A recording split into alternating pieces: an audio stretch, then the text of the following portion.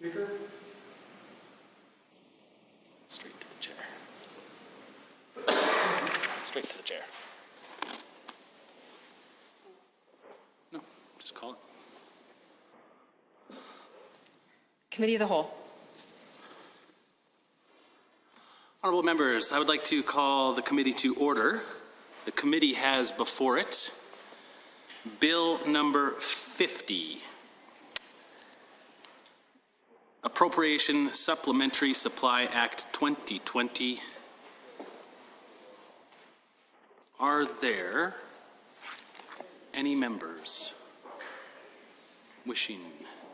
I see the honourable member for Edmonton Glenora. Thank you very much, Mr. Chair and colleagues. It's my pleasure to be here again this evening and the opportunity to consider the supplementary supply request of the government. And I'm going to focus my remarks probably on the education portion of the budget, because at a time when jurisdictions across the country are stepping up with additional funds to meet extraordinary measures, the only ask we have in this budget is for $144 million, basically, which is less than the $262 million that was allocated by the federal government since we approved this budget. So that begs the question, and I did have some back and forth with the minister in second reading, and the fact of the matter is that the reason why the government's only asking for $144 million is because they already cut $128 million. So we passed a budget under the sense of urgency, a budget that was supposed to be a flat budget, even though enrollment was projected to go up, and we were already on the cusp of a COVID-19 pandemic. The government rushed to pass a budget that was in line with their spending in the prior year. And then, within a couple of weeks of passing that budget, the government decided to lay off more than 20,000 education workers, mostly support staff, including folks who drive school bus, make school lunches, provide mental health support for students, speech-language pathologists, mental health therapists, and many, many educational assistants and admin staff who support the day-to-day functioning of a school. And this was a directive from the government that they be laid off and that they not be rehired until the next school year, if then.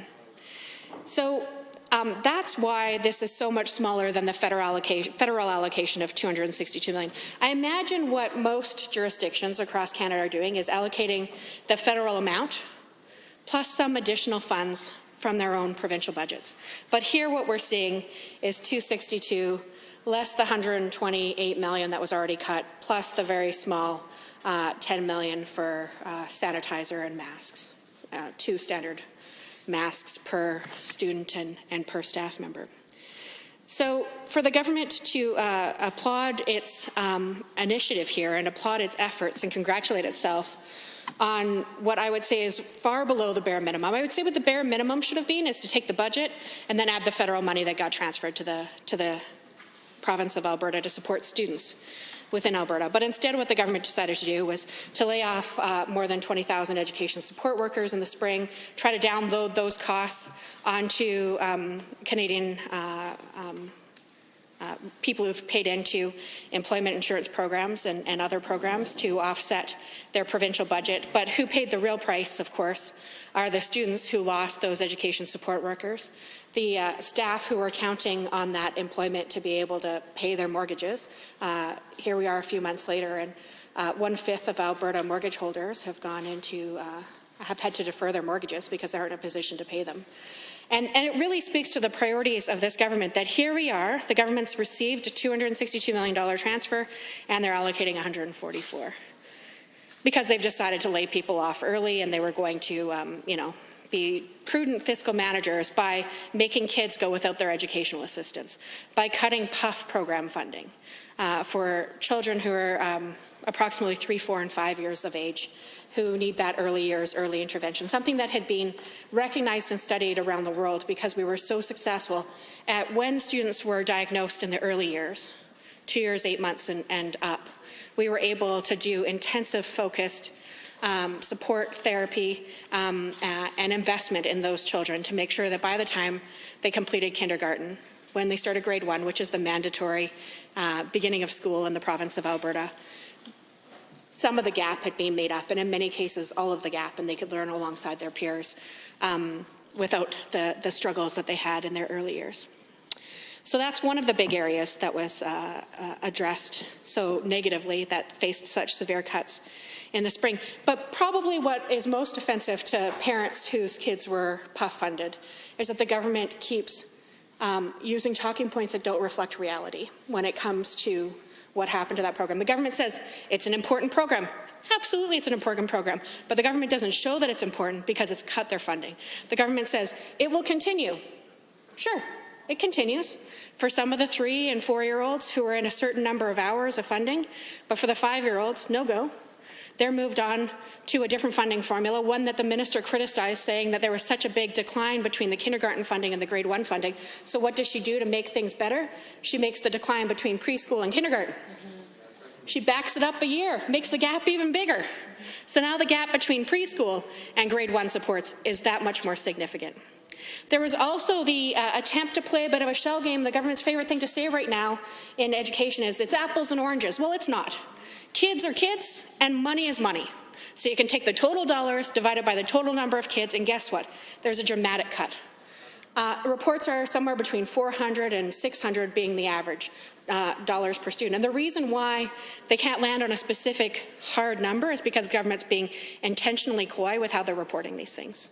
But there are districts, including districts outside of Edmonton and Calgary, rural districts, or some refer to as urban or a mix of suburban and rural districts, that have seen cuts in excess of $800 per student. So to come into this place and choose a very few specific places where the per dollar amount has gone up, congratulations, you've been able to play with the data and try to find a few outliers. Congratulations. But for the vast majority of kids, they're seeing a lot less support this year under a UCP government, even with the inclusion of additional money from the federal government, because the provincial government chose to cut $128 million at the beginning of the year. The provincial government chose to be misleading with how they used and reported the numbers in the spring. The provincial government chose to cut the RCSD funding to completely eliminate a program that had been in place for about a decade. Did it have room for improvement? Of course. But is throwing the whole program away resulting in better care for Alberta students? All reports are no. That in rural boards, that the number of, because they're what they used to do around regional collaborative service delivery is they'd pool the resources from health and from education, and they'd say, okay, in central Alberta, we're going to need, X number of speech pathologists, Y number of mental health therapists, Z number of Braille interpreters and educational audiologists to work with children. And they were able to, as a region, share those supports and share those services. But now the government's given fewer dollars out to districts, and now they're trying to piecemeal together contracts. So they want to hire a speech language pathologist on a 0.2 contract in certain ridings. Well, good luck finding somebody who's going to move to your community or travel there for the equivalent of 1 day a week employment. Highly unlikely. And as a result, we're seeing fewer supports and fewer services available to students in those rural ridings, and also in the urban centres. And it's not just the 4 big boards, the 2 Catholic and 2 public boards, but also I was speaking with principals at independent schools, private schools, who said, before we used to be able to show the trauma levels of our students, and there would be, because of RCSD, there would be service deliveries to match the trauma. Now I have to pick which one kid in my school gets mental health therapy, even though there were 3 kids who witnessed a horrific death of a family member. I have to choose which one of them gets some mental health supports because of the way the funding's being passed on. It makes no sense. And the motivation behind it is to be able to say, we're working hard to balance the budget on the backs of children, but the truth is there isn't an attempt to balance the budget, because if there was, we would see the government reassessing some of its priorities, reassessing things like the energy war room that has been a massive embarrassment and has brought us no success in terms of securing our place in the world as being an ethical producer. They have, in a lot of ways, detracted from the intended efforts of Albertans to be able to say to the world that we've heard their calls, we're responding appropriately, we're addressing climate change, we're addressing carbon emissions, and we're moving forward in a sustainable way. This war room has done the opposite. And then, of course, there's the $4.7 billion, which is at least $4.7 billion now, because the government's considering a recommendation from Cabinet to fast-track that reduction, fast-track that giveaway, fast-track the handing out of $4.7 billion to corporations that are only making over $500,000 a year. This isn't your regular mom and pop around the corner. These are corporations that are making profits in excess of $500,000 a year. And it's not working. It hasn't created a single job. Well, that is if you take the government's job creation as the priority. And I assume that that's what they were using to sell this message, but it certainly hasn't delivered it hasn't delivered what I would hope the intended consequences were. Maybe the intended consequences were to make profitable corporations, including insurance companies, richer, because it's definitely working at that, but it hasn't worked at creating new jobs. So to continue on with page 32 of the supplementary supply estimates, there are these different line items that tally up to $144,000. And when I specifically asked the minister, I said, in terms of the minister had originally said of the $262 million, that $250 was going to be passed on to districts. I asked for a breakdown of the districts. She evaded the question. I said, can you table a breakdown of how that money was allocated out to districts in the House at a later date? She refused to answer the question. I said, okay, you talked about the $12 million that you were holding back because some districts were going to see increased enrollment, and you wanted to make sure you matched that additional $12 million with increased enrollment. Where was it? Because I've talked to a lot of school districts, and they're all reporting numbers that aren't as large as what they thought they'd see. So it's safe to presume that there are thousands of missing students in this province right now. So I said, where's the increase? She said, I don't know. She said, we told them that they didn't have to report their enrollment until December, sometime in December. Okay, Mr. Speaker, this is something that has been reported every other year by September 30th. There's always been a September 30th head count. There's always been money tied to enrollment. The minister has always been aware of where students were. You can match up their Alberta Education ID with which school they're registered in, or homeschool, or if they've left the province. And the minister says that hasn't been done yet. It's going to be done at some point in December. Well, Mr. Speaker, kids started at school in September, expecting the education minister to know how many kids are going to school and where they're going to school by the third week, fourth week of November, I don't think is unreasonable. And I know that this year has had extra pressures and extra stress on Alberta families, but I do expect the minister to do her job and to report to this House on how she's spending public dollars. Failing to commit to tabling them in this House is something that I don't think any member of the government side should be proud of. I know many ministers did make commitments to table documents in this House to support the decision-making that we're being asked to approve here tonight. But the education minister refused. I think I asked for about 8 different things to be tabled and got commitments for 0. So in terms of transparency and accountability, I would say that this supplementary supply is far from adequate. In terms of meeting the expectations of all Canadians to pass on the dollars that were allocated to the province to the children of Alberta, I would say a failure as well, because of course this government chose to prioritize a $128 million cut. And by many accounts, we are still far short from the number of support staff that we had prior to the layoff of the more than 20,000. In fact, I asked, what are the things that I asked to be tabled? Because the education minister absolutely has a right to ask for accounting of how many FTEs are there in different school districts for teachers, for support staff, for admin staff, for custodial staff, for maintenance staff. They have every right to be able to ask for that, and then, of course, for exempt management staff. So they have every right to be able to ask for that breakdown. And certainly when I was a board chair, I gave that breakdown. And I imagine the minister gave that breakdown when she was a board chair too. But she comes to this place now with the minister and says, I can't tell you how many people are working in schools. You'll have to ask each individual school district. That would be like if the health minister stood in this place and said, I can't tell you how many nurses we have in this place. You're going to have to ask each individual hospital. Rubbish, Mr. Speaker. That is not the reality. That information absolutely can and should be shared with the Minister of Education, and it has in the past many times been shared with the Minister. The Minister can easily compile it and bring it to this place and defend it. But she refuses. And you know what? The health minister, to his credit, hasn't refused. He's come here and he's admitted that they have a plan to lay off support staff. He's come here and he's admitted that they have a plan to outsource laundry and custodial staff in hospitals in the middle of a pandemic. He's come here and he said there certainly will be some, PRAC IDs that leave the province. So, he at least comes here and owns the systemic, brutal changes he's inflicting on the health budget. The education minister won't even share the information. And it is not good, Mr. Speaker. She comes in here with spin talking about how many people are healthy, when the reality is that in terms of schools with outbreaks, on Friday it was reported that it was 15% of total schools in the province of Alberta. On the weekend, there were reports that in Edmonton and Calgary, and it's in excess of 40% in each of the large school districts of schools that currently have COVID-19 cases in them. Parents have called me saying, you know what, I was really anxious about my child's school shutting down and what I was going to do.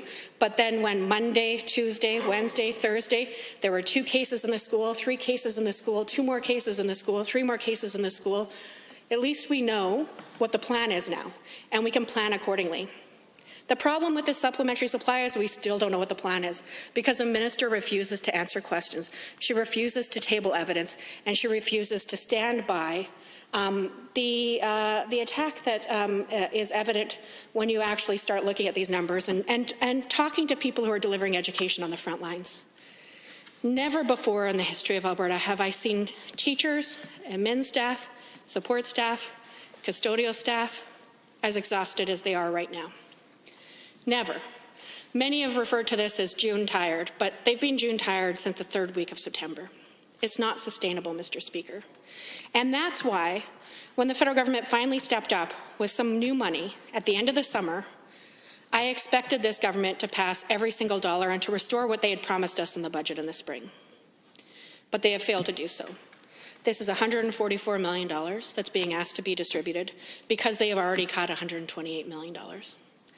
That is wrong-headed, it's damaging, and it hurts not only the children, the staff, and their related families that are connected to all these children and staff who are going to school, but it hurts our society, because we know that a well-educated citizenship is a well-contributing set of citizens. We know that when parents can drop their children off at school, feeling confident that they are going to be there safely throughout the day, and that at the end of the day they're going to be able to reunite and hug each other and feel good about going home together, that they're able to focus more when they're at their place of business, when they're at their place of employment, when they're at their other commitments to the broader community. But the number of parents who say, when the school phone number shows up on my phone right now, it causes my heart to skip a beat because I'm not sure what's happening, if I'm going to have to go pick up my child, if they're going to be isolated, what the consequences are going to be of them being in this overcrowded learning condition this year. I feel for them, Mr. Speaker, and that's why I am disappointed that this supplementary supply doesn't go further. It doesn't actually address the needs in our classrooms. And we gave the government an opportunity to do so back in July. The government was looking, in March when schools closed, I was confident that the government would be starting to consider ways that they could change things to make them safer when schools reopened at some point, hopefully by the fall. And that's why in July 23rd to be exact, we prepared and presented and tabled in this House Safe Schools, Successful Students, an alternative relaunch plan for Alberta schools. And it has 15 points in it. I still encourage people to read them all, but the crux of it is that the main ways we can prevent the spread of COVID-19 are to spend less time indoors, to spend less time in close contact, to spend less time unmasked, and to spend less time and to have more opportunities to wash. That's pretty simple. And to be able to do that, to spend less time in close contact, you need to spread kids out. You need to create space. And there is no way in our current class sizes in our current schools that we can have kids with 2 meters of physical distancing. We just can't. We tried.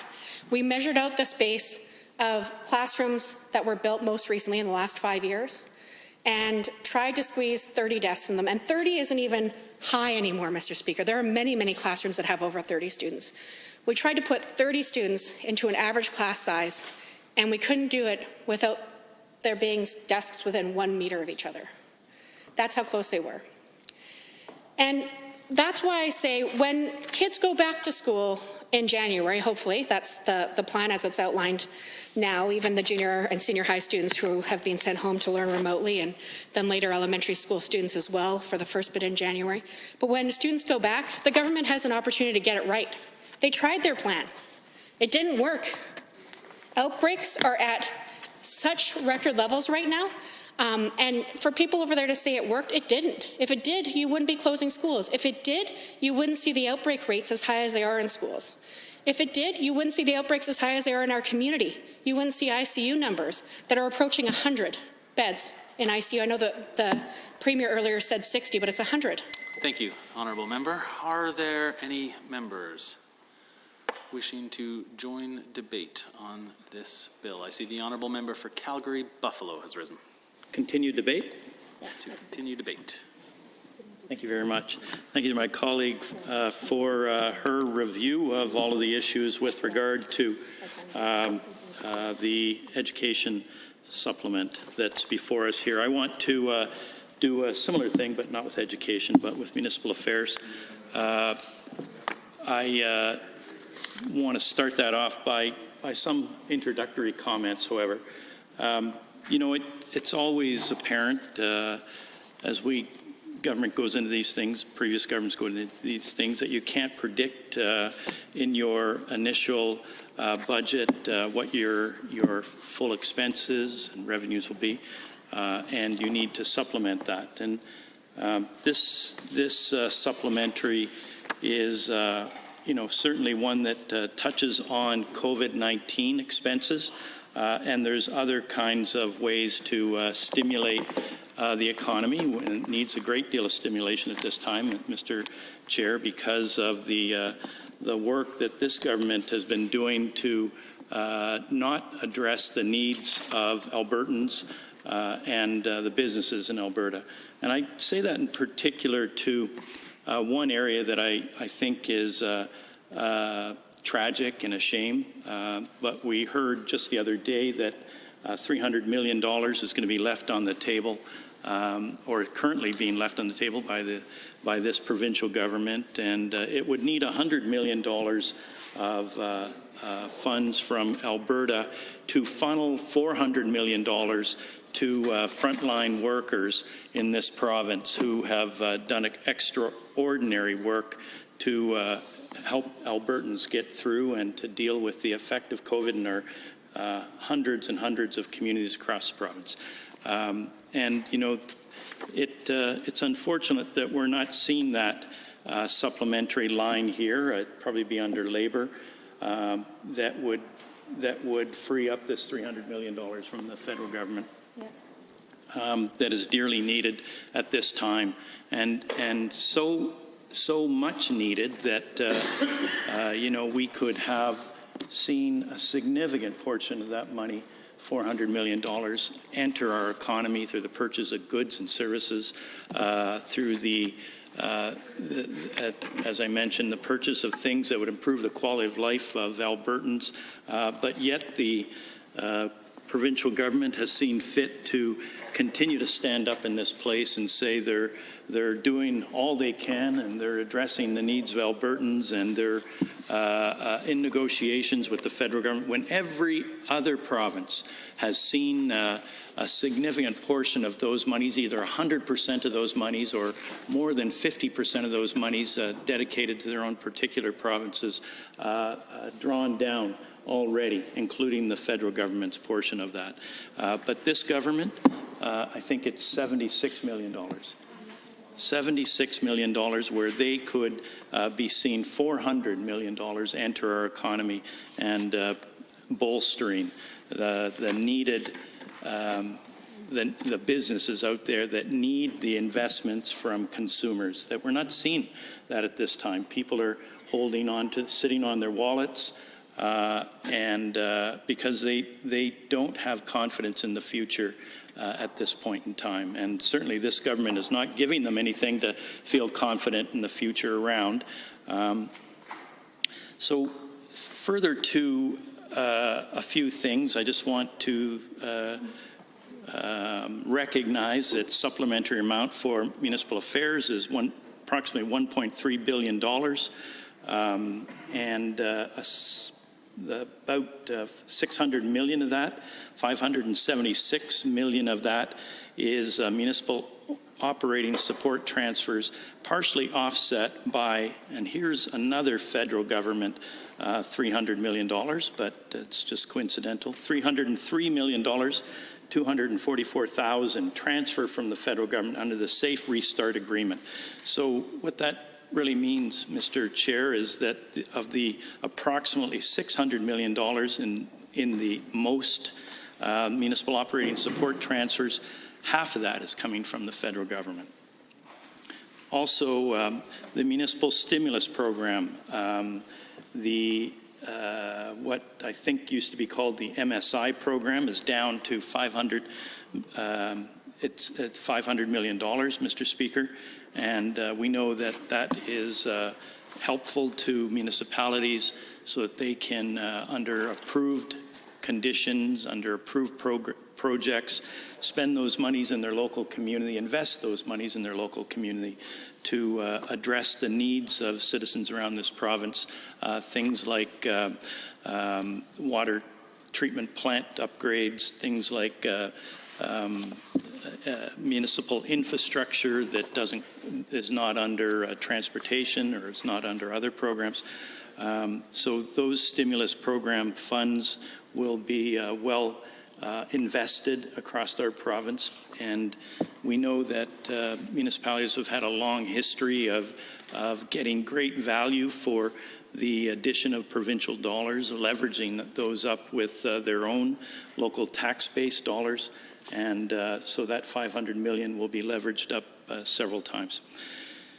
On to the next item is the disaster recovery and COVID-19 pandemic response monies, just over $200 million.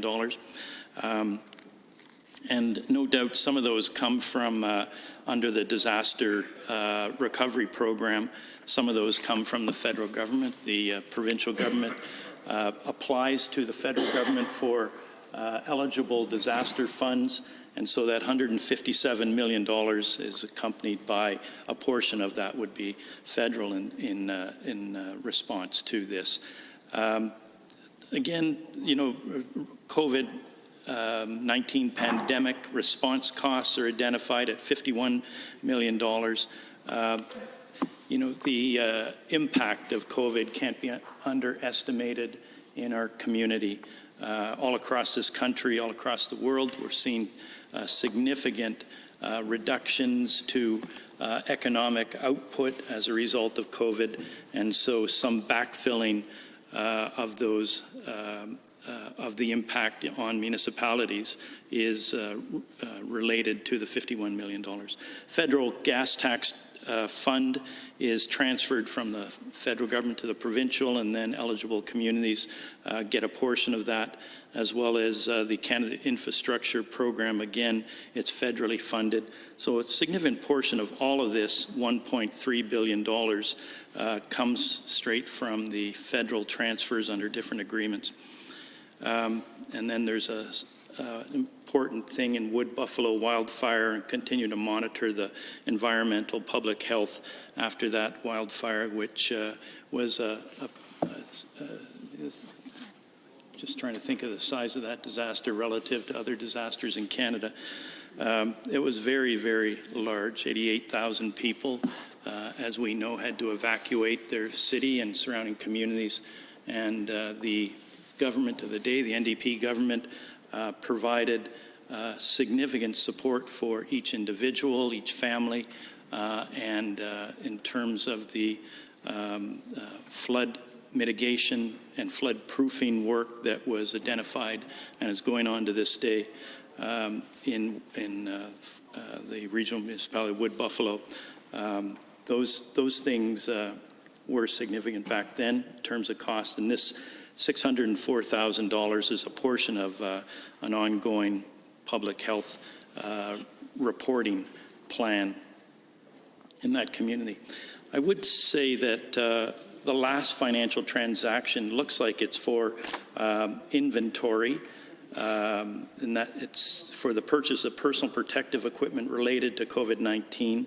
That supplementary amount, it looks like it's for the purchase of inventory that's dispersed to municipalities and municipal staff who can't work at home.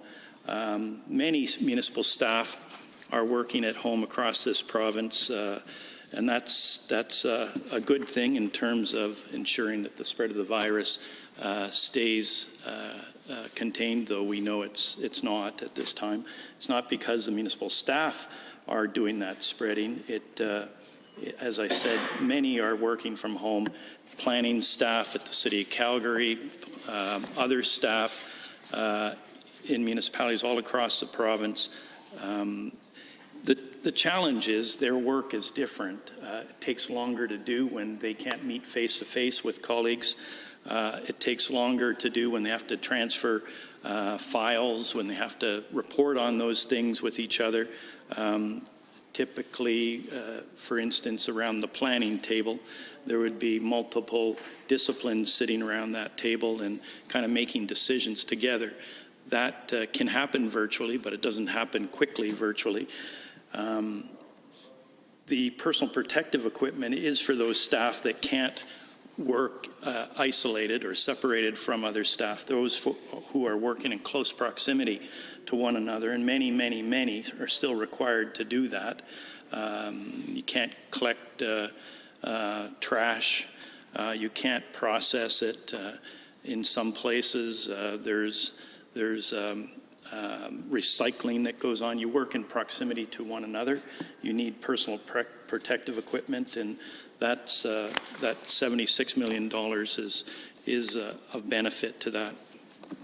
I just wanted to also take the time to just speak briefly about some of the things that we have heard repeatedly with regard to some of the accounting, the supplementary is not where that has taken place, but of late the Auditor General has made reference to the government books not being totally accurate, and we've heard the Minister of Finance stand up and say, you know, members across the other side did the same thing when they were in government. That's not accurate at all. When we were government, we budgeted every expenditure. We were in negotiations around some like coal transition amounts or crude by rail amounts, and trying to say that those could be paid out over time, but we're required to budget them all up front, and did that and put them in our budgets. It's not the same it's not the same thing in terms of what the finance minister has done, and for $1.3 billion has been found to not have been accounted for properly, and he needed to account for properly in his books. So this side, this government, was in total compliance with the Auditor General. The other side has been found to be offside not only once but other times. So that kind of leadership from the UCP government is disturbing. It's lacking, and under the supplementary supply issues that are before us today, I think we can raise some concerns about that as well. What's concerning is that supplementary supply would have been likely smaller had this government continued on with the tax regime, corporate tax regime put in place by the NDP government, which was middle of the pack in terms of provincial government tax regimes in this country. It was not the least, it was not the most. It was in the middle of the pack, as I say, and the finance minister could have counted on another $4.7 billion in revenue had he kept it in place. And we know that that's not the case, and that the fast track is there to reduce this to the lowest, which will cause things like supplementary supply to be higher than they should be, and cause supplementary supply not to include things like the $100 million in additional contributions that would free up $300 million from the federal government. Mr. Speaker, the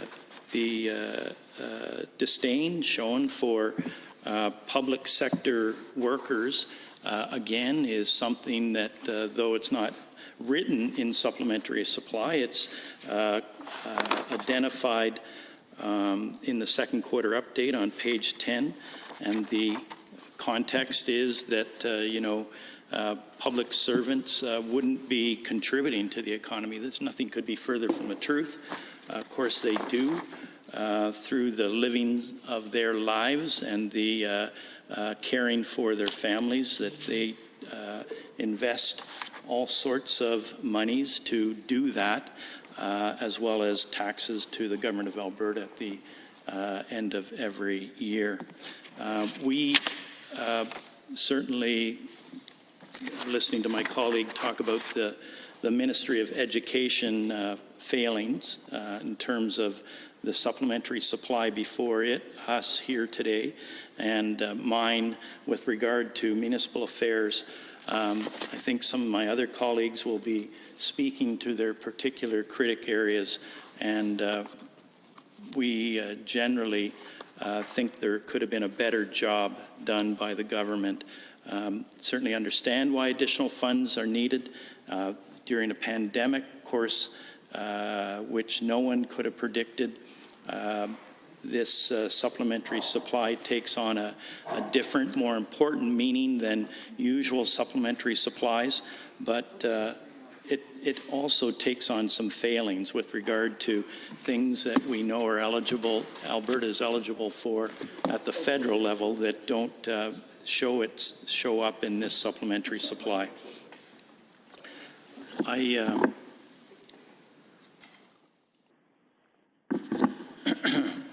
just want to also recognize that municipalities around the province are in a similar boat. They're, excuse me.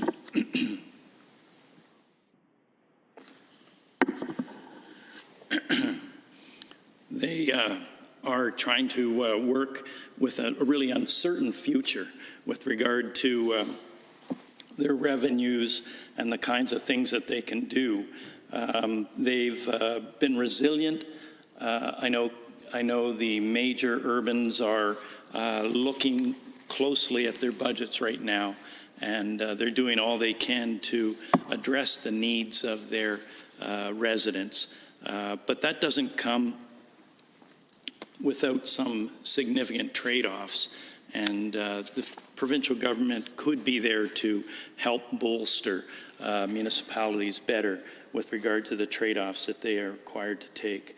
The work of municipalities they provide most of the support, most of the direct service provision for their residents, and they have in the recent past been treated as junior partners in the whole government chain, and nothing could be further from the truth. You just have to look around at the long tenure of elected representatives at the municipal level. You just have to look at the experienced staff they all have who have dedicated their life to public service. And you know that they're well taken care of. It's regrettable that the municipal file has, in the recent past, been treated so much with disdain by this government. We need to, of course, all tighten our belts, and that's what municipalities are doing, have done for many years. The work of the government, this government, should be to work in close partnership. And you see some of that here with the municipal stimulus program. But you also see some regular kinds of demands for additional information from municipalities. And as I said, I think municipal governments have a long history of providing quality, effective and efficient services locally to their residents. So, Mr. Speaker, I just want to again say that the $1.3 billion in supplementary estimates for the expense vote here will be put to good use at the municipal level. I'm confident that the municipalities will utilize the federal transfer funds that come through various programs here to good ends at their local in their local communities. And we will see that done quickly as the money flows. So that's good news for local municipalities. I think with that, Mr. Speaker, I will conclude my remarks. Thank you, Honourable Member. I see the Honourable Minister of Transportation has... This is not on 22A, it's on, sorry? Okay, perfect. At this time, then, Mr. Speaker, I would like to move that we adjourn debate on this item. All right. Having heard the motion as proposed by the Honourable Minister of Transportation to adjourn debate on Bill 50, Appropriation Supplementary Supply Act 2020. All those in favor, please say aye. Aye. Any opposed, please say no. That is carried. The Committee of the Whole now has under consideration. It's changed. Okay. Yep. No worries. Has under consideration Bill 44, Financial Statutes Amendment Act 2020. Are there any comments, questions, or amendments to be brought forward? I see the Honourable Member for Calgary-Buffalo has risen. Thank you. Thanks very much to my colleague back there. I want to focus on there's several things in this bill. I don't want to focus on all of them. I do want to speak to one thing in particular, and that is with regard to the Credit Union Amendment Act. I think there's some sense to all of that.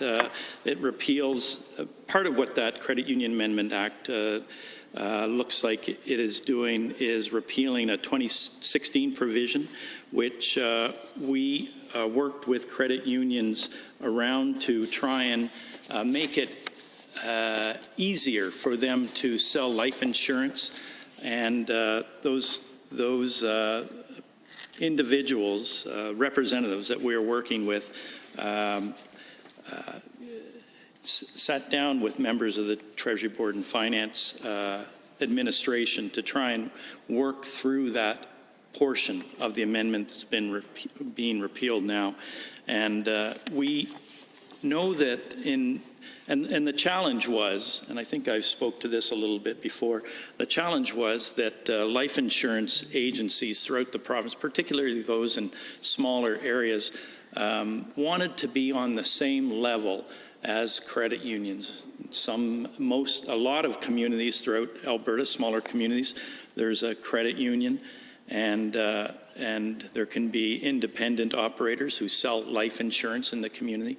And those independents wanted to be on the same level as the credit unions, as I just mentioned. And so we tried to come up with a way that could happen for the credit unions and be supported by life insurance, independent life insurance agents throughout the province who weren't affiliated or involved with credit unions. And the idea was that there would be no joint, essentially, the person's meeting with the manager of the credit union, and the manager says, you know, I can give you this loan, or I can work with you around your business, but you need life insurance. And there would be no handoff to a life insurance person in the credit union. The manager would have to say, you know, you can shop anywhere you want for life insurance, but there are several in town. The ones affiliated with the credit union couldn't have the same door. They had to be separate and apart. So this is a provision that's getting repealed because it just didn't do wasn't clear enough. It wasn't used enough. It wasn't used by credit unions, and they have wanted to consult some more on this purpose as it was deemed too narrow. So that's one thing that is changing. The other things that are changing in the Financial Statutes Amendment Act, you know, more than ever, we know that this government is having some challenges with regard to their activities. Polling information says that they're not very popular. So we have to apply a lot of scrutiny to all these changes that are being brought forward in the Financial Statutes Amendment Act.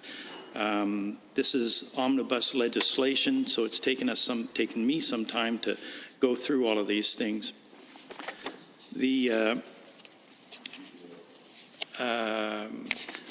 Of course, a big part of this is with regard to airport authorities and the on-lending of money to airport authorities that are challenged at this time through the downturn in the COVID the economy. The on-lending of funds to airport authorities for operations is something that's new, but it's critical for their ongoing survival. Does bring up the whole consideration for me. You know, when will this turn around? What kind of repayment schedule will come back to the government of Alberta for the on-lending that's going to be taking place? And these are pretty massive amounts of money that they have already received for capital investments across the province, airport authorities, and they need, you know, this survival of airport authorities is critical. It's new, though, to do operations lending to them. So we want to make sure that as much as possible, this agreement between airport authorities and the government of Alberta is solid, and it will come back to us over time so that we can ensure that the citizens of Alberta get good value, but also aren't required to pick up the tab in the long term with defaults.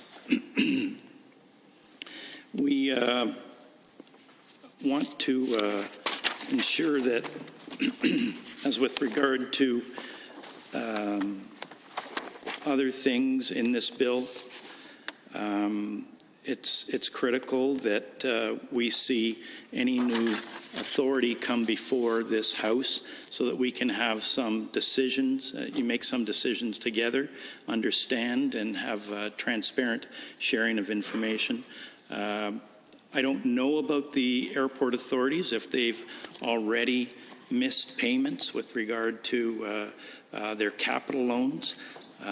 We know that the new operating loans, they won't probably be paying those back to the province for a very long time. So what are the conditions around all of that?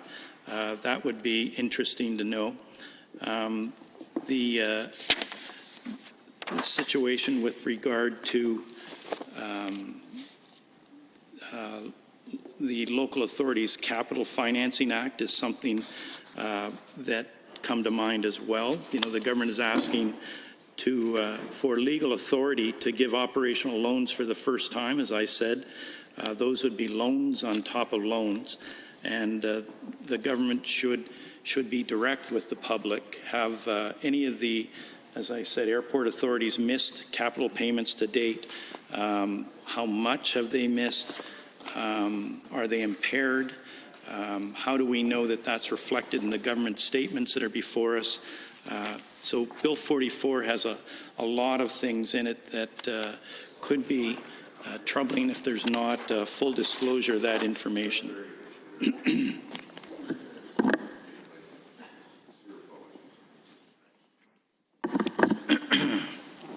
There are some housekeeping things in here, and that's good, but some of those amendments also deserve a lot of scrutiny.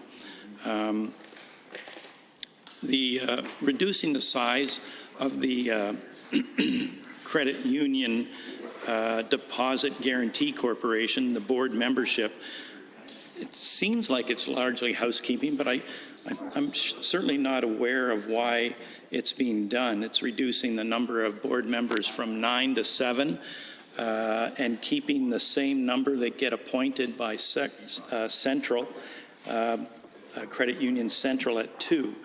It also allows technology to be used in greater use around the board table so that decisions can be made reflective of the need to stay apart and socially distance from one another. So those online meetings is a good thing, as I said previously, but why is the number of board members being reduced from 9 to 7? As I said, I'm not aware of any difficulties that 9 people had around the board table making decisions.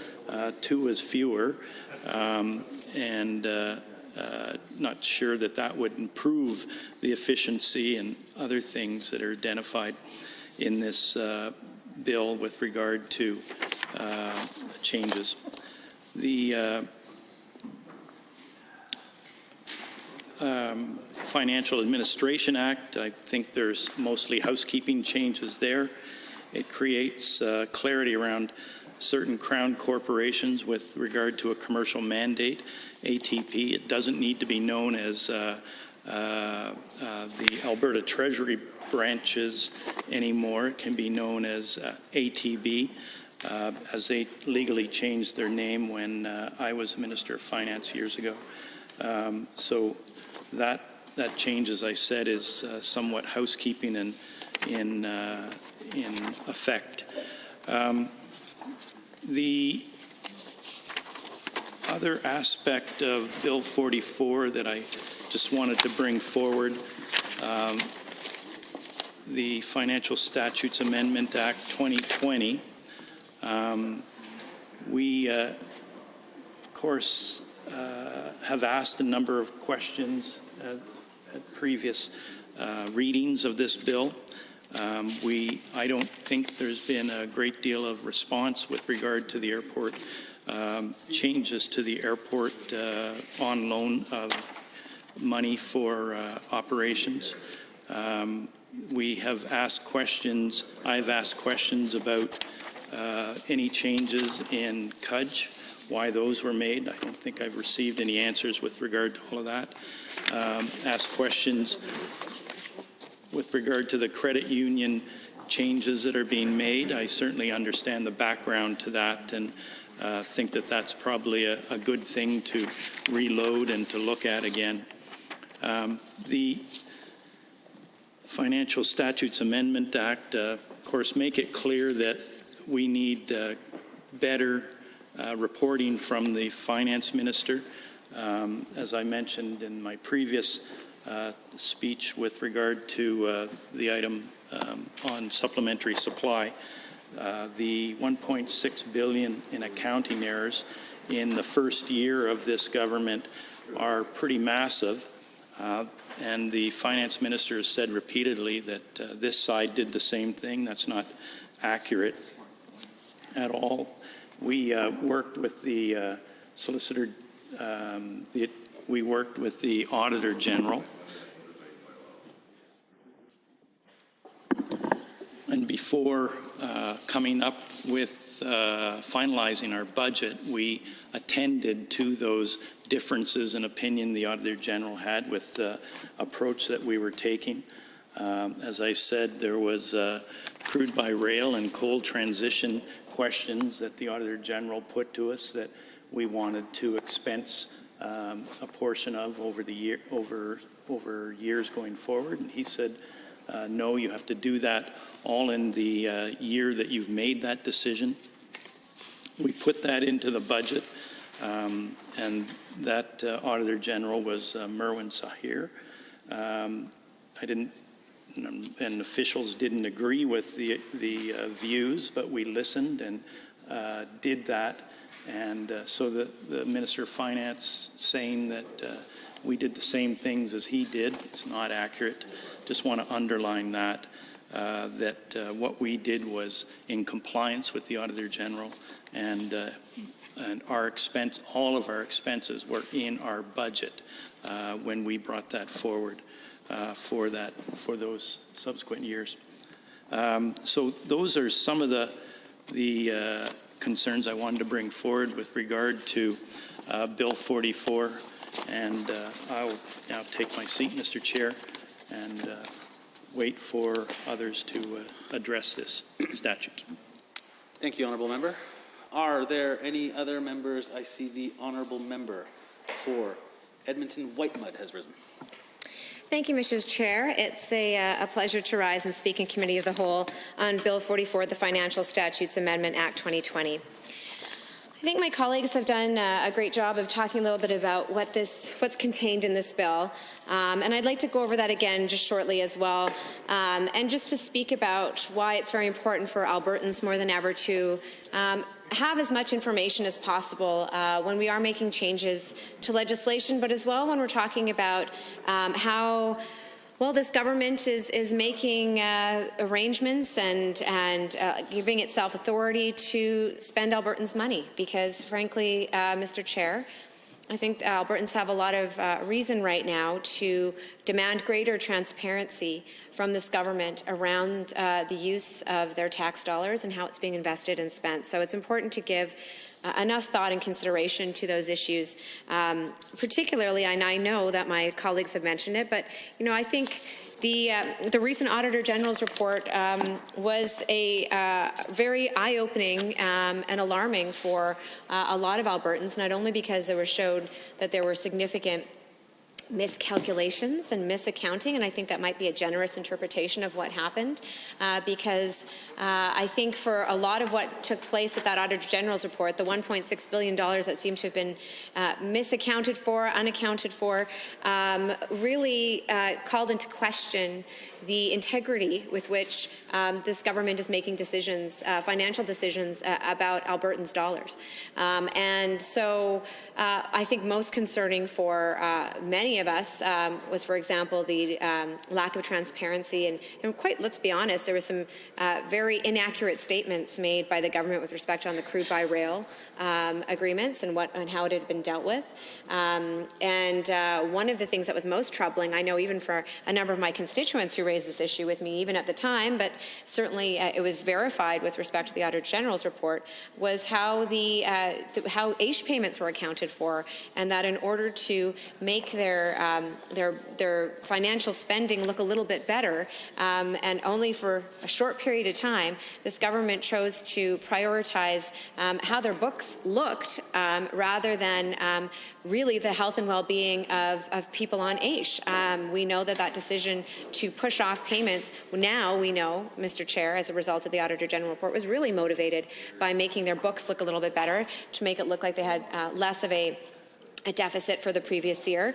But that came at the cost of individual Albertans on AISH who had to go days without being able to pay their bills and had NSF payments and real uncertainty at a time, and for people who that payment is their only lifeline to being able to be fed and pay their rent. And so the dishonesty around that and why that was done and the reasons for it and the impact of it really drew attention to the fact that Albertans are wise to pay close attention to how this government is making financial decisions. And we have a number of other examples, Mr. Chair, and I certainly could go on at length about them. But I do want to talk a little bit specifically about what is in Bill 44, because it's simply, I think my colleagues and I have been asking just some questions that we are looking for answers to, just to make sure that we are shedding that light and being transparent and expecting our government to answer these questions with transparency. So as my colleague, the member from Calgary-Buffalo, indicated, there's a number of provisions within Bill 44. Probably I guess the key one, although I'm sure the other provisions are important to the organizations to which they affect, but probably one of the key ones is the changes to the Local Authorities Capital Financing Act. And of course, Mr. Chair, those changes are designed to address the financing for Alberta's airport authorities and local authorities in general, but specifically Alberta airport authorities. And certainly when we talk about and we think about the sectors and industries that have been hit hard during the pandemic, of which I virtually would say no sector has been untouched. But we know that airport authorities have been hit hard, of course, by the mandatory restrictions, but then the necessary restrictions on travel. And, you know, I had an opportunity, Mr. Chair, as the MLA for Edmonton-Whitemud, which is a very south end of Edmonton constituency, and I had an opportunity to go take a tour around the Edmonton International Airport Authority long before the pandemic, not for the perspective of watching what happens in the watchtower, which I have to say, I actually brought my son along on that tour. He was really hoping to get a behind-the-scenes peek at the watchtower. More importantly, he really wanted to see the baggage claim area and watch those conveyor belts. But that wasn't the intent of that tour. It was actually to get a tour to see around all the incredible business opportunities and development that was going on around the Edmonton International Airport, and what remarkable things they were doing, very creative things. You know, we took a drive around the entire area, and I was very privileged to sort of see and hear firsthand a lot of the creative work that was going on around that airport authority. And we know that's Edmonton, but we know that Calgary Airport Authority has also been impacted by COVID, and to a significant degree. And we know that if we want our airports, of course, are key to making Alberta, Edmonton, Calgary, all our key airport authorities, you know, sources for tourism and travel, but also because it's important for the operation of business. I got to see, of course, those huge supply hangars where all the materials that come in and out of the airport are stored, and that's incredibly important to keep business moving. So our airport authorities are important, and we need to make sure that they also get through this very challenging time. And I understand this legislation will allow for the Minister of Finance to issue loans with respect to operational funding or operational aspects of airport authorities, which is key, but we do know that up until this point, airport authorities primarily only receive loans for capital projects. And I think my colleagues have asked questions about, you know, well, what are the current loan obligations of the airport authorities, and will these dollars that are going to be loaned for operational purposes really be used to pay for the loans that were owed for capital expenses?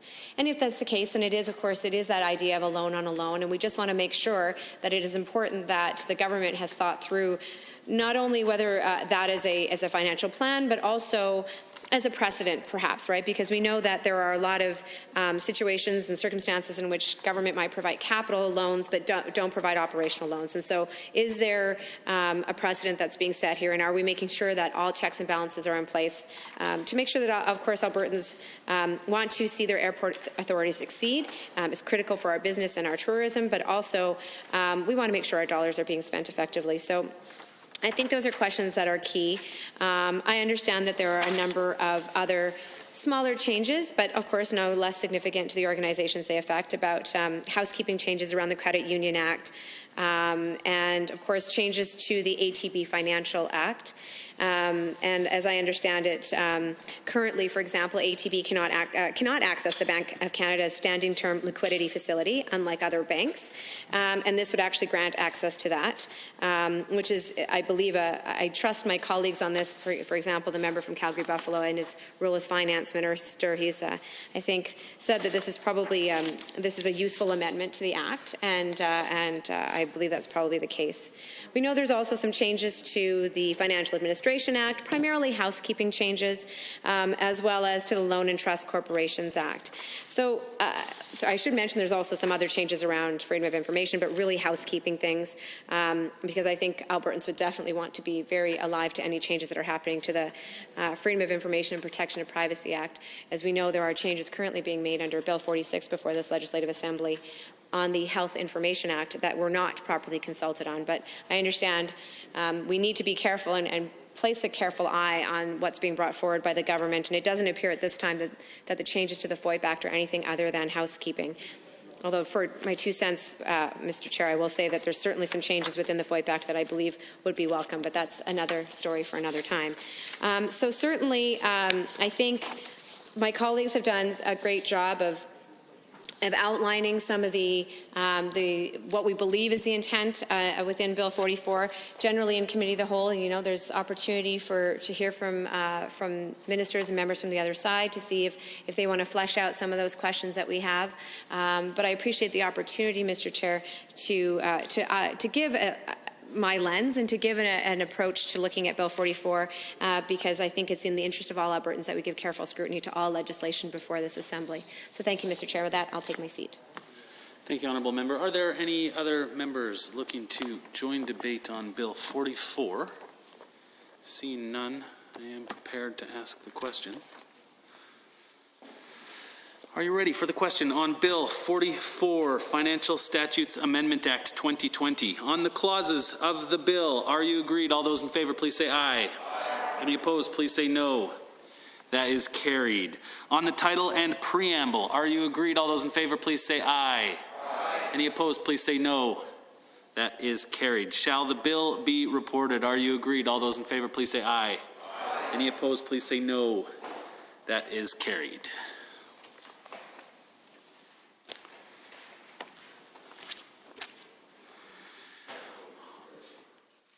All right. Oh, I see the... All right, no, okay, no, sorry.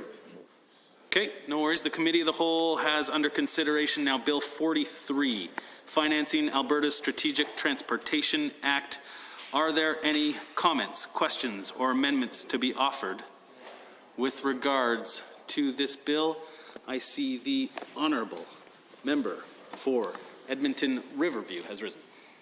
Thank you very much, Mr. Chair, and it's my honor to rise and add my voice to the debate on Bill 43. And one of the things that is kind of unique in this session of the legislature with this bill is that it's quite a thin bill. It's not an omnibus bill, which is often what, you know, we have been seeing, like several pieces of legislation are being changed. So I mean, that is better than usual because, you know, I think that a lot of things can be hidden a bit by these omnibus bills that are being rammed through this House. However, the contents of Bill 43, the Financing Alberta Strategic Transportation Act, are a bit troubling and certainly taking Alberta in a direction that, you know, as the official opposition, we are very concerned about, and we do oppose this bill.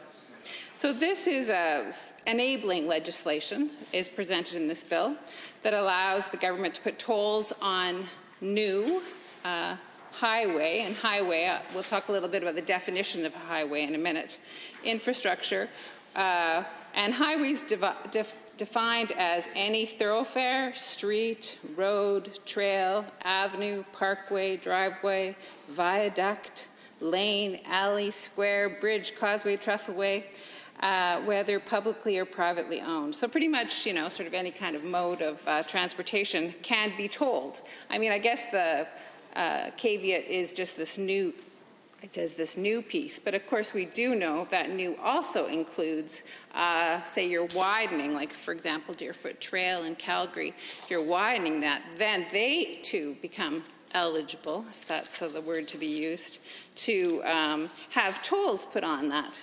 And so it is kind of troubling because that was something that we asked the, you know, during the campaign, I guess, this government, we had before they became government, we asked them if they were planning to do that, and they assured Albertans, the Premier spoke publicly that no, we won't be doing any of that. And so it's another broken promise from this UCP government that they are now wanting to put forward legislation in this Bill 43 so that tolls can be put on new highways. And as you've heard from the definition of highways, that's quite a broad definition. The UCP argues that tolls will only be put in place in 3 circumstances. So one, where there is an alternative toll-free route.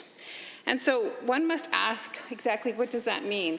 Does that mean a route that maybe takes, a person an hour out of their way? Would that qualify as a route? Because certainly there's always probably other routes. We have several highways, roadways in our province. So how is that defined? Is there any limit on how much people would have to drive out of their way?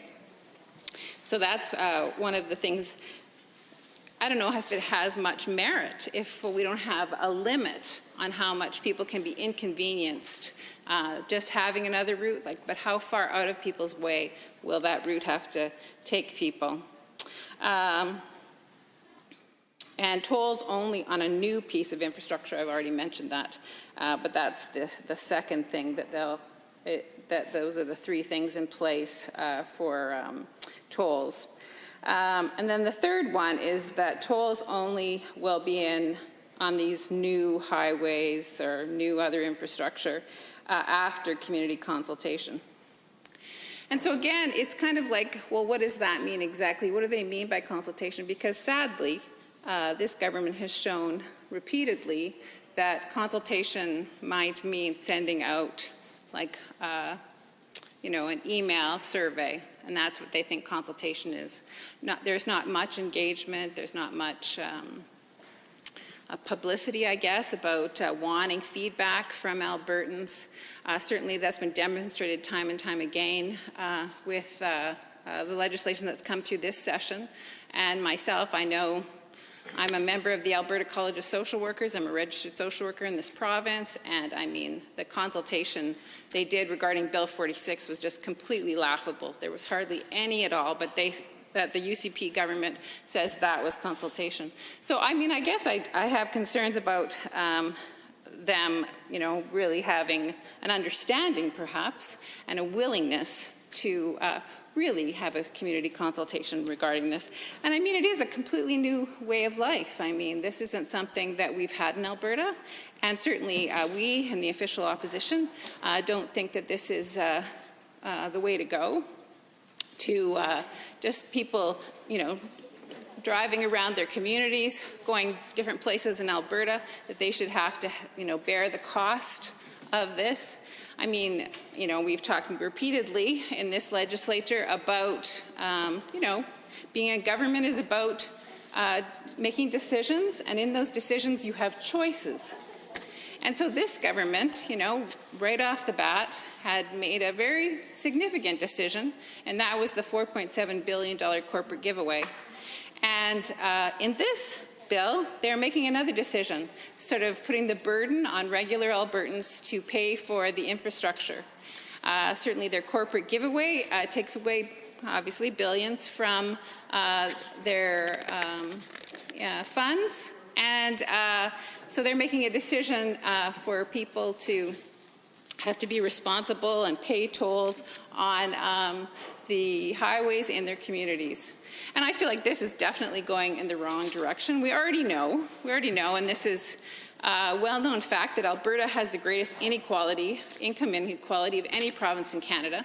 And of course, the decision of the $4.7 billion corporate giveaway just makes that more pronounced again. That was something that our government worked very hard to create more equality in our province, and we did that through supporting public programs, creating a more fair taxation system, doing many things to support so that everyone is included. And so it's troubling to see that this government is continuing to try to create more inequality and injustice in our province. And so, that's certainly part of the reason why I think this is not a good direction, and that we really should be making sure that no one's left behind, and that everyone, should be able to get some support instead of just, some elite corporate folks, because we know that policy that they and the change that they made to corporate taxes has not created more jobs in Alberta. It hasn't created more fairness in our society. I mean, something that, I'm so proud of that the NDP government did is that we, in a very short time, it was just about 2.5 years into our mandate, we reduced child poverty in this province by 50%. 50%. I mean, that's extraordinary. So it is about political will. So it is about specific decisions that this government is making that are deciding that, no, it's okay, let's keep all the money in the hands of a few, and let's make all Albertans pay for all sorts of things. And here in this bill, it's tolls. We're going to have tolls on new infrastructure. And they're saying, too, that these tolls can cover all kinds of costs. The UCP had said previously that it was just going to be about capital, but now we know it could be about maintenance, which might be snow clearing. It could be equipment, moving of utilities, traffic lights, financing interest costs, toll collection enforcement, rehabilitating the road, fixing the potholes, repaving. And of course, government will outsource the tolls to private companies or an entire toll road project to a private company. And if a payment is missed, government has not capped the interest rate on the bill. So when someone if they have some difficulties, some challenges, and we know that we're all experiencing challenges right now with COVID-19, and we all know very clearly that the oil and gas sector is, there's been a huge sea change with the global price of oil plummeting, and people are moving to more green energy, so there's really a lot of challenges in that sector, and so many Albertans have worked in that sector, and so many are very vulnerable. So it's disturbing that at this time the government would continue to think about ways that they're going to make average Albertans pay more. But of course not those big corps who get the $4.7 billion giveaway. So here's another example of just ways that, the average person will have to pay more. We know also, too, that, if there is difficulty with paying, there's sort of no cap on the interest, and the maximum fine on a toll road is $2,500, which seems extraordinary. Like, that's quite high. I mean, I don't know how they came up with that number. That might be something the minister can explain to us, but it seems, unthinkable that someone would have to pay that kind of money if they're just using the regular infrastructure here in our province. Another part of it is that the government is allowing collection agencies to be sent against people who have these unpaid fines and tolls. So that's also, going to make it very difficult for some people. And again, it's just a poor decision by this government. And so, of course, that's why the official opposition will not support this bill. And certainly the member for Edmonton-Ellerslie said this is another of the Premier's dishonest ways of making life more expensive for Alberta families to pay for the $4.7 billion corporate handout. And also, too, just certainly we know about that sort of specific situation, Tompkins Crossing near Lacrete. And the government has said repeatedly that the community wants very much to have a toll bridge built because it's so far down the government's priority list. They're happy as a community to pay for the tolls. But again, our critic for transportation, the member from Edmonton-Ellerslie, said this is almost like blackmail. Certainly the minister says a project he couldn't justify building can jump to the front of the queue if the community submits to tolling. This sends a clear message to municipalities across Alberta that their critical economic projects will drop down the priority list unless they submit to tolls. We're going to see many more of these toll roads.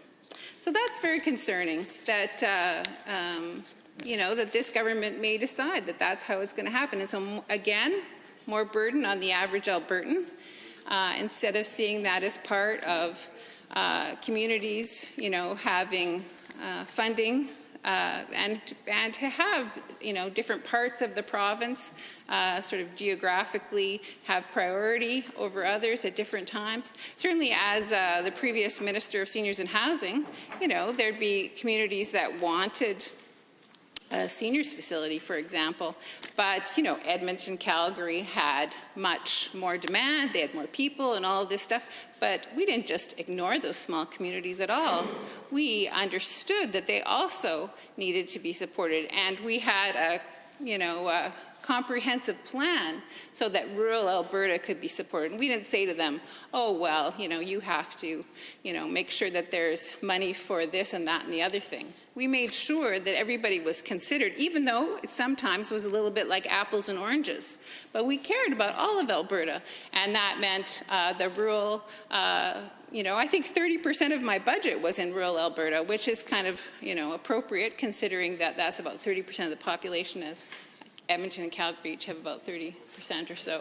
So, it's a little bit more work for government. They have to think a little bit more about how can they juggle all the things that, the rural communities need, as well as the major centers, and certainly our many cities in the province.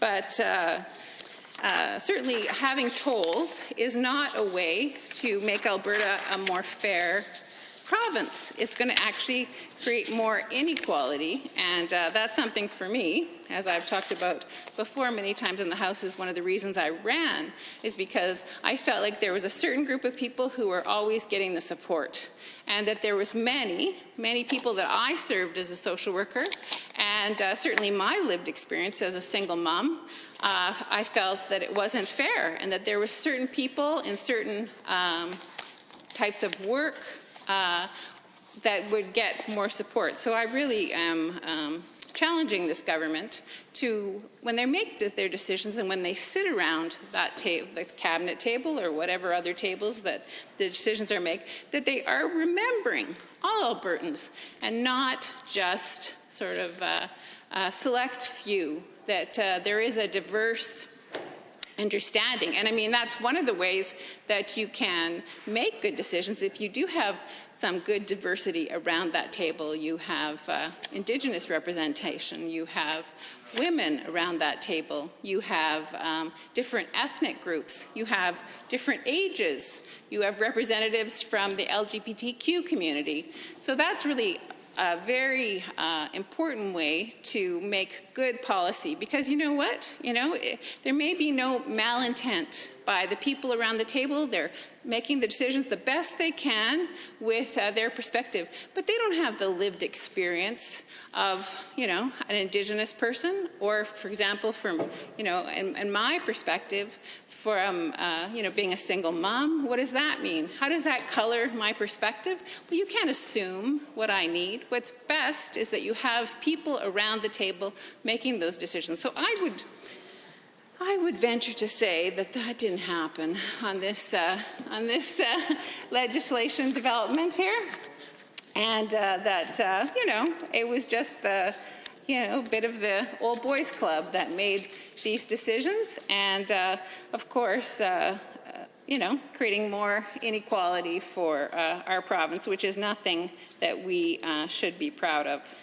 So certainly I think I've made this very clear, but certainly our official opposition does not support this legislation. We think it's a move in the wrong direction to put tolls on infrastructure in our province. Even if they are the new infrastructure only, it's still, and it's a broad definition of new, as I've said before, because it is also, if something is twinned or expanded or something like that is also inclusive in this new definition.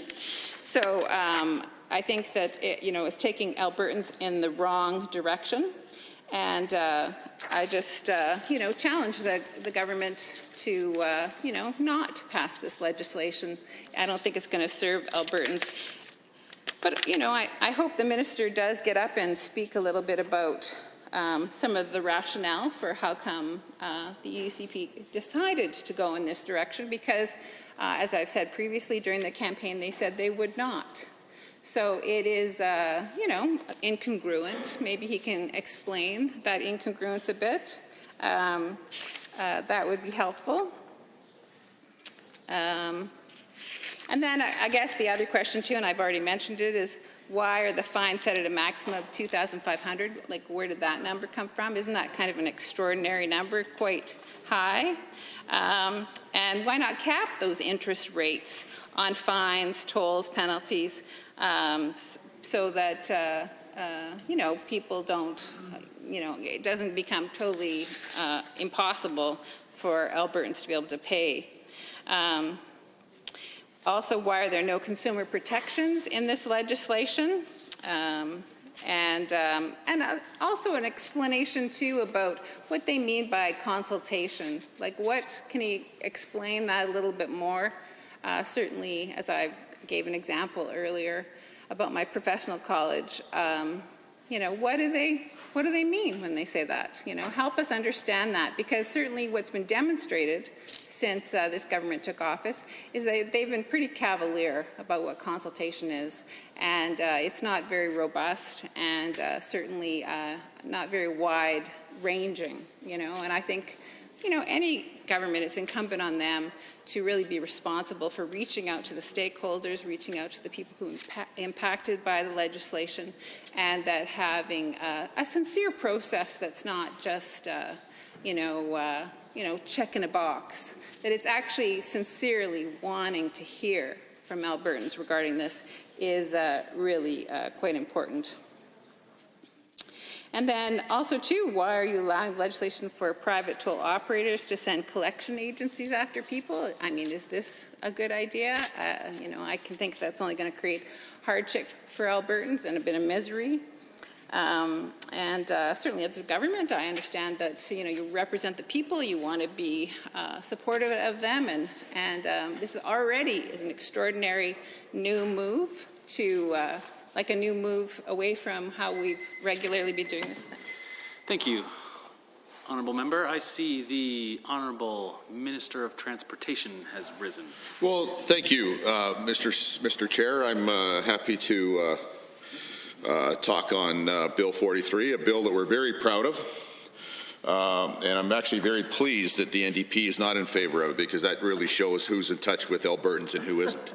Because Mr. Speaker, we were asked for this. This is something that we were asked for. As I've explained before, and the honourable member either didn't pay attention or didn't care, and I'm not sure, but the fact is, I've explained to this in this House before that we went up there to tell the good people in northwestern Alberta that we were going to replace their aging ferry in a couple of years.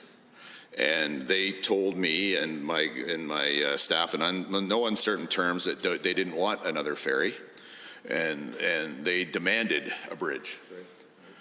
So the honourable member talked a little bit about listening, but she should be listening now, because she might learn something. Because this is an exact example of listening. So we said, okay, well, that's not our plans, but because we're listening, we'll look into that. And we did the math, and we said, no, I'm sorry, folks, there is zero chance you're getting a bridge. Not because we don't like you, not because it's not an important thing, but because based on the amount of traffic there, it's something that we would never do for any other part of Alberta with the traffic count. Especially for the bridge that's like 800 meters long, that might cost as much as $200 million. It just didn't make sense. It would have been unfair to the rest of Alberta to do that. Great. So they said, no, we want a bridge, and we'll pay for it. So they said, so give us an idea what that might be. And well, we don't know what of course, we don't know that there'll be a toll or not at any rate now, because we can't ever make that decision until the legislation passes, and we can never assume the decision of this House until it happens. But we said if we came forward and if the House approved it and if we did this, we estimate that for a commercial truck, an 18-wheeler, for example, would be about in the neighborhood of $150 per crossing, and for a passenger vehicle would probably be between $5 and $20 per crossing. And they largely said, let's do it. Like, get it done. We want you to start now. Let's go. And in fact, we met with the municipal council for Mackenzie County, the municipality there, and they unanimously said, we want it. Charges the toll.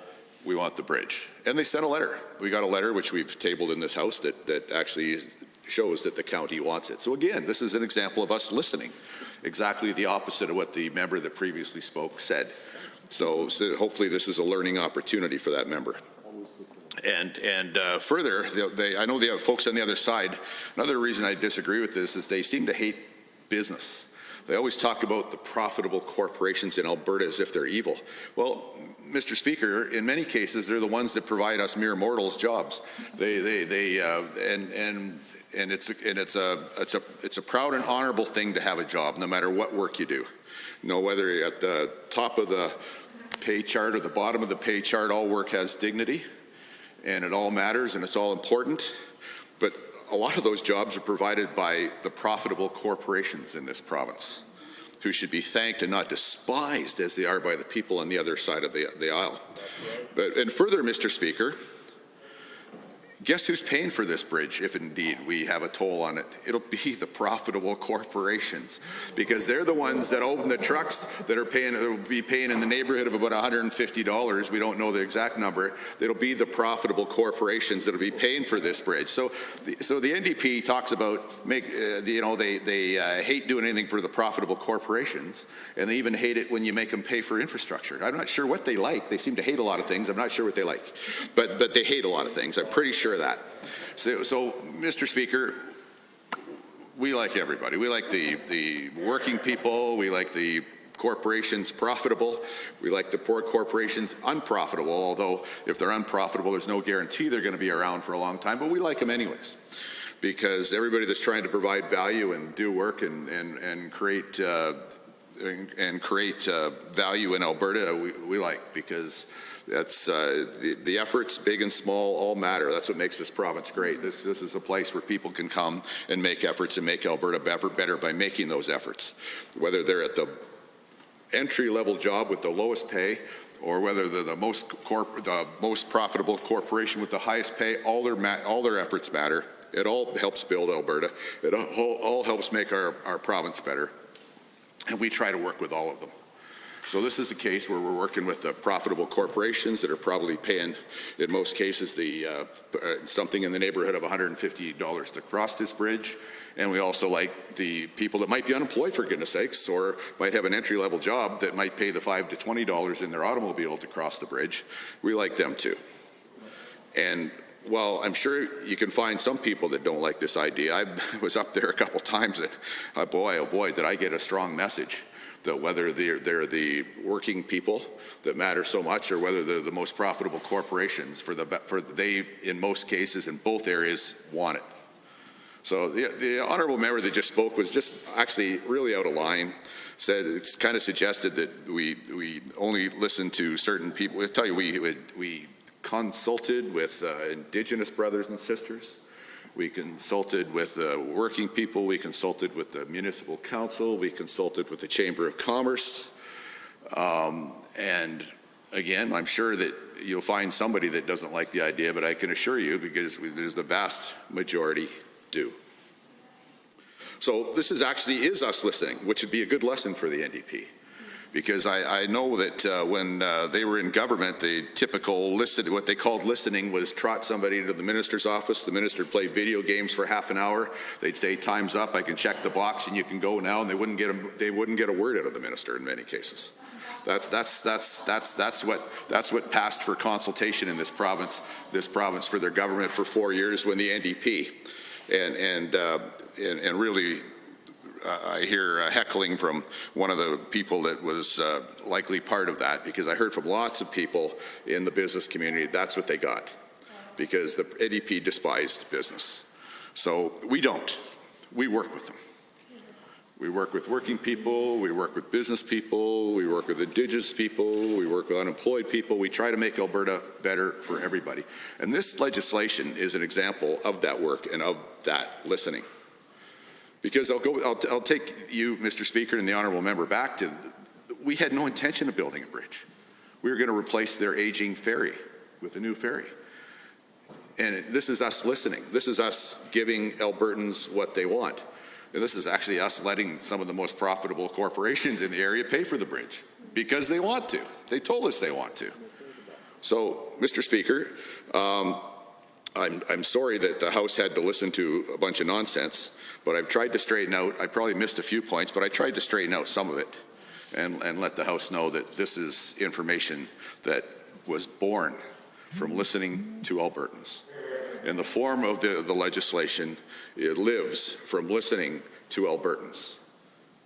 And I'm actually, like I said, I'm actually happy the folks on the other side don't like it, because it really shows who's in touch with Albertans and who isn't. It's those folks that are not in touch with Albertans, and on this side of the House, it's where we actually listen to them, no matter who they are. Honourable members, I see the honourable member for Edmonton City Centre. Thank you, Mr. Chair. I appreciate the opportunity to rise and speak to Bill 43, and in particular to have the opportunity to follow that lovely speech from the Minister of Transportation. Indeed, the Minister, Mr. Speaker, spoke very proudly of being a government that listens. I would say this is a government, Mr. Chair, with incredibly selective hearing. The minister talked about how he was very proud on this bill. They consulted with the Indigenous communities. I can tell you, they certainly failed to do that on their bill on forestry.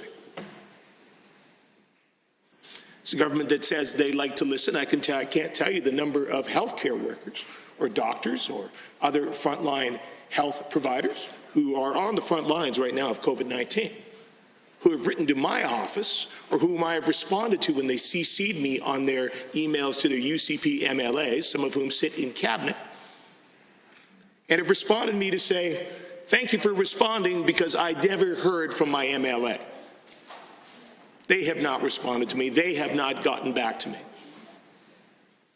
Countless times, Mr. Chair. So the minister can rise and pat himself on the back all he likes. But there's far too many Albertans who know the truth of this government, and that's they listen to who they want to listen to.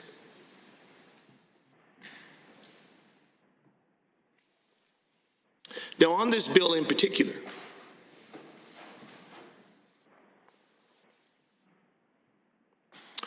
the minister talks about how he listened to the folks in the Cree on this, and that's why he's bringing this legislation forward for that one particular situation.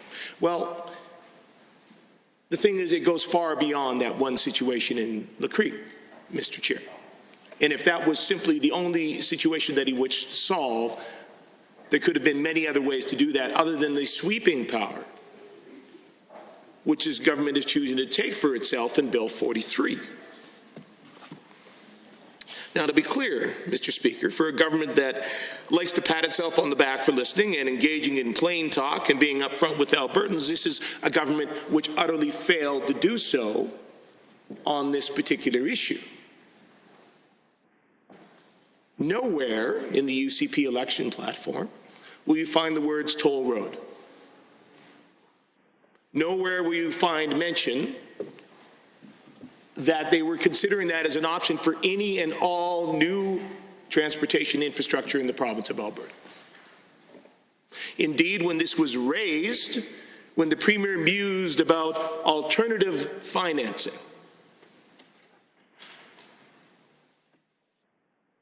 they adamantly denied that it would apply to anything other than perhaps some industrial infrastructure somewhere. Those profitable corporations which the minister was talking about, that they would be the only ones who would be asked to perhaps to pay some sort of a user fee for access to transportation. That is not what we have in Bill 43, Mr. Chair.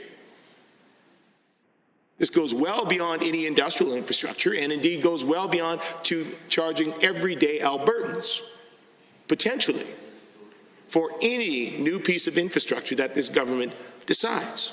Now, the dishonesty of this government, Mr. Chair, has been clear from the beginning. I mean, Albertans have come to know that this is a government that likes to play fast and loose, or actually, you know, in all honesty, they're very precise with their language, and you'd better read the fine print.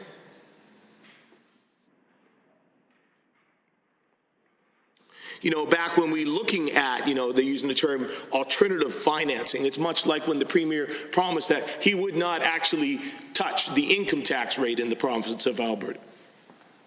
That was a great grand promise he made, so what did he do instead? He de-indexed the income tax rate, which accomplished exactly the same thing, but of course, you know, in the legalese, that fine print kind of language that you would find at the bottom of the insurance contract allowed him to rather seriously mislead Albertans about his actual intent.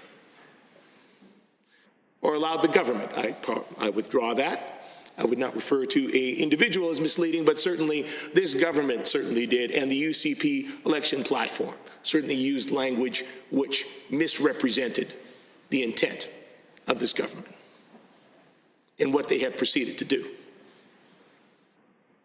Because now every single Albertan is paying more income tax every single year thanks to this government. But they used incredibly precious and misleading language to hide that, much as they did here when they talked about alternative financing for infrastructure in the province of Alberta. Or much as perhaps when they talk about we're not selling any parks, Mr. Chair. Delisting perhaps, moving them to alternative arrangements, perhaps allowing them to revert to Crown land, at which point they might disappear, but not selling any parks, Mr. Chair. This is not a government that is interested in dealing straight with Albertans. This is not a government that is putting forward legislation based on an honest contract. But yet this is a government which is taking for itself some fairly sweeping powers, unlike any government in Alberta has before in regards to transportation infrastructure. But it's not surprising, Mr. Chair, this is also a government which is very fond of downloading costs onto other people. You know, there was a bit of a Twitter tirade the other day from the Minister of Justice trying to claim that he was not in fact, that this government did not in fact cut police funding. They cut police funding, Mr. Chair. Now, of course, they didn't cut the main grants that are above board, because again, this government doesn't do anything above board or straight with Albertans when it comes to that sort of thing, as much as with the education budget, same thing, trying to claim they made no cuts to education. Every single school board in this province will tell you they did, Mr. Chair. But again, this is a government that likes to play fast and loose with the truth. Has all sorts of artful ways to obfuscate what they are actually doing. So even though the Minister of Justice apparently found time on the weekend to write his own press release or to commission his staff to do so because the opposition critic made him angry on Twitter, the fact remains he cut the funding for police to municipalities in the province of Alberta. Much like this government was not straight with Albertans about its intent to bring in user fees, toll roads that would cost everyday Albertans, not just the profitable corporations or unprofitable corporations. And that they did indeed plan to bring in toll roads on a wide range of new infrastructure, not just industrial. And that is indeed what we find in Bill 43.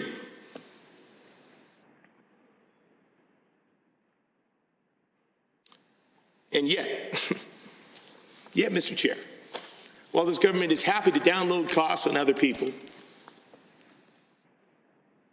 they will not even take up the small investment that we required to get $300 million that could be going to frontline workers in the province of Alberta.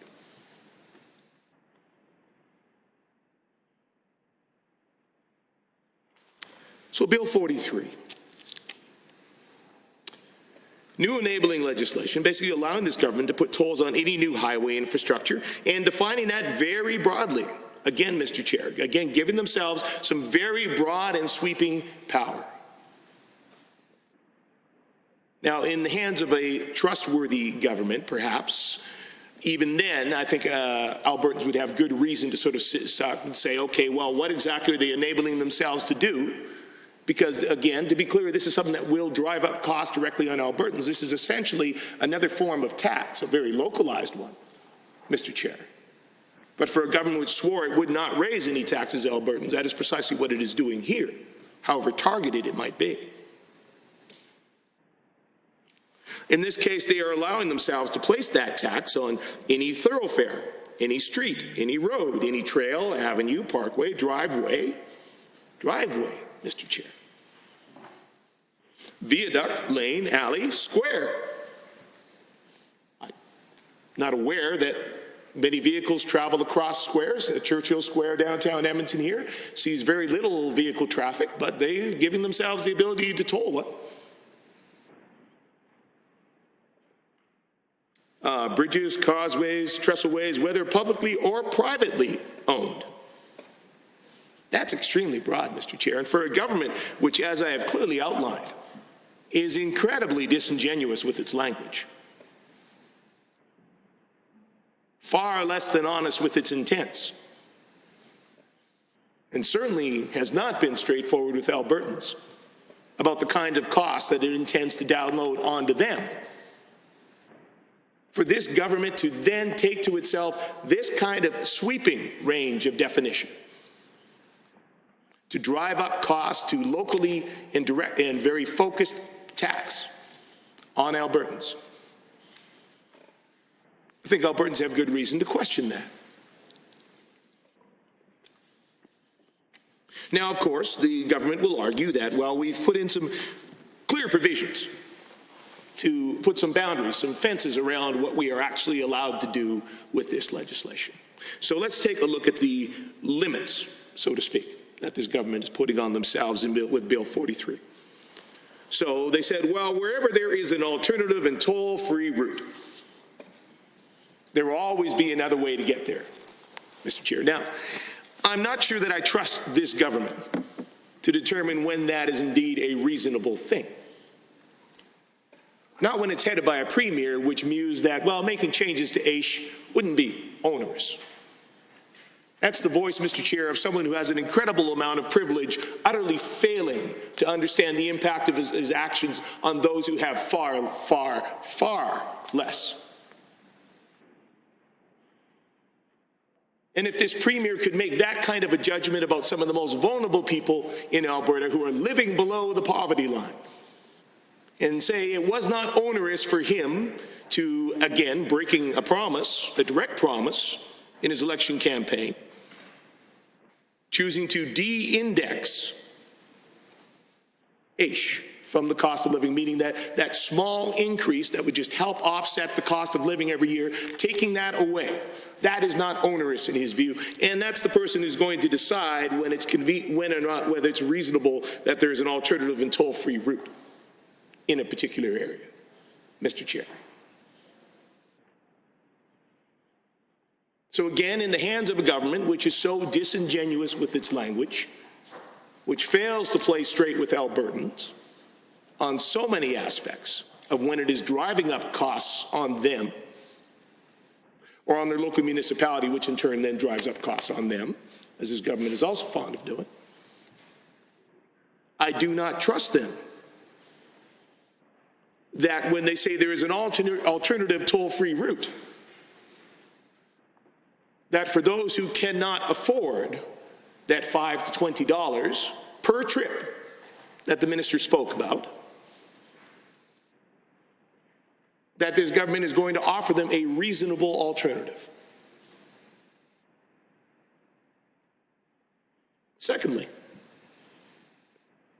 the limit, quote unquote, that this government is putting on itself is that new tolls will only be on a new piece of infrastructure. Now, again, as we have heard much discussion about, we know there are situations like the Deerfoot Trail in Calgary, for example, where we may need to add an extra lane, or say we need to add an extra lane on Highway 2, QE2. Then this government could take it upon itself to say, well, then any new additions to that, you will have to pay to use.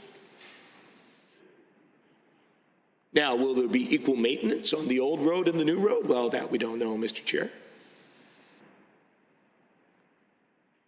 Will both be kept up to speed? Will both get the same quality of maintenance and snow plowing in the winter? Will we be having a pay-to-play situation where you can pay and access the good piece of road? Or if you can't afford to pay, well, then you can take the more dangerous piece of road. Two-tier apparently isn't just for the healthcare system in the eyes of the UCP, Mr. Chair. Perhaps also for our roadways.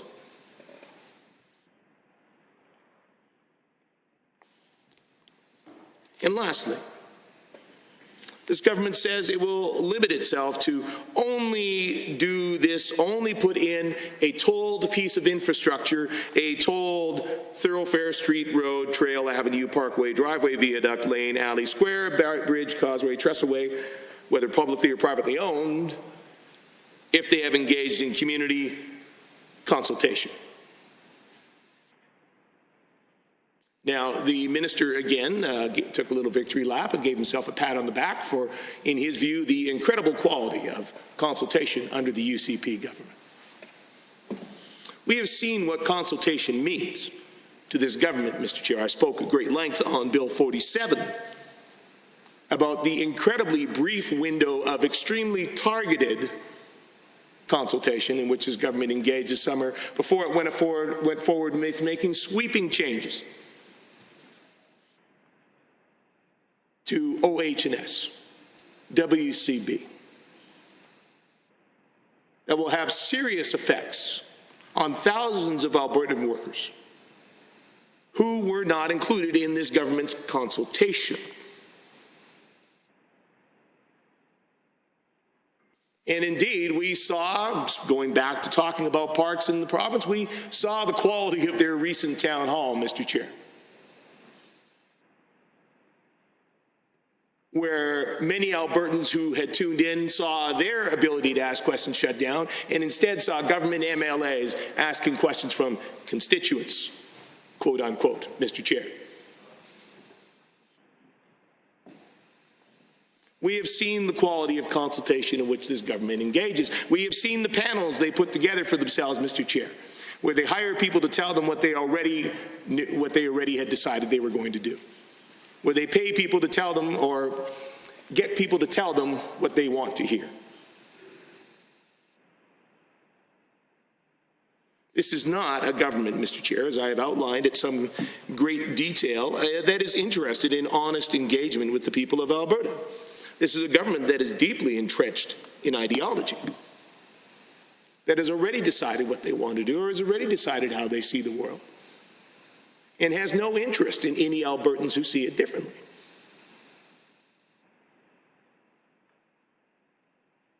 So I do not believe for a moment that even in this situation, I will grant, it sounds like indeed the people of the Crete have asked for this. I mean, of course, they asked for this after the minister came to them and said this was the only way they would ever see this piece of infrastructure, which isn't presenting much of a choice, Mr. Chair, but fair enough. Even if we take him at his word in this situation that he has in fact listened, and that is what indeed all of the people of the Crete are asking for, I have no faith that this government would not misuse this provision that they were giving to themselves. This vast power they are taking on, again, over such a wide range of infrastructure in the province of Alberta. Because time and again, we have seen that they are willing to be utterly disingenuous in using every single regulation, legislation, lever of power that is at their disposal. Time and again and again and again, Mr. Chair. As a health critic, I can tell you, I've seen it. From the bill they passed, giving themselves the ability to tear up the contract with physicians in the province of Alberta, to going ahead and doing so at the end of February, and then using every single tool they had to try to grind down physicians, family physicians in particular, Mr. Chair, in the midst of a global pandemic. And going back to the minister patting himself on the back on how well this government listens. No, Mr. Chair. They refuse to listen. And that's not the only case. We've seen that in education. We've seen that in childcare. We have seen that in every aspect of how this government interacts with the people of Alberta. Arrogance and entitlement, Mr. Chair.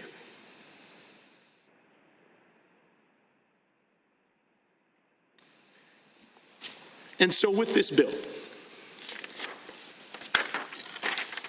this government is also taking on the ability now to give itself to use tolls to cover all costs. Now, the UCP claims it's only for capital, only for the construction, but that's not what the legislation says, Mr. Chair. Those tolls can cover the new build capital costs, but also maintenance, including snow clearing, toll equipment, moving of utilities, traffic lights, financing and interest costs, toll collection, enforcement, and rehabilitation of the road.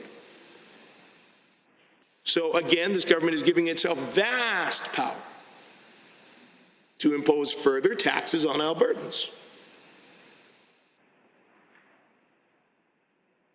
Both these profitable corporations and individual Albertans, for all it loves to pat itself on the back for lowering corporate taxes, in as much as it tries to deny.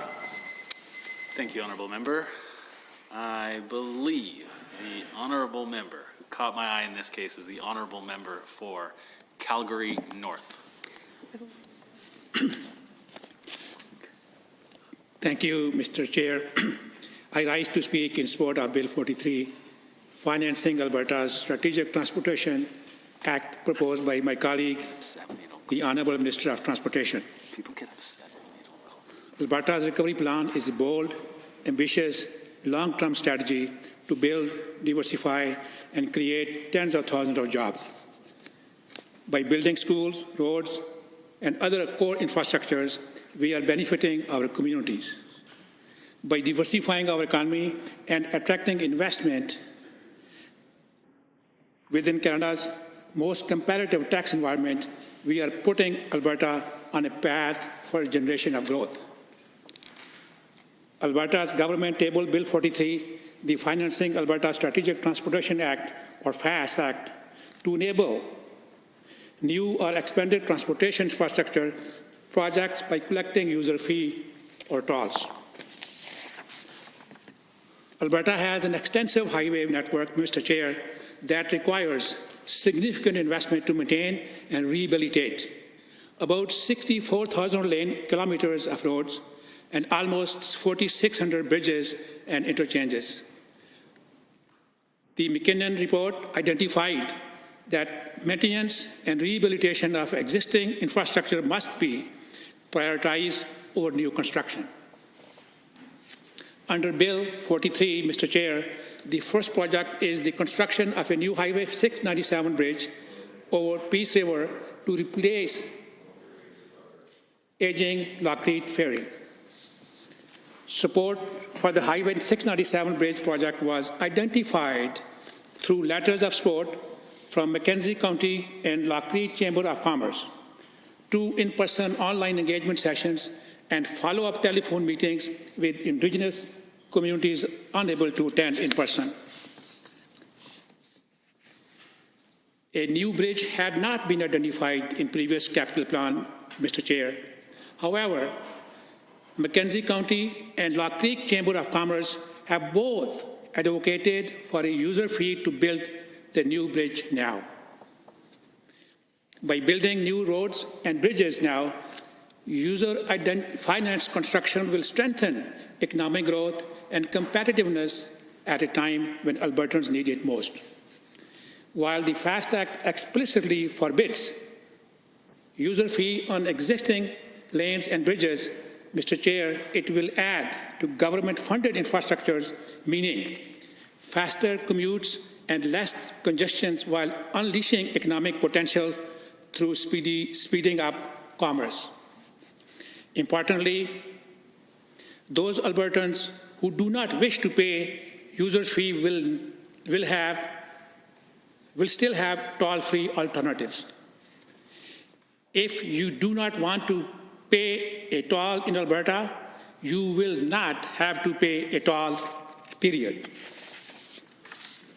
Mr. Chair, Bill 43 stipulates that revenue collected can only cover the cost of new infrastructure or expansion to existing roads and bridges. Revenues cannot be used for general revenue purposes. Additionally, user's fee will stop once the capital cost of the project is paid off, and only enables user's fee if there are toll-free alternatives.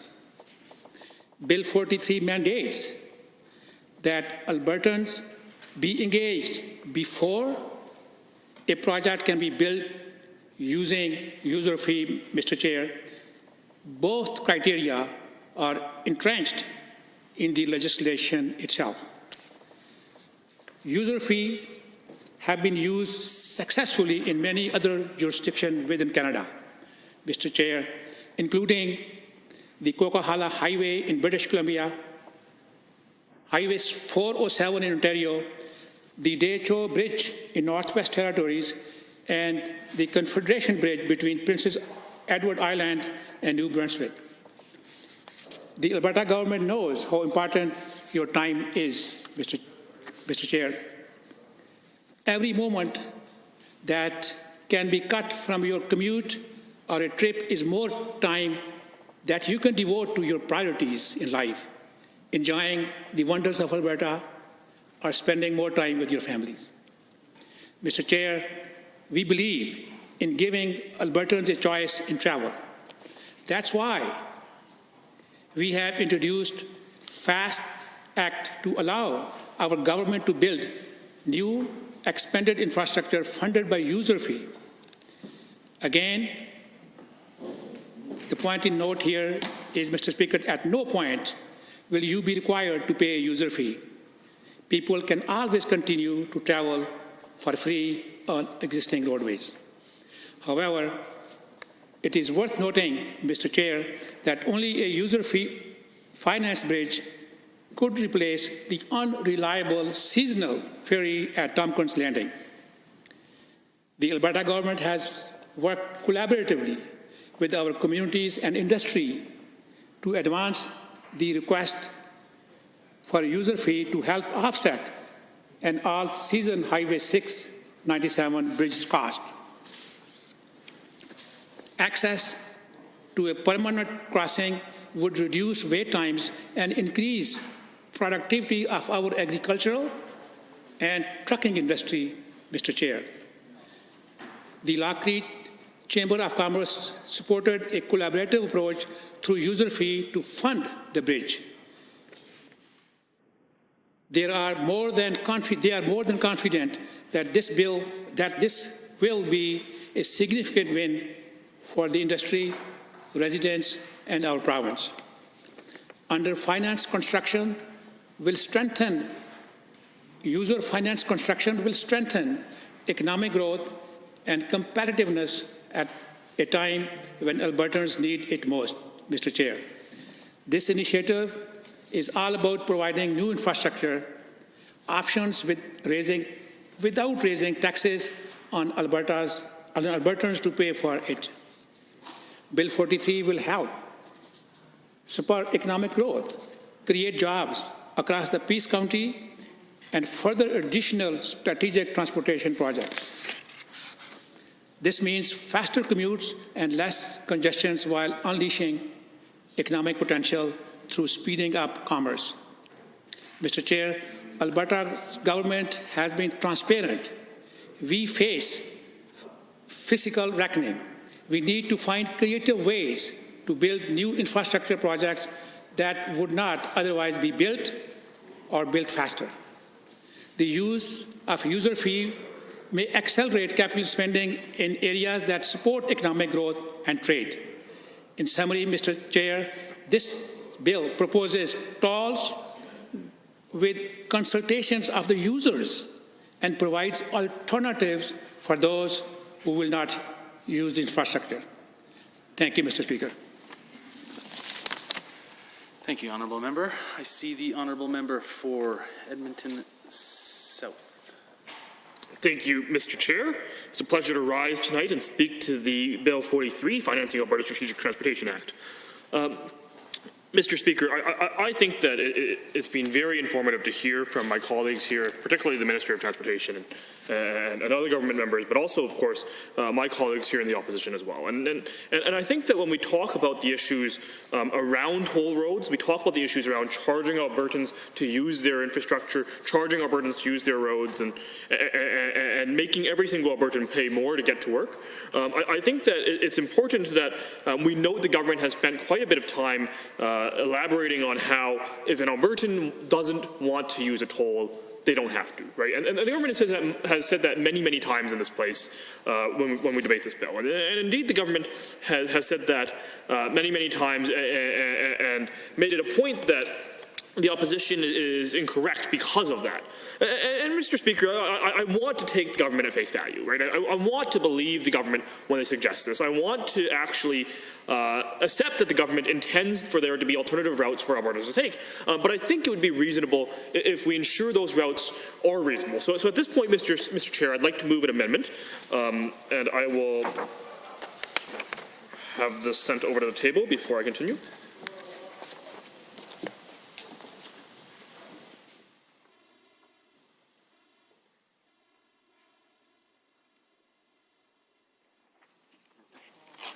Thank you, Honourable Member. If you could please read it into the record for everybody's benefit. And everybody, if you want a copy, you can put up a hand. However, there will also be copies, of course, available at the tables to the sides of both entrances. If the Honourable Member could please continue.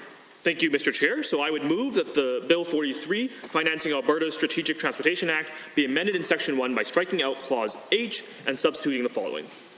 H, non-toll alternative route, means any reasonable alternate route that A, person operating a vehicle could take to reach the person's destination without paying a toll required to be paid under this Act, and B, does not increase. Sub I, the distance a vehicle must take to reach the person's destination by more than 50 kilometers, or 2, the average time it would take the vehicle ordinarily traveling on the route to reach the person's destination by more than 30 minutes. So, Mr. Chair, I think that it's very clear the government has already broken its electoral promise to Albertans. Right? During the campaign, the Premier said the NDP was fear-mongering when we claimed that he wanted to bring in tolls. And now we see with this Alberta Strategic Transportation Act, the Financing Alberta Strategic Transportation Act, we see that simply to not be true. Right? We see that indeed the Premier did bring in toll legislation. It was the intent of the Premier to bring in toll legislation, and this government indeed did misled Albertans during this campaign. So, Mr. Chair, they're bringing forward legislation that allows them to toll almost everything in Alberta. And some of my colleagues and at other stages of this bill, we've talked about and belabored the point of what the definition of highway under the Transportation Safety Act is, right? And we know that in Alberta, a highway is every new lane, every new bridge, every new alley, every new driveway. Those are all legally considered a highway. So, Mr. Speaker, it's very clear that this government broke their promise to Albertans. They did it without consultation. They did it without any input. And Mr. Speaker, it's very clear that it doesn't make sense to have this brought in. But, Mr. Speaker, it's also clear that this legislation, due to the broad-ranging scope of its implementation, due to the language that the government has made the policy decision to use, which is that it can include every single highway in the province, it's not a piece of legislation that's designed for one project, as they've been trying to say. We've heard government members speak about how there's one particular project that it would be beneficial for. Indeed, it seems like it can be for any project in this entire province. And we know the Minister of Transportation in the media actually even suggested that the Highway 2 and Deerfoot Trail would be tolled in the future if the expansions were to be made. So, Mr. Chair, when we look at the evidence before us, we look at the reality before us, it seems that it would only be fair that if a toll road or bridge is introduced in our province, that an alternate non-toll route is provided. And we know the government agrees with us because they included it in the legislation. But the existing bill does not include provisions for making sure those routes could travel reasonably without the toll fees. And Mr. Chair, we're hoping that this definition, bringing in these additional clauses, would clarify and make sure that Albertans have a reasonableness expectation. That Albertans wouldn't have to drive hours and hours and hours out of their way to avoid toll roads. They wouldn't have to drive hundreds and hundreds of kilometers. And Mr. Chair, it's pretty clear that if an Albertan has to drive, let's say, 3, 4, 5 hours to avoid a toll road at hundreds and hundreds of kilometers, that it simply is not feasible for the average Albertan to take the alternate route. It simply would not make sense for an Albertan to take an alternate route. So Mr. Chair, when I hear the government and the Minister of Transportation talk about how he wants to bring in toll roads on major pieces of infrastructure in the very near future, when he's talking about things like the Deerfoot in Calgary, when he's talking about things like the Highway 2, and Mr. Chair, when we were in government, the NDP was in government, we announced a significant expansion to the Anthony Henday Drive in Southwest Edmonton in my area that I announced with former Minister Brian Mason and Mr. Chair. A project like that, if it was tolled, which this legislation would allow the government to toll a project like that, Mr. Chair, there are hundreds of thousands of Albertans which would be significantly harmed because of that. So I hope that we can find some reasonableness, we can find some agreement that we do need to have clauses in place that are restrictive and are prescriptive, because this government has left this legislation to be completely wide open, to allow them to affect any new project across the entire province, and the government claims that's not their intent. But it clearly is not the case, or else this minister would not be musing in public to the contrary. Thank you. Thank you, Honourable Member. I see the Honourable Member for Brooks Medicine Hat.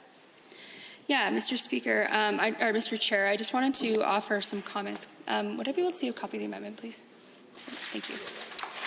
Thank you. And I just want to thank my honourable colleague from Lethbridge East for offering me a copy of his amendment. I seem to have misplaced mine. I want to thank the honourable member from Edmonton South. Yep, thank you, for bringing this amendment forward. It's great to see so many members engaged in this debate tonight. I just wanted to get up and speak about some of the things that I have heard this evening. You know, we're talking about tolls, and the bill is literally called Financing Alberta Strategic Transportation Act. For nerds like me, hearing that the acronym spells fast is also very exciting. I think there should be a competition for the best name of the bill so far, and this is definitely up there. So I just want to thank the Minister of Transportation for such forward-thinking policy and thoughtful policy as this. So it's been referenced a few times that in the election, the Premier had rebutted things such as tolls. The Premier is very clear to say that there would be no tolls on existing infrastructure, which is something that our entire caucus obviously supports. Albertans need to be able to get where they need to go and do that easily and efficiently. And of course, living in a rural part of the province, or a part of the province such as I do, way far in the south, and I mean, we're not even that isolated compared to some areas of the province. And I think, you know, we do need to have this ability to get from here to there and do so easily. And one of the ways that we travel is obviously by highway. Thanks to COVID-19, our transportation options have been severely limited. I know for myself, there used to be 2 airlines flying out of Medicine Hat. Now there's only 1. Thank goodness it's WestJet, but there's still only one. There's still only 1 airline, and there's only 1 flight a day. And for a long time, that flight was only twice a week. So transportation in the south is a little bit difficult. And I'm from a more populated area, unlike some of the members. I mean, the member for Drumheller-Statler has spoken earlier, and I mean, he spoke earlier today about internet access, and for sure, areas like his are even less populated than mine, so I can only imagine the difficulty in transportation out there. So for us, getting it somewhere and being able to get to your job, that's extremely important. And one of the growing industries in southern Alberta, obviously, is agriculture. Agriculture contributes over $9 billion to our economy every year. And in the south, we have a very perfect scenario. You know, it's hot, It's hot as heck if you've come down to visit us. I know there's some ministers and even the Premier came down to visit us in July, and every time they come down, they comment on why is it so hot here. And I have many theories, but none have proven to be true besides the fact that it's just Medicine Hat. If you don't like the weather, wait 10 minutes, but chances are it's going to be hotter than heck. So there was days where we were hotter than some tropical places this summer. I know the day of my nomination, it was sweltering, for lack of a better word. So, but this also provides a really good opportunity for lots of sunlight. Medicine Hat is one of the sunniest cities in Canada. I believe it's actually the most sunniest city in Canada on average. And that's not just our demeanor, Mr. Speaker. That is because we actually do get a lot of heat units around Medicine Hat, which makes us able to grow really exciting crops and make our farmers increase their yields, as well as to be able to grow more expensive crops, cash crops. So one of those things, coupled with advanced irrigation infrastructure, which is also something I've advocated for extensively, is that we need to be able to get those products to market. Much like oil and gas needs, say, a pipeline or other methods of transportation, we need to be able to get our products to market in the agriculture industry. And one of those ways of doing that was Highway 3. The Highway 3 corridor was, I went to school in Lethbridge, so I traveled from Highway 3 from Medicine Hat to Lethbridge like just about every week, sometimes twice a week. And my goodness, that highway was a doozy. It's packed. I'm looking at the member for Lethbridge East. He's exactly what I'm talking about. The highway is never not busy.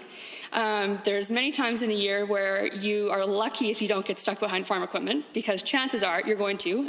They build houses, actually, fun fact, in Mr. Speaker, or Mr. Chair, in Bow Island, and fun fact, you will probably get stuck behind a full-size house on a single-lane highway.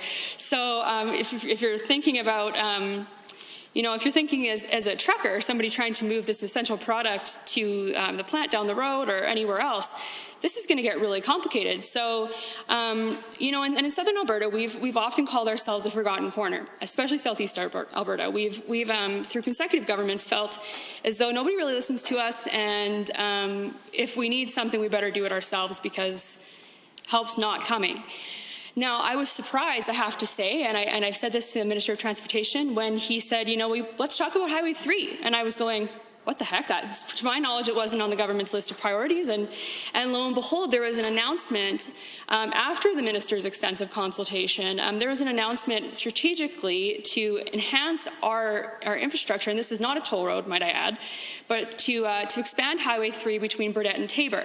Now, that's not my riding, so the minister and I have to have a little discussion sometime soon. But I do really applaud the minister for this forward-thinking step, because although it wasn't on the government's list of priorities, although it wasn't something that we saw coming in the South, I honestly never thought that, especially in these 4 terms with the fiscal reckoning that we are facing, that there'd be any way that Highway 3 gets expanded. And the Minister of Infrastructure, or the Minister of Transportation, took it upon himself to listen to communities and really engage with them to see what they needed and what our industry needs.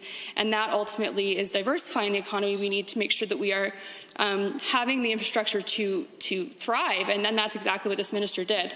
So, when we see things like this amendment, and we're talking about like non-toll routes or whatever else, that's one of the reasons why this bill was created, was to be able to be innovative and to show Albertans that we can find other ways of doing things. I know that in our conversations as a caucus and leading up to this piece of legislation, the member for Peace River illustrated, we were all kind of hesitant. We're going, well, like, do you really need that, or how is this coming?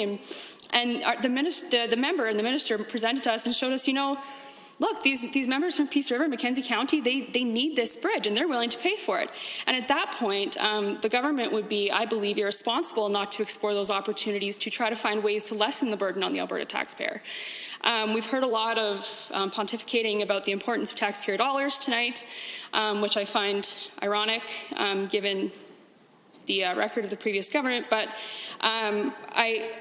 this is actually a way to enhance, to make those dollars go further, and to make sure that we have that ability. And I heard from the member for Edmonton Riverview earlier tonight about this focus, how things usually get focused on Calgary and Edmonton. And like I said, I'm very used to that. I'm from southern Alberta. We usually see something, we see funding come out, and we hear Calgary and Edmonton, we go, yeah, figured. And it's really, really refreshing from this government to see municipal stimulus funding, to see transportation funding, to see strategic infrastructure funding coming to Southern Alberta, specifically in the areas of agriculture and irrigation. And I just wanted to say, the transportation budget actually, just in my constituency alone, there's 12 kilometers of paving on the 550 from Rosemary. There's 90 kilometers of paving on the Trans-Canada Highway, Bow River Deck Rehabilitation, South Saskatchewan River Deck Bridge Rehabilitation, try to say that one 3 times fast. The bridge girder repairs on Trans-Canada Highway, intersection improvements for the Trans-Canada at Highway 3. These investments are so important because they show that our government is listening outside of Calgary and Edmonton. Now, these are things that our communities have asked for. These are priorities that municipalities and others have put on lists and said, look, government, we need you guys to fund this. We need this to be rehabilitated. So I have every faith, especially in this minister who has shown himself to be a seasoned and professional member of our caucus, a member of this legislature for quite some time now. I believe he's the longest standing member in the chamber. But he has shown that he is willing to listen. And I will say that I've been more than impressed with his ability to listen and act for Southern Albertans. And I will say that of any government, I've heard from my constituents specifically, and they have no problem telling me exactly what they think. So they would tell me if it wasn't us, but they are telling us that, this is the most we've ever felt listened to. It was from, we're not really the forgotten corner anymore. We can't make that statement anymore. Of course, there's always ways where things could be better. There's always more things to advocate for. There's always more priorities that my constituency has. Like I think of Halo Air Ambulance being a very important piece of that, enhancing irrigation infrastructure, which we've seen the first part of, but hopefully we'll see more of. But on the transportation file, I have to say, this minister, he's listening, he's engaging, and he's looking for new and innovative ways. And ultimately, that's what we promised Albertans, Mr. Chair. I know when I was door knocking, we told Albertans that we weren't just going to continue to do things the way we've always done them just because we've done them that way. To quote the Minister of Children's Services, I love that quote. But we have an obligation as a government to find new ways to do things because of the fiscal reckoning that we're facing. And whether that is finding new ways to finance infrastructure or transportation infrastructure or building a school or whatever else, whatever you have it, we should have this these essential pieces of infrastructure. We need them for decades to come. And investing in that will improve our economy. And I just wanted to take my time today to really say thank you to the Minister of Transportation for his engagement on this. I would imagine that this amendment will continue to be debated, and the House will have its say on that, and we will vote on that, I'm assuming, soonish. But I just want to say that I know from my perspective, from my constituents' perspective, that we don't need to worry about not being listened to, especially from the Minister of Transportation anymore. We have a Minister of Transportation who's engaged, who's thoughtful, who thinks about everyone else before himself. This is the member who does numerous charity pursuits per year and is always raising money for something. And always a charitable cause. And I couldn't say thank you to the minister enough for his mentorship, his leadership, and his work, especially on this file, but on more files to come. Here. Thank you, honourable member. Are there any other honourable members looking to join debate on Amendment A1? I see. Thank you, Mr. Chair. Of Transportation. I will be brief. I thank the honourable member for the amendment. I'll point out the obvious and then I'll sit down.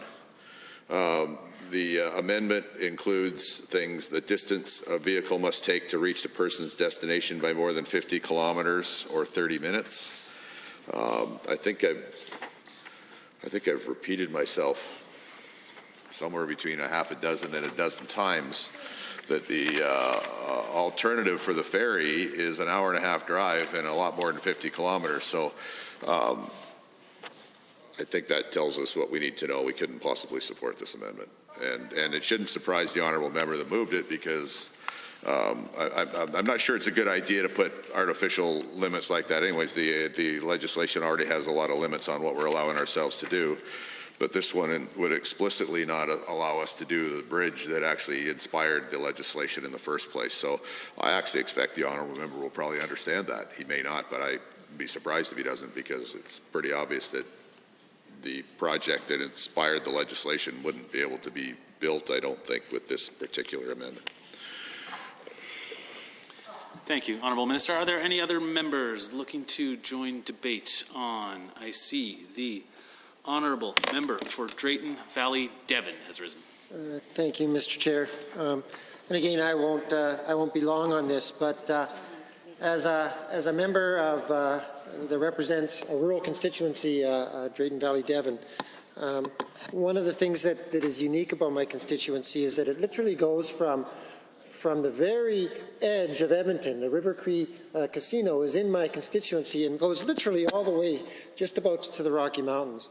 And so I get to see what my constituents are like living close to the city, as well as those that are significant distances from the city. And one of the things that has drawn to my attention, and I think probably most of the MLAs in this legislature, is that this province is so very diverse. The conditions in this geographically and economically, urban, rural, culture, this province is just so diverse, and yet one of the things that binds us together is our infrastructure of roads and bridges. And for those that live in a rural constituency like mine, you realize just how important those roads and those bridges are. They literally are the lifeline and the lifeblood of a constituency, giving us the capacity to create jobs and to create wealth as we can harvest the natural resources in our province, as we can transport those natural resources across this province, as we can do business and travel back and forth from business to business and from community to community in our sports, in our just in all facets of life. And so when we take a look at this amendment, Mr. Speaker, one of the things that just is drawn to my attention, and one of the reasons why I just don't believe that we can actually support this amendment, are the restrictions that it places in minutes and in kilometers. Each constituency is so different, and each of the areas are so unique. The project that we're talking about, building a bridge up in the North Country, is going to be different than what's in the South. It's going to be different than what's in Canmore or in Banff or in Edmonton or in Calgary.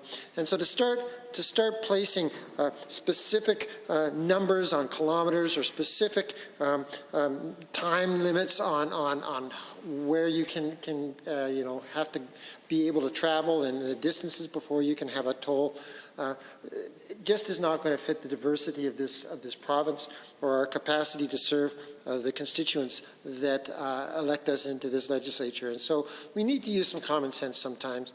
And in the particular case that we're looking at here with Bill 43 and the Financing Alberta Strategic Transportation Act, here we see an act that's been brought forward as a result of consultation, as a result of the people of the North Country coming to the minister and saying, listen, we need this. This is in our best interests.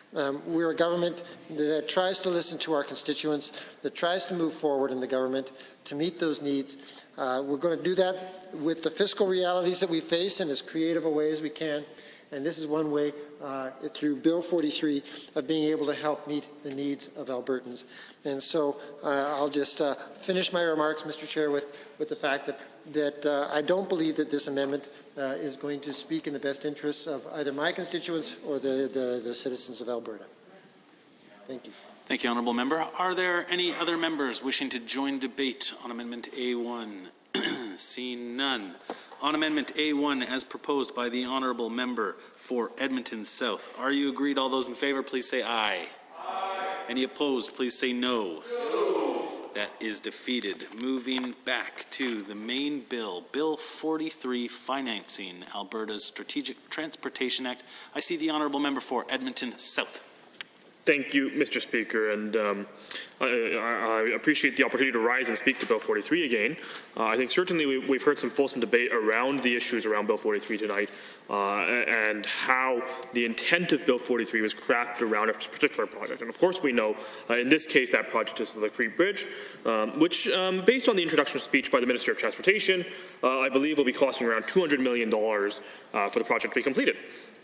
So, Mr. Chair, at this time, I'd like to move an additional amendment that hopefully will address some of these concerns around the scope of this legislation, and I will wait for it to arrive at the table.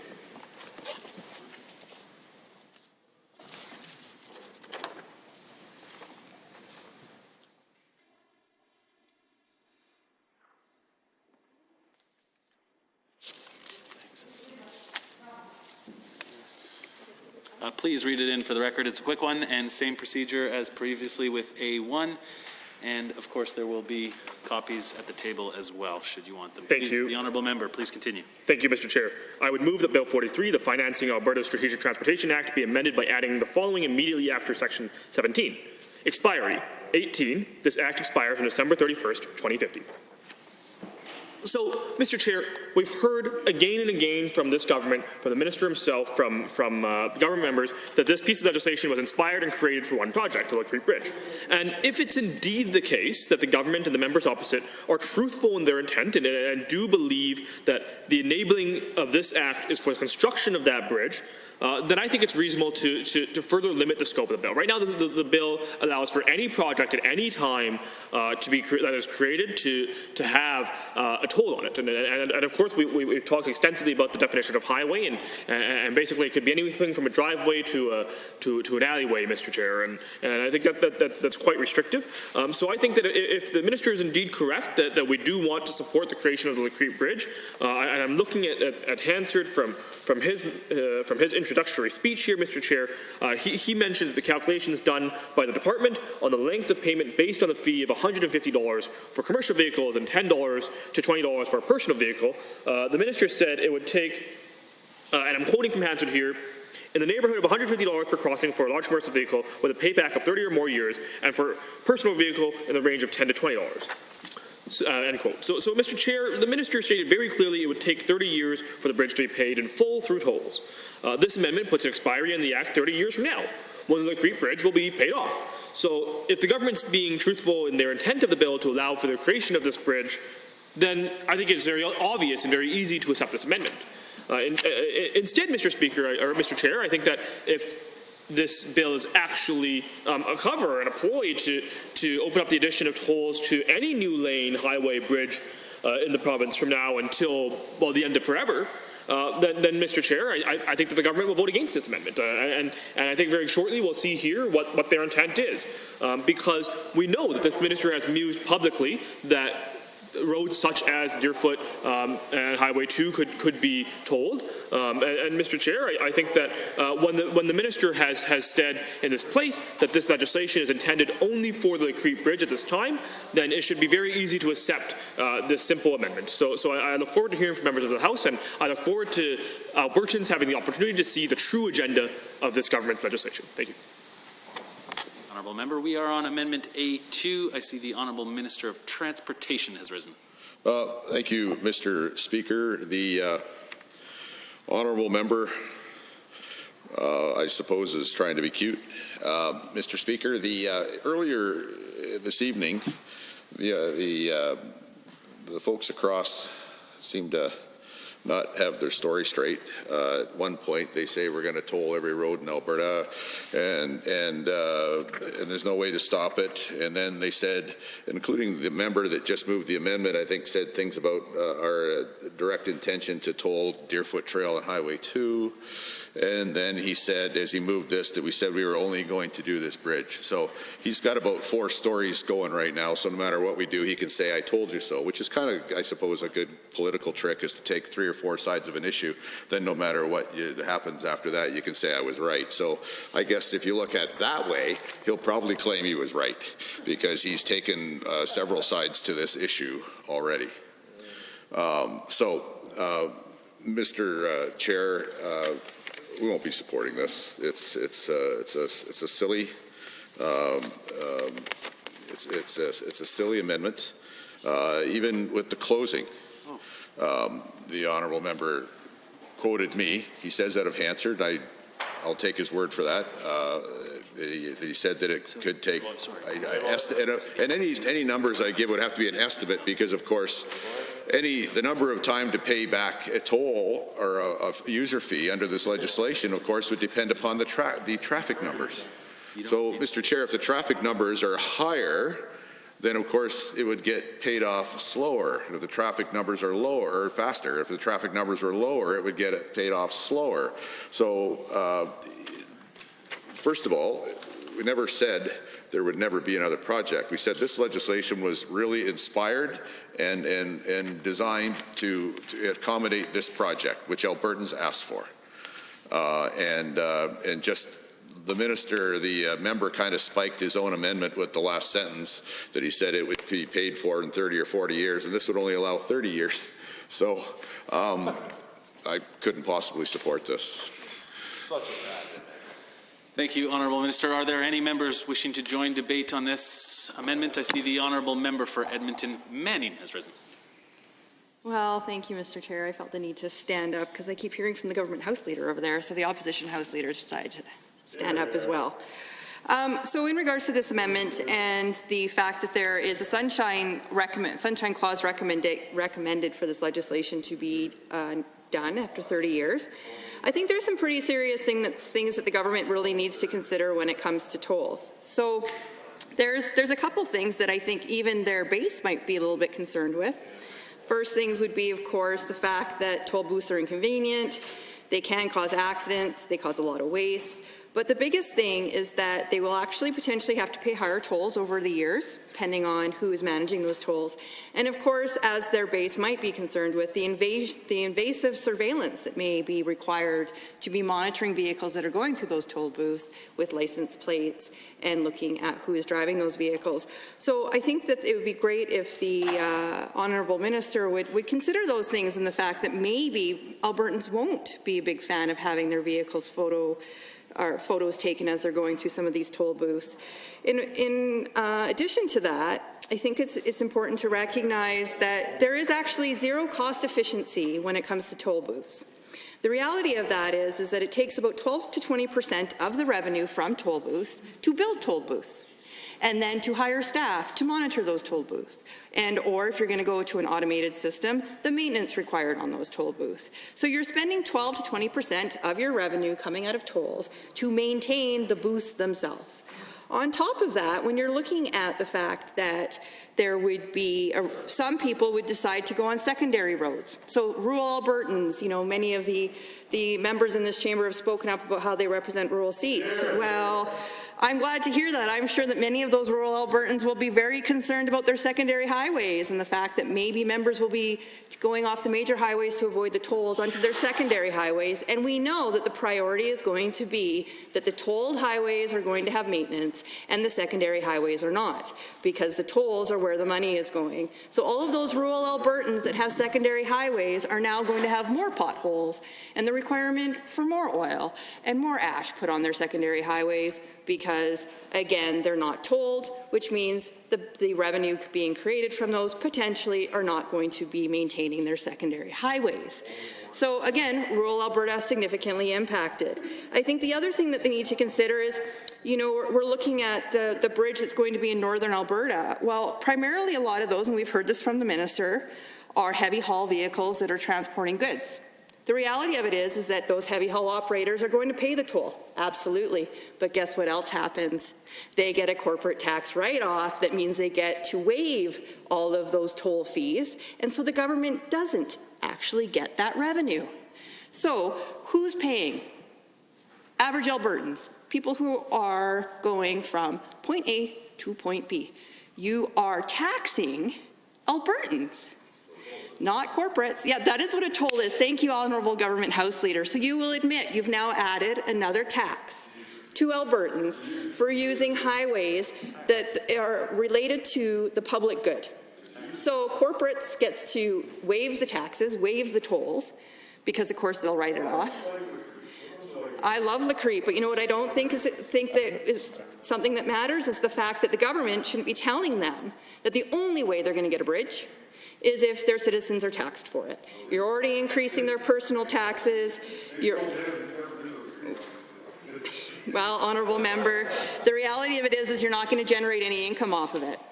You're going to say that you're going to, You're going to put tolls on Highway 2, and at the time that you're putting tolls on Highway 2, 12 to 20% of that revenue is going towards the cost of managing those tolls. You're also going to congest our major highway between Edmonton and Calgary with people trying to divert the tolls.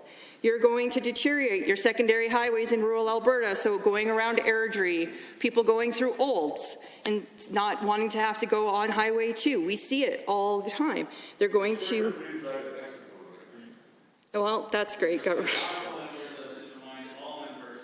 The member for Edmonton Manning is the one with the chair at this, or is the one with the call at this time, and then also for the honourable member to ensure that we speak through the chair at all times. Thank you. Please continue. Sorry, Mr. Chair, I was just responding to the government House Leader's comments to me directly, so I responded directly. But again, Mr. Chair, the reality of it is that this is an inefficient use of a way to generate revenue. 15 to 20% of the revenue will be spent on trying to build tolls or paying for staff or maintaining those tolls. We know that our heavy haul operators will never pay the tax of the toll because they will write it off. So the only people that will be using it will be the citizens living in rural Alberta who will not benefit from having the access to this infrastructure, because the only way that we will see any new infrastructure will be via a toll. So you are, ultimately, the government is taxing Albertans for the basic infrastructure to get from their location to another location. And at the same time, what the government is also doing is deteriorating the very roadwork system within this province. If you don't pay for it, you don't get to use it. If you don't pay for it, then we're not going to maintain it. The other part that becomes out of this is who gets the contracts for the maintenance, who gets the contracts to be able to support the tolls, who's responsible for that. Where does that contract come from, Mr. Speaker or Mr. Chair?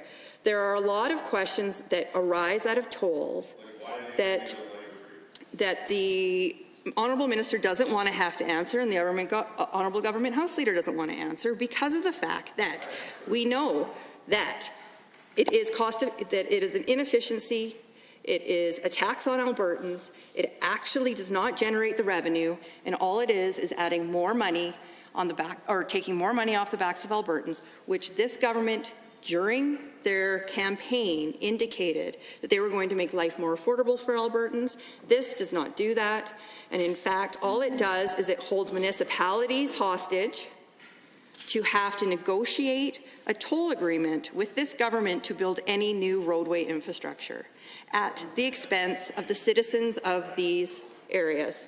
So again, if the Government House Leader would like to stand up and respond to the fact that the secondary roads going through his rural constituency and other members' constituencies within the government, and explain and commit today that those secondary roads are still going to be maintained and receive the same requirements and maintenance as any other highway that will be tolled, I would love to hear that. If the Government House Leader would like to stand up and say that 12 to 20% of the revenue being generated from these tolls isn't being used to maintain these tolls, I'd be very interested to hear that.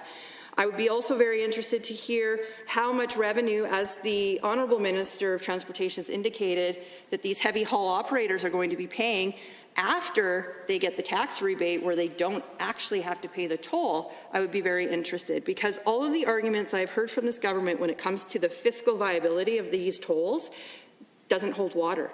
There's been many areas of research that have been done in the United States, in Canada, around the fact that tolls only work when you have a high density population, when you have lots of people traveling back and forth. Edmonton, Calgary, Highway 2 would be a prime example. Rural Alberta, they're not going to generate any revenue.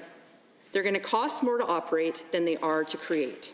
And the reality is all it is a tax on Albertans, a tax on rural Albertans who will never get the resources that they deserve from this government unless they are forced to pay from them out of their pockets. And that is not what should be happening, because the reality is there is not a concentration of enough citizens living in Northern Alberta to pay for the cost associated with this toll. and for the maintenance of this toll and to be able to operate this toll. And then, of course, what about all the roadwork systems that are attached to the road where these tolls will be?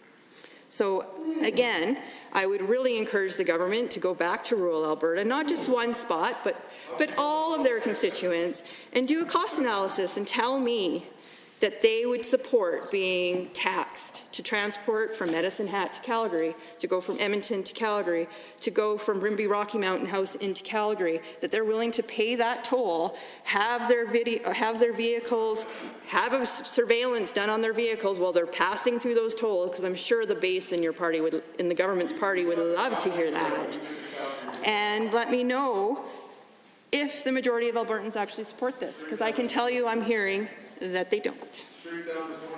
Thank you, honourable members. Are there any members looking to join debate on A2? I see the Honourable Minister of Transportation. Well, thank you. I haven't got too much time right now, but let me just say, the honourable member worried about the municipality. I tried to tell the folks that the municipality wrote a letter that they all were in favour of, that they want this bridge built. So I guess that won't be a surprise to them.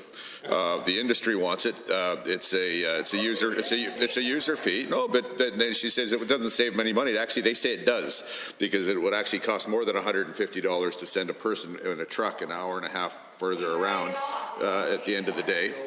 I know the honourable member hates. Hate's a strong word. They don't seem to like corporations much over there, despite the fact that they employ Albertans and they pay taxes and they provide jobs and they invest in our economy. But the thing is, there has to be a value proposition, or no one will pay. No one will pay the toll. We accept that, and it's good for the citizens. The other group, the people that wanted it, was. And I think I'm out of time. You're waving your hands, so I think I'm about fit. How much time do I have, Mr. Speaker? A few seconds. The ladies there said, we need this so that the babies can get born. I said, well, where do the babies get born? They said, on the road to Fort Vermilion. And so there's the citizens actually want this bridge too, so the babies won't be born on the road to Fort Vermilion, but rather in the hospital. Pursuant to Standing Order 64 sub 4, I must now put the following question. Does the committee approve the following bill, Bill 50, Appropriation Supplementary Supply Act 2020? All those in favor, please say aye. Aye. Any opposed, please say no. That is carried. Honourable members, pursuant to Standing Order 64 sub 4, the committee shall now immediately rise and report.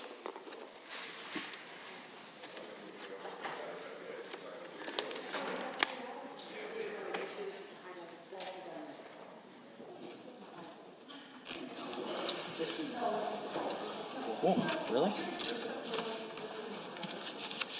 We might be going to 2 a.m., so send me a text message. The honourable member for Drumheller-Stettler. Mr. Speaker, the Committee of the Whole has had under consideration certain bills. The committee reports the following bills: Bill 44, Bill 50. The committee reports progress on the following bills: Bill 43. Mr. Speaker, I wish to table copies of all amendments considered by the Committee of the Whole on this date for the official records of the Assembly. Honourable members, does the Assembly concur in the report? All those in favour, please say aye. Aye. Any opposed, please say no.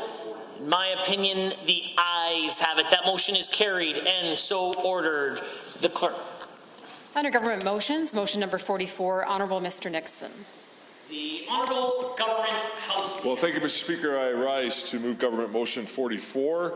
Be it resolved that despite any standing order, practice of the Legislative Assembly or the 2020 sessional calendar, at any time during the second session of the 30th Legislature, the Government House Leader may, upon providing a minimum of 24 hours written notice to the Speaker, or by notifying the Assembly no later than the time of adjournment on the preceding sitting day, advise that the public interest requires the Assembly to sit extended hours. A, on Thursday beyond the normal adjournment hour, or B, on Friday, Saturday, or Sunday from 10 a.m. to 5 p.m., commencing with prayers followed by 1, the ordinary daily routine, to consist of those items set out in Standing Order 7.1, with oral question period commencing at 10:20 a.m. And for the purpose of Standing Order 7.7 and 8, the daily routine shall be deemed complete at 11:30 a.m. And 2, orders of the day to consist of those items of business set out in Standing Order 8.2, and the Speaker shall give notice that the Assembly shall meet at that time to transact its business.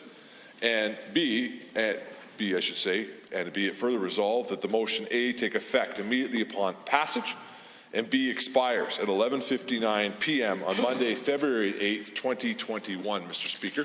I rise simply to bring forward this motion, very similar to a motion that was within the overall COVID-19 standing order package that was passed temporarily inside this Assembly last spring.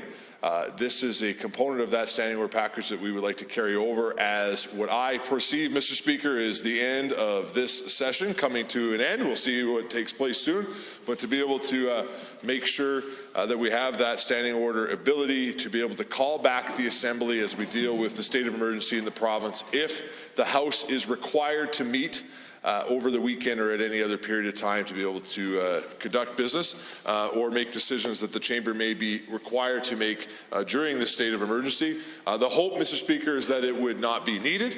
However, it's a precaution that we would like to see passed to be able to give us the ability to do that as we proceed through the Christmas break. In addition to that, Mr. Speaker, I will point out that it does have an expiry date. That it starts basically as we bring as we are anticipated to bring the legislature back for the winter sitting in 2021. Mr. Speaker, again, I'll close with hopefully spring 2021. Well, February, I know the opposition House Leader is indicating February is spring, but we probably do it a little different in Sundre, but February is still winter, but that's probably because out in your neck of the woods, Mr. Speaker, you and I got snow up to our waist still in February, but maybe it's spring in Edmonton, I don't know. With that said, that is the intent. Hopefully we don't need the intent and we're able to wait till February for the Chamber to come back. Well, the Honourable Government House Leader knows that sometimes around this place it feels always like winter but never Christmas. Honourable members, pursuant to Standing Order 18, this is a debatable motion. I see the Opposition House Leader has risen to join in the debate. Well, thank you, Mr. Speaker. I think it's spring all the time. Anyway, so first off, I'm just going to say that the opposition has no problem sitting here this weekend. So if the Government House Leader would like to put a motion forward to say that we will be here this weekend, I will be here this weekend. What I will say, though, is I'll be here by myself. Oh, that works well. Then the motion won't be implemented. That's good. I'm glad to see that we're just doing this for fun. So the only thing I would like to comment on is that something actually came up this morning at Member Services about the cost associated with us always doing these late nights and Fridays and potentially weekends, and the cost that this government has accumulated with all of these late nights and extra hours that we're doing. So from a cost efficiency perspective, because you know good Conservatives love fiscal responsibility, I would encourage the Government House Leader to think about the efficiency around whether or not being here this weekend would be the most fiscally responsible response for us to be here. In saying that, again though, I'm fine to be here. The caucus, the NDP caucus, is fine to be here to debate. We believe that many of the bills that are still currently on the order paper that need to be debated are not actually addressing COVID. They are not addressing the fact that working people in this province need supports from this government. Small and medium-sized businesses need support from this government. And many of these bills do not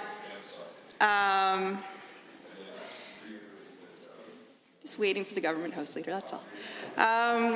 So in saying that, we will support this motion to move forward, and if we need to be here this weekend so that Albertans know that the opposition is standing up and ensuring that their voices are heard when it comes to COVID-19 response, small and medium-sized business response, and the fact that this government's agenda has not addressed any of those real concerns, then we will be here to do that. Thank you, Mr. Speaker.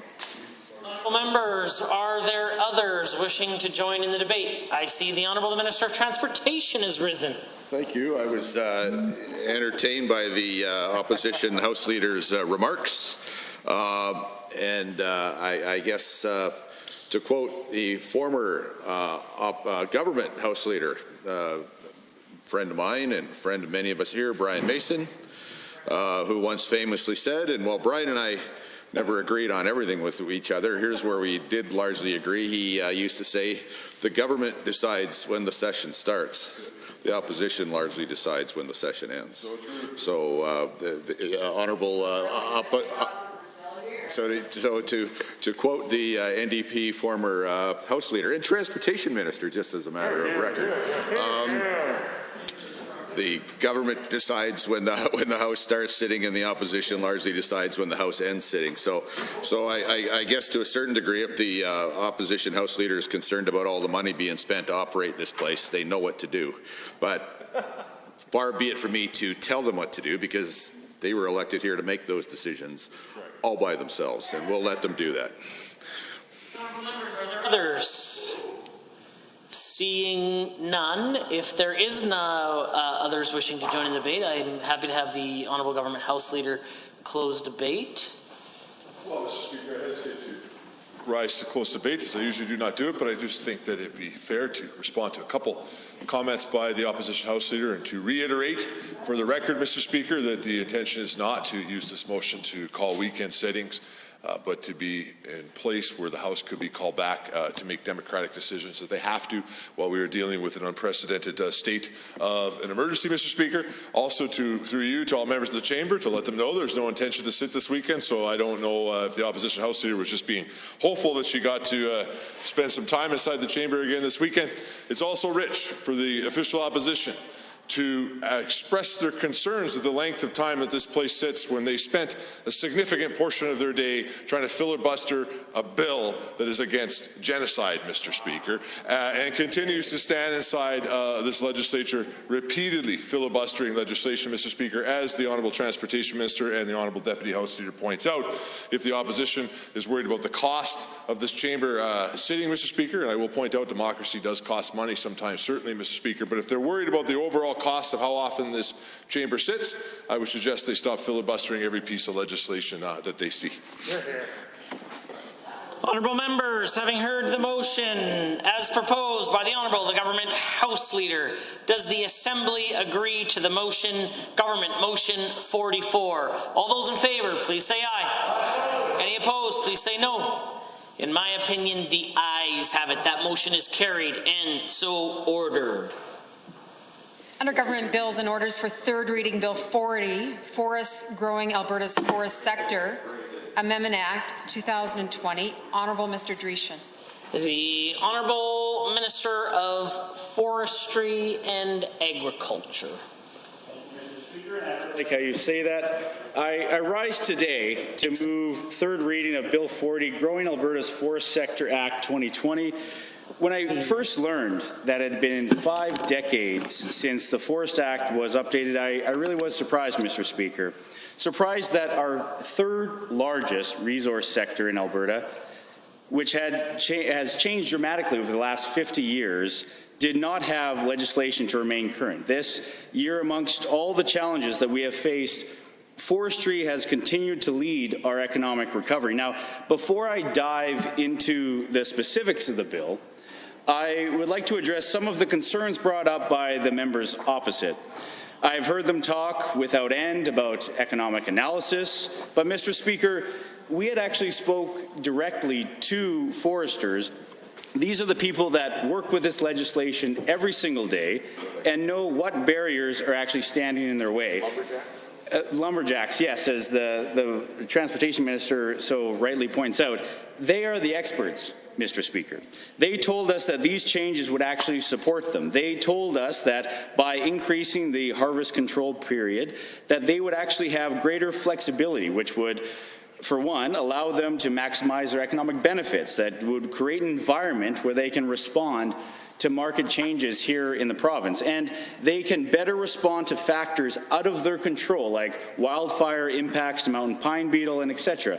But we have seen that the forest sector across the country decline. Just like in British Columbia, you can see numerous mills closing their doors. But not here in Alberta, and there are reasons for that, as the members opposite like to heckle. So I asked the members opposite, why is that?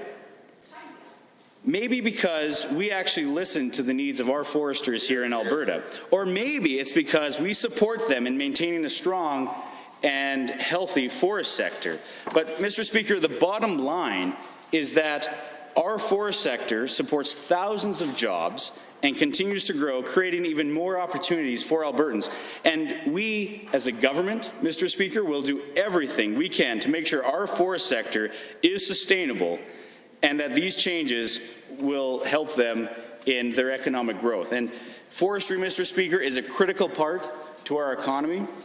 They contribute more than $2.5 billion to our province's GDP annually, exporting about $3.5 billion of products around the world, and also account for roughly 8% of Alberta's manufacturing sector, and also providing well-paid, rewarding employment in rural communities, including nearly 20,000 jobs and more than 25,000 additional jobs in the forestry sector, and supporting Albertans with royalties projected this year alone, Mr. Speaker, of being more than $200 million. Now, Alberta's foresters are stewards of our public forests, and they use world-class forest management practices to ensure the health of our province's forests for future generations. And they have shown resiliency during these tough times. Now, knowing the importance of this industry, our government acted quickly to declare the forest sector an essential service, and they thrived this year because of it. And over the last 7 months, Alberta's forest sector has exceeded expectations, providing Albertans with the wood products that their families need every day. And from non-medical masks to 2x4s, we can think of all the ways that our forests contribute so much to our day-to-day lives, Mr. Speaker. That is why we're taking steps to support our forest sector and to set them up for a generation of growth. Now, we share their passions for our forests, and we all know that a well-managed forest is a healthy forest. By working with industry, we're ensuring that our forests are here for generations to come. And Mr. Speaker, our forestry industry has 200-year plans so that they know that our forests will continue on in perpetuity. Now, the members opposite would also like to think that they would lecture this government on how we wasted an opportunity with this piece of legislation. They claim that this bill, Mr. Speaker, did nothing and it was a waste. And I find this a little too rich.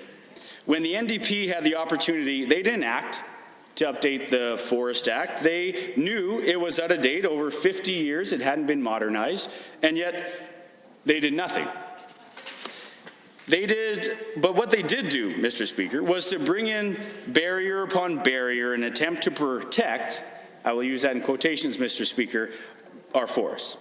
They supported radical environmental positions that threatened the health of our forests and increased risk to wildlife by leaving them untouched. Instead of grandstanding, like the opposition did when they were in government, in an attempt to create a fake sense of outrage, Mr. Speaker, the members opposite should actually get out of the city and go and talk with our forestry industry. However, we did that for them. For example, we actually talked to Ken Vanderwell from Slave Lake, and I quote, in response to this piece of legislation, he said, "We're proud to be a stable employer in Slave Lake and to provide materials that go into the homes of people around the world." Now, this bill simplifies regulations while still ensuring that our forests are managed sustainably for future generations to enjoy. And that was an end quote from Ken Vanderwell from Slave Lake.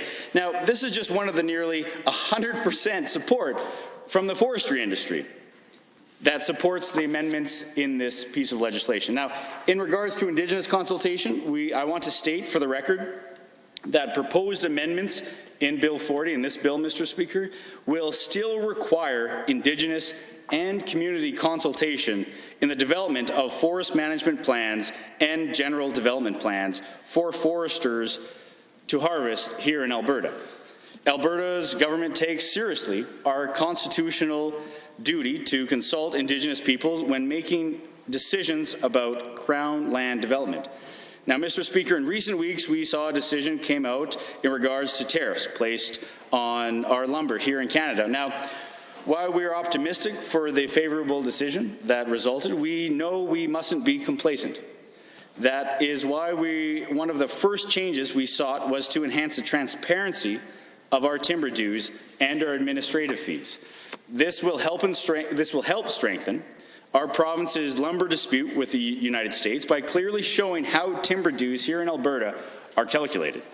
Historically, this has been used as an argument against our industry, but upon the passing of this bill, it will no longer be used against us. Now, while the U.S. lumber dispute is bigger than this one change in Bill 40, we know that it is important that we do our part to support Canada in this position.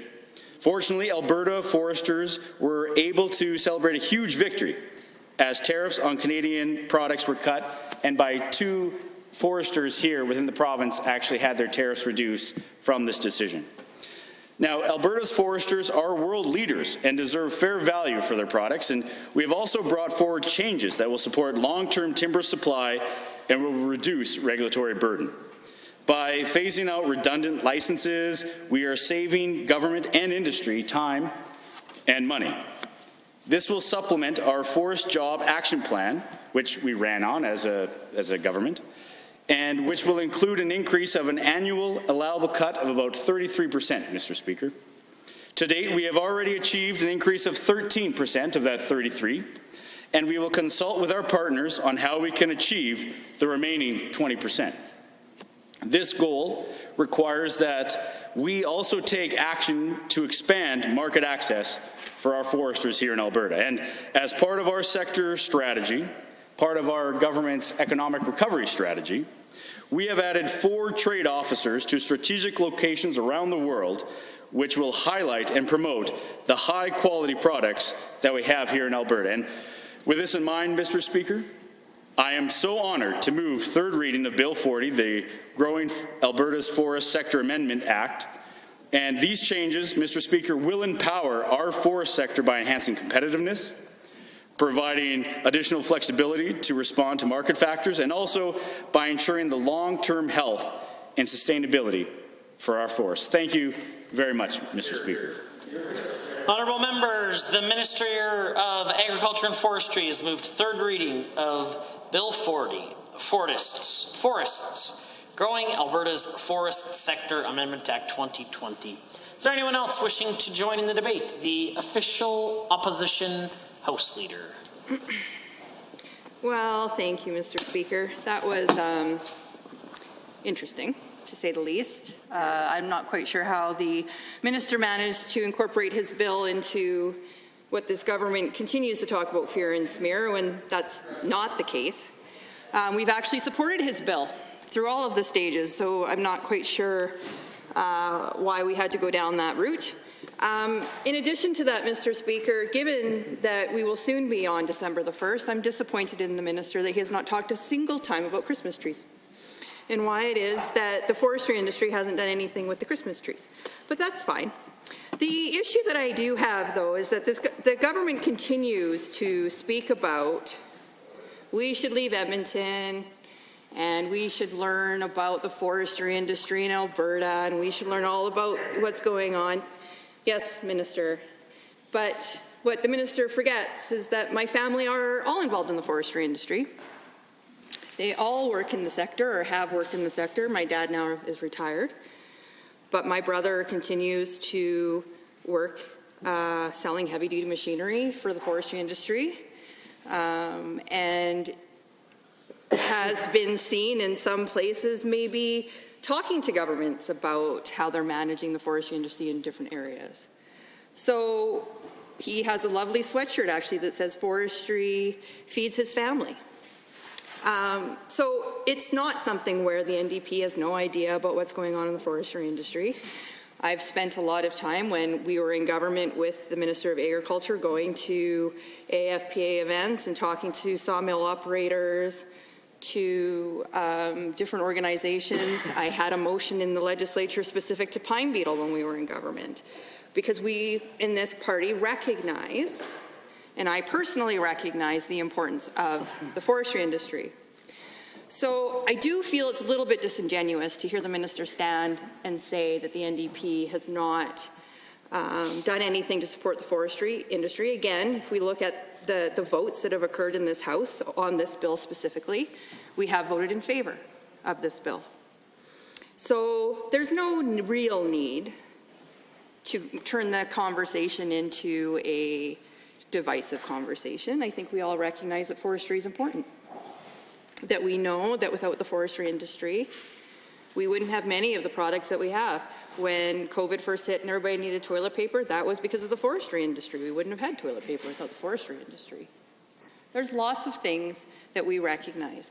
When it comes to this bill specifically, there is one thing that I do find something that I really actually do support, and I think it's important for everybody in the province to know how important it is and to recognize that the move within this bill is actually a benefit for not only the forestry industry, but for the environmental impacts, for the planning of the province, for looking at how we are a sustainable province and how when we're communicating about our responsibilities to other jurisdictions about the forestry industry, that we can demonstrate that there is this environmental responsibility and sustainability always being monitored. And that is the amendment that is being made in this act to go from 5 years to 10 years on planning of harvesting.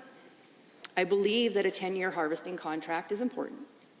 And the reason that I think that that's important is that if you look at how forestry moves and how they look at their long-term plans, to have a 5-year contract means that they're only able to project 5 years ahead. So when they're looking at the fact that there needs to be reforestry, they need to look at what areas make sense to be going into harvest. They need to be looking at the environmental impacts for our waterways and our soils and the animals that are living there, that those things are important to consider. And if you're able to do that from 5 years to 10 years, that gives the industry an ability to plan more effectively, to look at their resources of what they have, to project what the market's going to be, but also to look at what environmental impacts they're going to be making on the communities around them. So I do support that amendment. I do think that that's important. I think that it's important for communities to be able to plan when they know that there's harvesting happening around their communities. It's important for the sawmills. It's important when we're looking at the softwood lumber dispute that the minister referenced, when we're looking at the pine beetle and potentially the spruce beetle and the other issues that may be coming from the east that may impact our forestry industry, that this gives an opportunity for that to happen. Now, again, the minister spoke to BC, and the minister and I have had this conversation in other areas in estimates. The BC market is very different than the Alberta market. But part of the reason the BC market struggled so much was because of the forest fires that happened in the interior, and mostly because of the pine beetle. And so their fiber stock decreased substantially, which caused many of the sawmills to shut down, which then meant that many people became unemployed.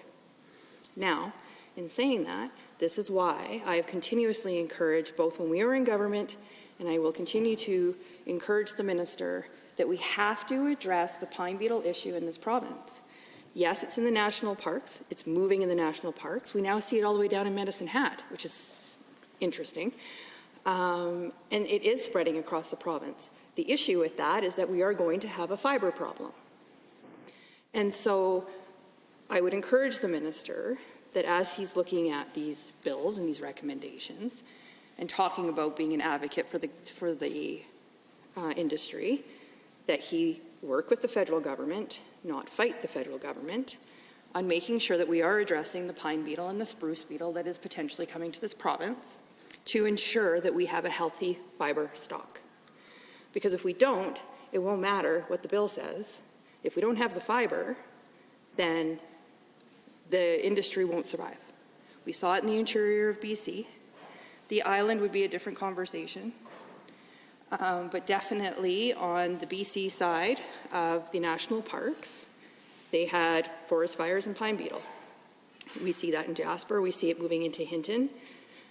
We see it in the north. There's a variety of different places where we see it being impacting, and there are concerns within the market that there will be an issue around fiber. In addition to that, I'd also encourage the minister to look at the diversification that some of the sawmills are actually already doing. I've spoken to many of the sawmill operators, and there's some really interesting projects coming out of the pulp stock that is the byproduct of the sawmills when they are cutting and creating all of those things, that they are now using those products to create other products. And they've created machinery that actually does that. There are some really innovative things happening within the forestry industry that are not just about creating timber, but they're actually creating other byproducts. And so as, you know, the minister continues to work with the industry, I would be encouraging him to continue to have those conversations around innovation and in supporting maybe some research in that area that not only supports the sawmills in doing what they do best, but also demonstrating to the rest of the world and to the province that they also are very innovative with their byproducts and can create some pretty interesting products that can also be sold outside of just what they are doing right now. And with that, Mr. Speaker, I will sit down. Honourable members, are there others wishing to join in the debate today? The Honourable Member for Calgary Mountain View is on her feet. Thank you very much, Mr. Speaker. I'm pleased to rise and speak to this bill. And as my honourable colleague indicated, we are in fact supporting it, which you obviously wouldn't know from the minister's comments. There are so many things that we disagree about in this place. I find it disappointing that we have to disagree over that about which we actually agree. So I found that a little peculiar, I suppose on brand for that particular minister, but peculiar nonetheless. So that is to say we are supporting this act. I mean, we did, I will admit, in some of the earlier readings have questions, but I actually think that having questions about a bill is generally our job. It is in fact the role of the opposition to ask those questions. And I think that questions like, did you complete Indigenous consultation? Is there an economic impact analysis? Those are fairly reasonable questions. So those having been answered, and we've had an opportunity to speak to members of the Indigenous community, and so we have ultimately come out in support of this bill, which I think is good. I mean, ultimately, there's a lot of legislation in Alberta. There are a lot of bills, and they need to be modernized. The minister is absolutely right. This bill hadn't been modernized in a long time. When we were in government, we took the opportunity to modernize a number of acts, most of which hadn't been updated in 40 years. So he's absolutely right. We ought to move forward with this.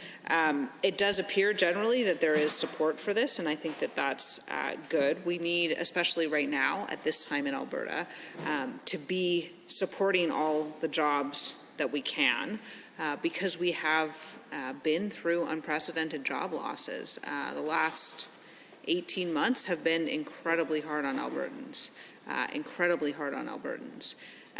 you know, we had just started climbing out of a recession as a result of a drop in the price of oil, and then we saw significant job losses, and then the pandemic hit and we saw even more job losses. And so that's, I would say, probably a top of mind concern for everyone in this province.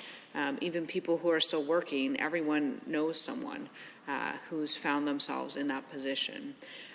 So that's a big concern. So I'm glad to see this moving forward. My understanding is it does a good job of modernizing this act, that it will in fact allow industry to maneuver more freely to grow, which will create jobs, and I think that that's a good thing. Like I've said, that's why we're in support of it. I do hope that consultation with Indigenous communities will be ongoing as a conversation.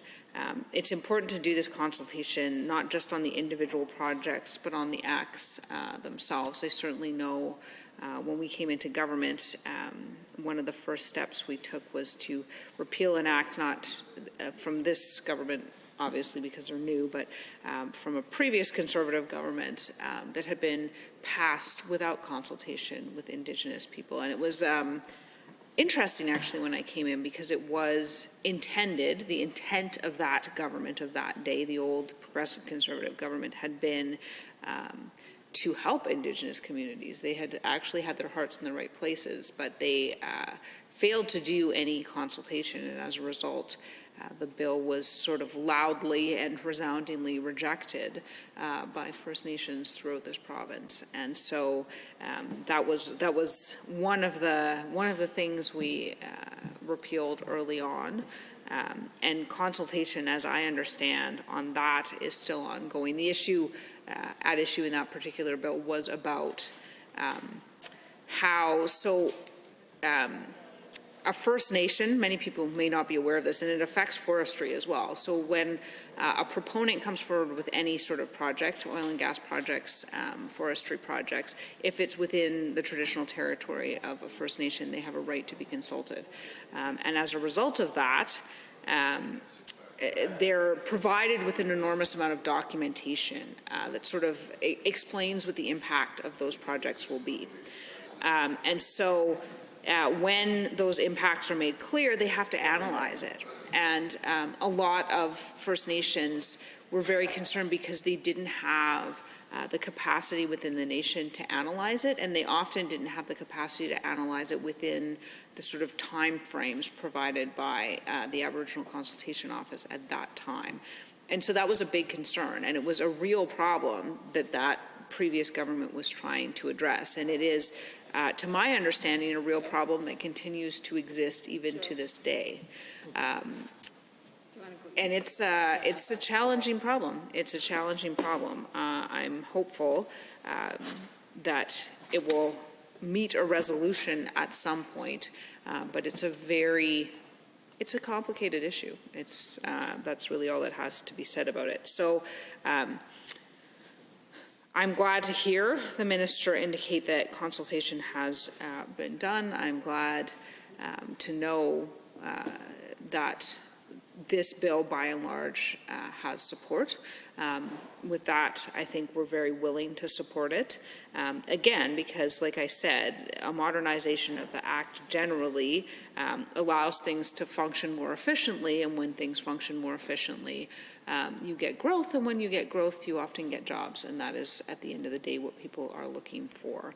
And if this minister can deliver on that, then I think that will be very, very good, because most of this government's economic initiatives have not been effective. One might say have not been effective at all.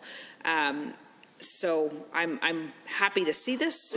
I'm obviously not as well versed as the member from Edmonton Manning in terms of the specifics of the forestry industry, but I'm really happy to see that that is the case moving forward. And so with that, I think I will just reiterate that we do support this bill, and we're happy to see it move forward. Thank you. Honourable members, Standing Order 29-2A is available if anyone has a brief question or comment for the member from Calgary Mountain View. Seeing none, are there others wishing to join in the debate? The Honourable Member for West Yellowhead. Thank you, Mr. Speaker.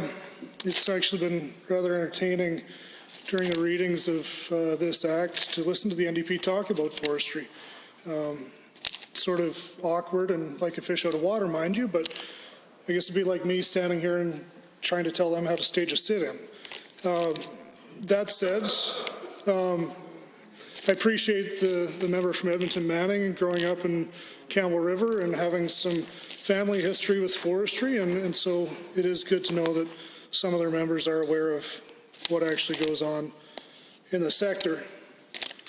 Unfortunately, coming from the forestry sector, I do know that with when the NDP was in government, there was a lot of confusion on whether the former minister simply didn't know what was going on in regards to forestry, or the more prevalent thought with the industry was Likely a little more accurate, being that the only people at the NDP cabinet table who had influence were the former Premier, the former Ministers of Health, Education and Environment, and of course Gil McGowan. So this is why Bill 40 is so important. While the NDP were in power, they had plenty of opportunities to modernize the Forest Act and to help increase economic activity and show the industry that government knows the importance of timber supply. However, the Forestry Act has not been updated in nearly 50 years. And cutting red tape is the opposite of what the NDP's primary mandate was. That's why we're taking this on and modernizing the Forestry Act with Bill 40. This modernization will help accomplish several key goals. Firstly, it will directly contribute to the delivery of the Forest Job Guarantee. Secondly, it would make good on our government's promise to cut red tape and reduce regulatory burden. Thirdly, the removal of redundant license requirements will reduce wait times for license processing. These are just a few of the vast improvements Bill 40 would make to the Forestry Act. Alberta's forestry industry directly employs 19,500 people and supports more than 25,000 additional jobs in Alberta, contributing $1.7 billion in salaries and wages in 2019. Slashing these inefficiencies will help to support and grow these jobs to benefit our communities and will bring back investment that's desperately needed for the sector. The amount of jobs and capital that Alberta's forestry sector had under its belt is not the only impressive part of this industry. Our forestry sector is also known for its responsible and sustainable forest management practices. Recently, I had a discussion with a company that harvested an area in 1952 and just reharvested that area again this year. This is the kind of sustainability with this sector that we boast of. Reforesting of harvested areas obviously is still a requirement under Bill 40 to ensure this renewable resource is available for future generations to use. Properly managed forests produce outcomes such as supporting and protecting wildlife habitats, providing tens of thousands of jobs, reducing the risk of forest fires, as well as cleaning the air. Bill 40 will also be adding a preamble to the Forest Act that reaffirms Alberta's commitment to the sustainable management of forests and a sustainable timber supply. The people I talk to in the sector believe that managing forests through proper harvesting techniques is essential, not only to the health of the forest, but also the health of our communities. Unfortunately, far too many people who don't understand the industry believe that a healthy forest will actually just burn and then regenerate from there. Obviously, we all know the impacts of fire to harmful pollutants in the air, and we are all concerned about CO2 in the atmosphere, so we should understand that there's nothing better to mitigate CO2 emissions than a responsibly managed forest system. And while the NDP like to spend their time virtue signaling and praising their idols like Greta Thunberg and David Suzuki, we will continue to support a sector that makes sure that our forests are in good condition. Forests are like giant filters that absorb CO2 and put out the oxygen we all need to live. So it's important to note that young, healthy trees absorb far more CO2 than old, dying trees that are susceptible to fire.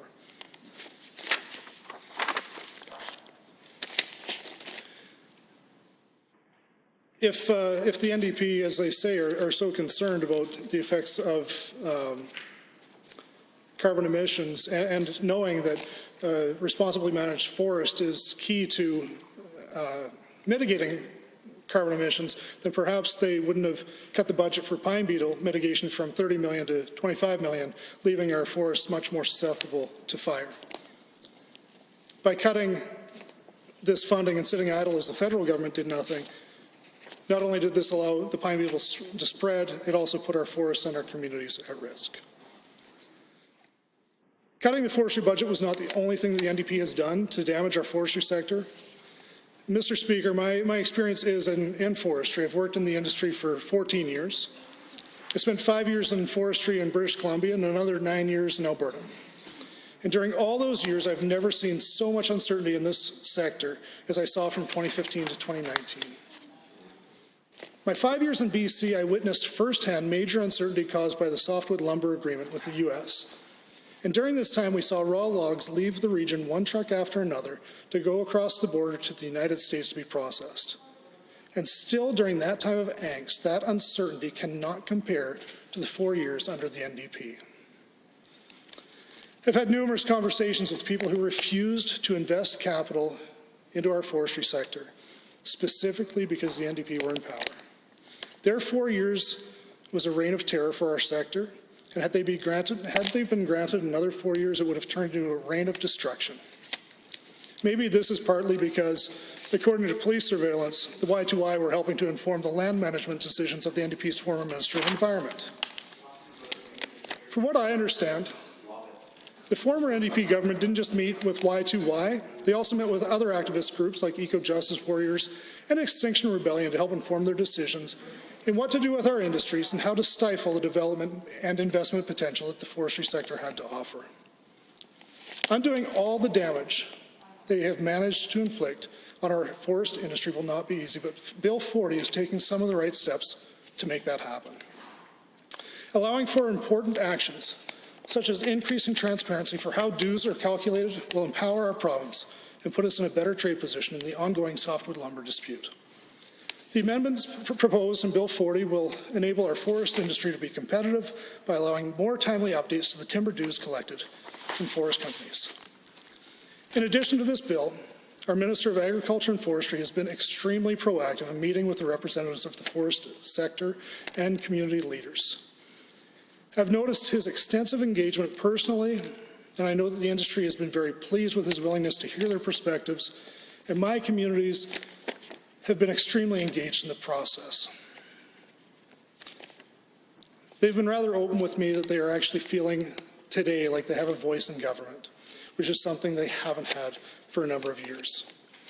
All of these measures taken together will help to turn our forestry sector around for the better. And that's why I'm proud to stand and voice my support for this bill.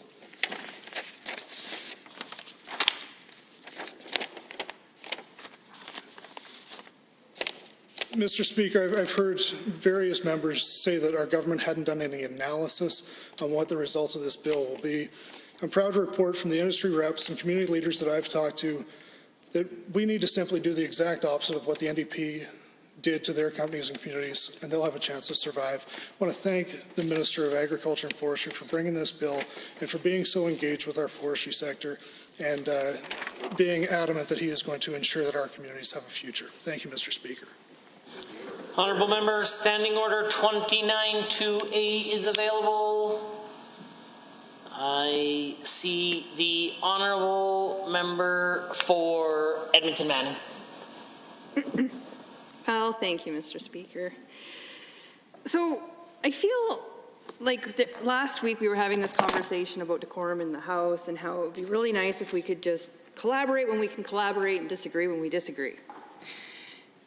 What I don't understand from the last member's comments is how we went from, we all support the bill in this chamber, and we all think that it should move forward, and we would like to see Bill 40 pass third reading today, and let's support the forestry industry to do what they do best.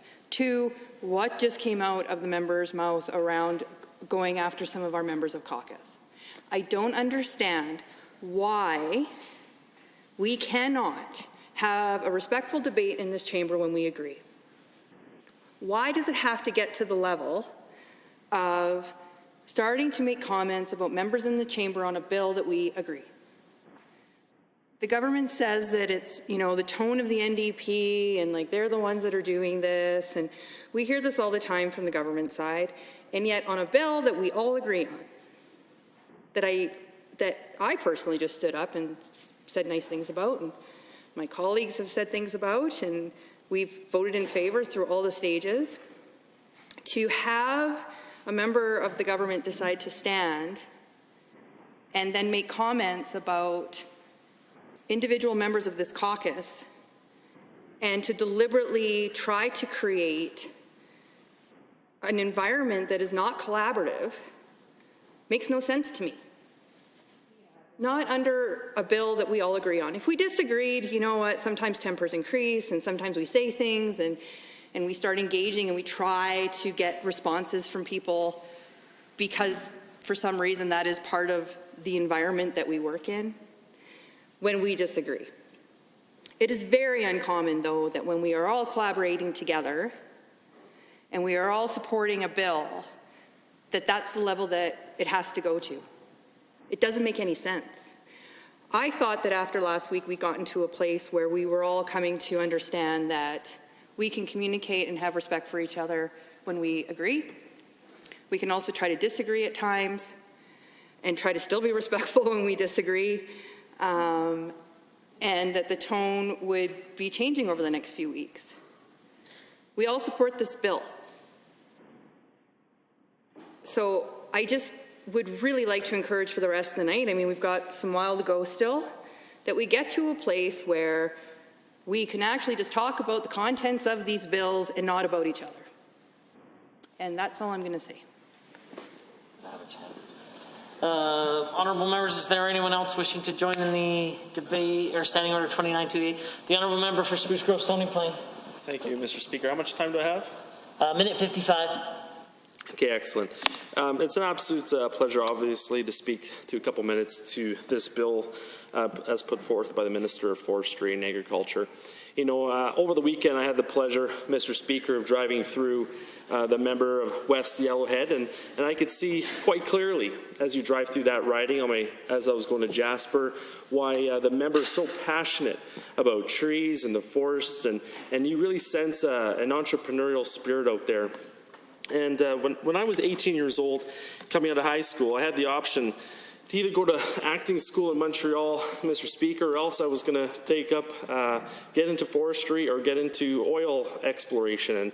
And you know, just as the luck of the draw, I decided to get into seismic drilling. But I worked beside a lot of forestry guys, a lot of slashers to be exact, as they were cutting up the cut lines. And you could sense the passion, because it wasn't a normal job for those guys and gals out in the forest. It was a passion, because it truly is a different type of occupation. I know the member from West Yellowhead talked about spending extensive time out in the industry, and I was just hoping perhaps in the last couple seconds if he could elaborate on some of that experience and the impact that forestry has had on his riding. Thank you. The Honourable Member for West Yellowhead, should he choose. Yeah, and as the member pointed out, I am very passionate about the forestry sector and the forest industry and my communities.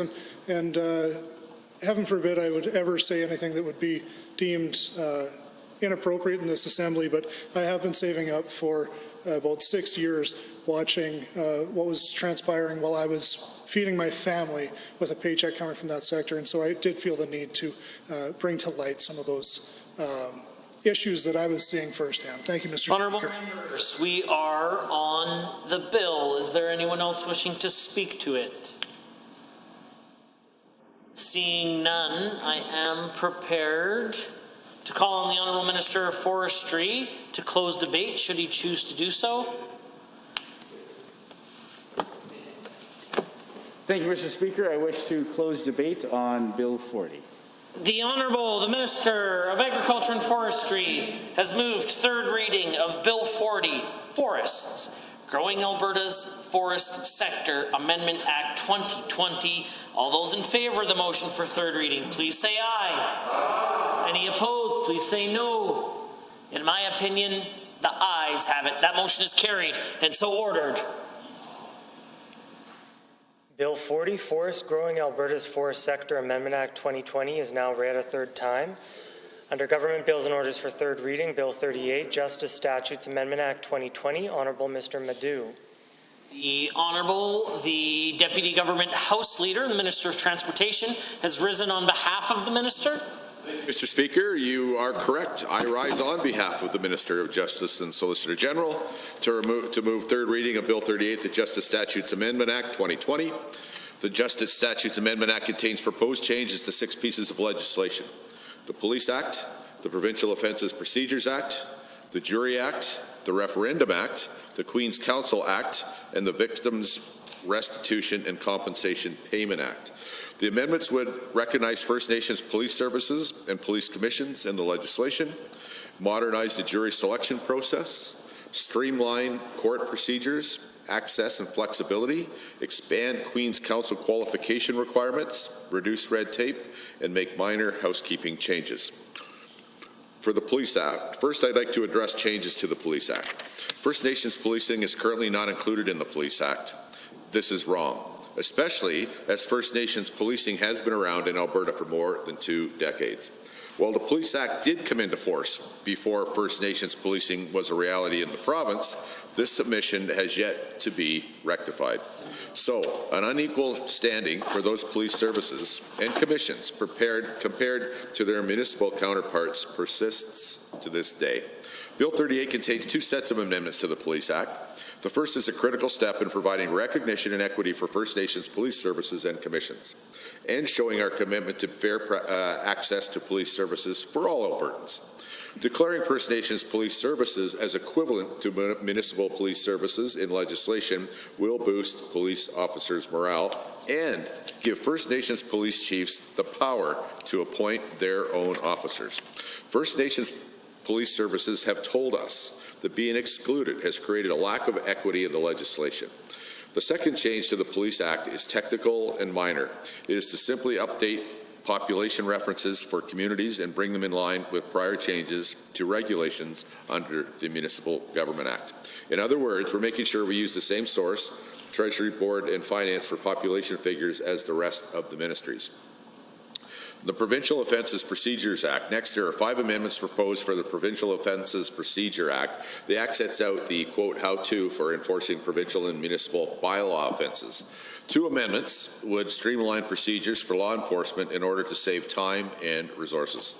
The first would allow peace officers to prove they serve a ticket by written statement. This statement would be considered to be made under oath, so officers don't need to spend time appearing before a commissioner of oaths. The second would allow tickets for more types of offences to be served by mail. Another amendment will help save court time with the procedures for persons applying to set aside their convictions in absence being streamlined. Changes would allow people 30 days to apply, eliminating the need for them to go before a commissioner for oaths to swear an affidavit. To increase access to the courts and allow for more flexibility to deal with court matters, amendments would allow justices to let parties take part in trials and hearings by video conference or telephone. This would increase access to justice, particularly in remote areas. Other amendments would allow routine court matters to be dealt with by telephone, email, or other electronic means, and let First Nations use ticketing provisions to enforce their bylaw offences. Finally, housekeeping changes would remove reference to a regulation that prescribes the locations of provincial court offices in Alberta and add a reference to paying tickets online. And the Jury Act. Amendments to the Jury Act are also included in Bill 38. The amendments would remove the requirement that a juror summons be in a specific form and allow summons to be served by email. This would result in courts being better able to adapt to changes, and sending summonses electronically will save time and resources. The amendments to the Jury Act and Provincial Offences Procedures Act are supported by the judiciary. The amendments remove an onus on persons charged with these offences to prove they have a lawful excuse for failing to attend court or abide by a condition of their release. The Referendum Act. Bill 38 also contains minor changes to the Referendum Act.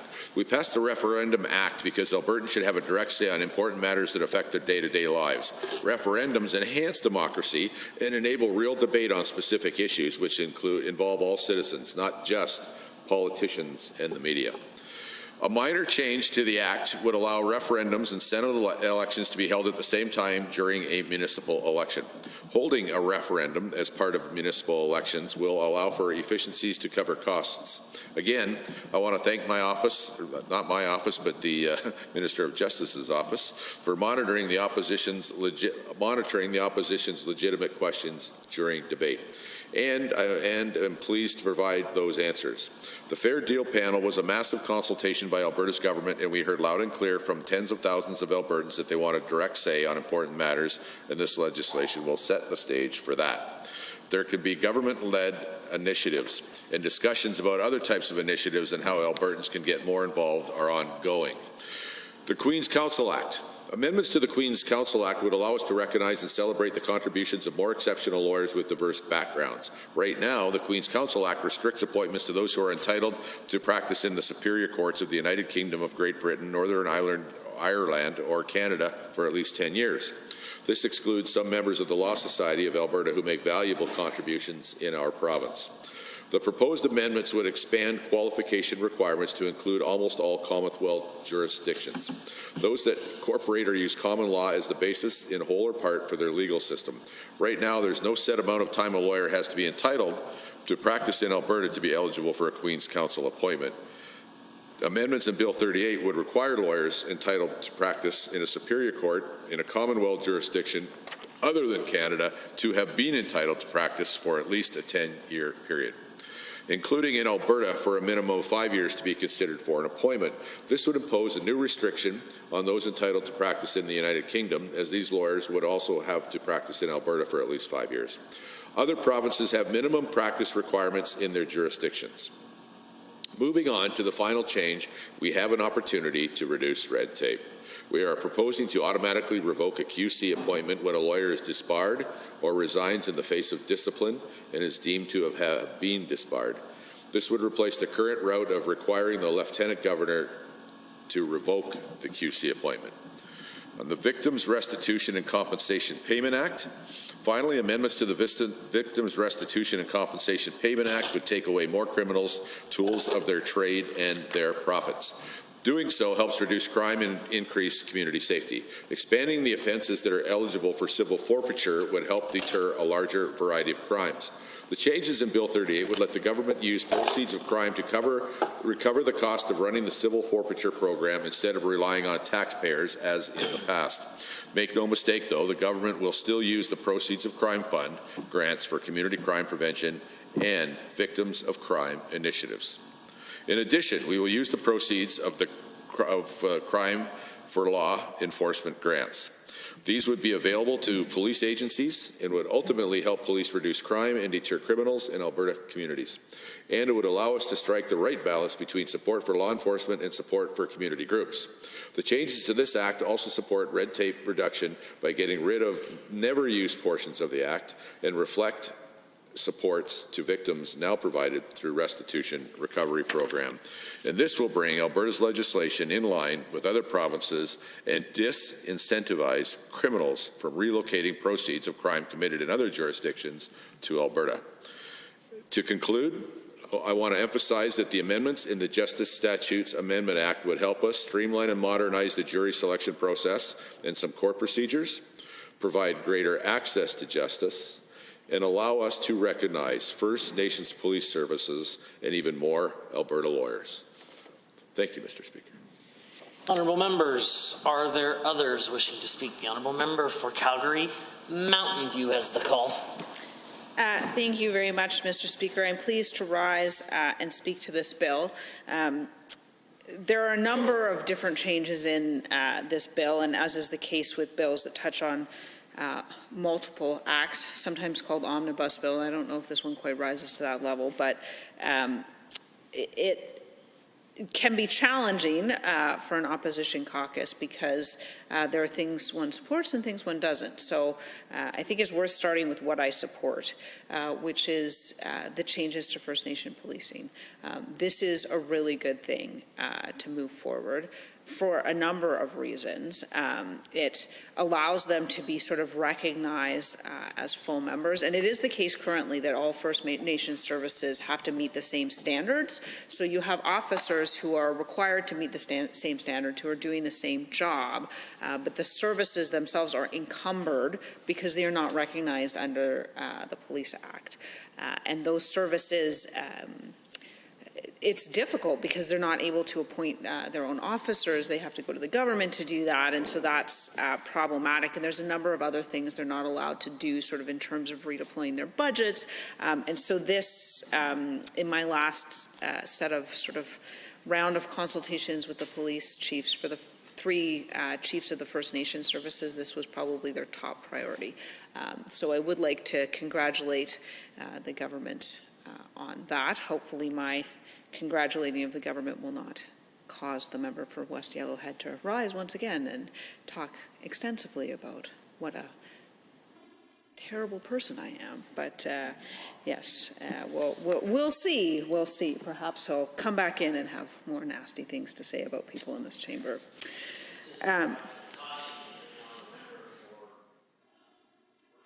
presence or the absence of any member inside the Assembly. Of course, members have all sorts of responsibilities that may take them away from the chamber, or they may be here at all times.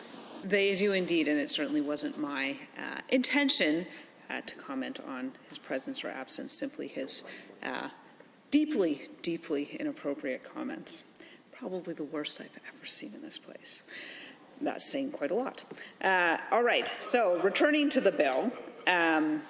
The bill, so that is one thing that is definitely I support, and I hope that the government will accept that particular support. I'm not really sure why government members are heckling at that, but yes, we are in support of that. I think it is, in fact, a great thing to do to ensure that those First Nation services are recognized. It has been a while in coming, and I hope with those changes having been made to the Police Act that we will be seeing additional changes to the Police Act, because I think we all know that they are sorely needed. So some other things that are impacted here. Now, the changes to the Queen's Counsel Act as they stand, I think, are not problematic. I think my problem with this is not the changes that are included in the Act. My concern is about changes which are not included in the Act. So one of the difficulties with Queen's Counsel appointments is that historically they fall disproportionately to certain people. So there is definitely a lack of minorities that are recognized of all sorts, particularly persons of color. There are a comparative lack of women who are recognized as Queen's Counsel. And now, in part, this is as a result of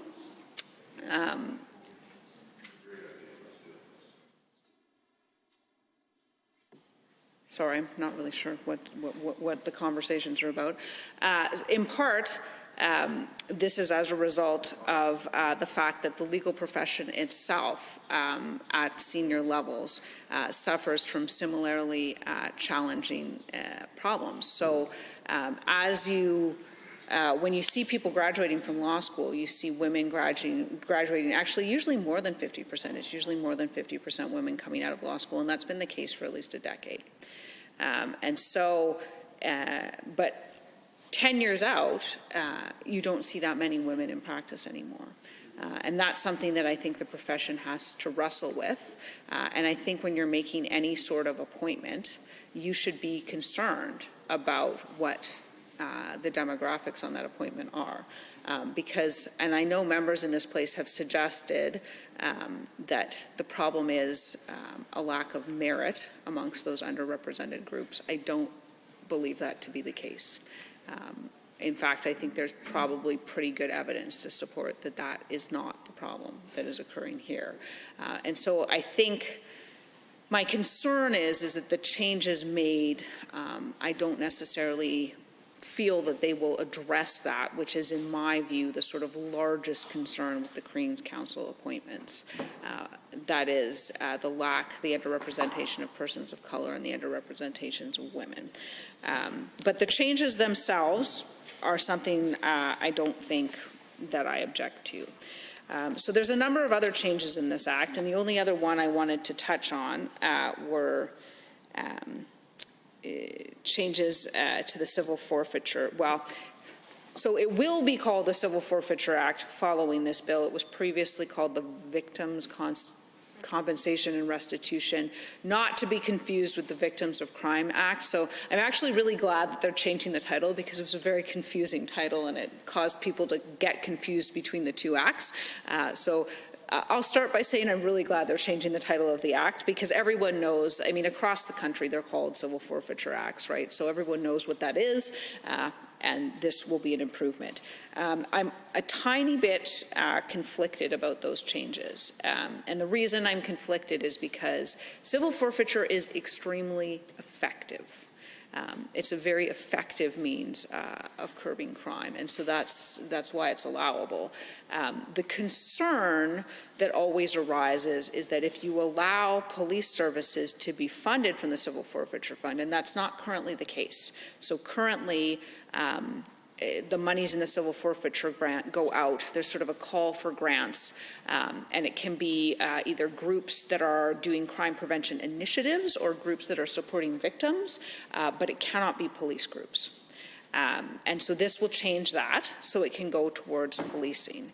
And the concern that always arises is that the police are ultimately the ones who are making the decisions, well, I mean, in consultation with the Crown, but they're generally the ones who are making the decision about the applications to forfeit. And the concern always is that if police are funded directly by way of civil forfeiture, there is an incentive to perhaps bring more applications than otherwise might be brought. Now, that isn't to say that will necessarily happen, but when you're setting up a system, you don't set it up with the majority of actors in mind. You set it up on the basis of things that could go wrong in that system, so on the basis of the few potential bad actors. So, yeah, that leaves me in a position of sort of being of two minds, shall we say, about the civil forfeiture changes, because, I mean, potentially it can do good, but it's also, I think, leaves some room for concern. And the only reason I would raise the concern about it is because when we are taking people's private property, when we're taking the things that they own, we should be very cautious about that. So again, that isn't to say that they're necessarily bad, just that it leaves me with a certain source of concern, because sometimes, so most civil forfeiture applications are brought against the individual, and in some cases they're because whatever it is the proceeds of crime. The concern, I think, more so can arise when you're talking about something that was used in the commission of a crime, because sometimes it won't be the offender's property. Sometimes it can be a parent or a grandparent or a friend or another relative, right? And that can leave that other individual in a bit of an unfortunate position. Now, that isn't to say that police ever set out to do that. I mean, the challenge is that oftentimes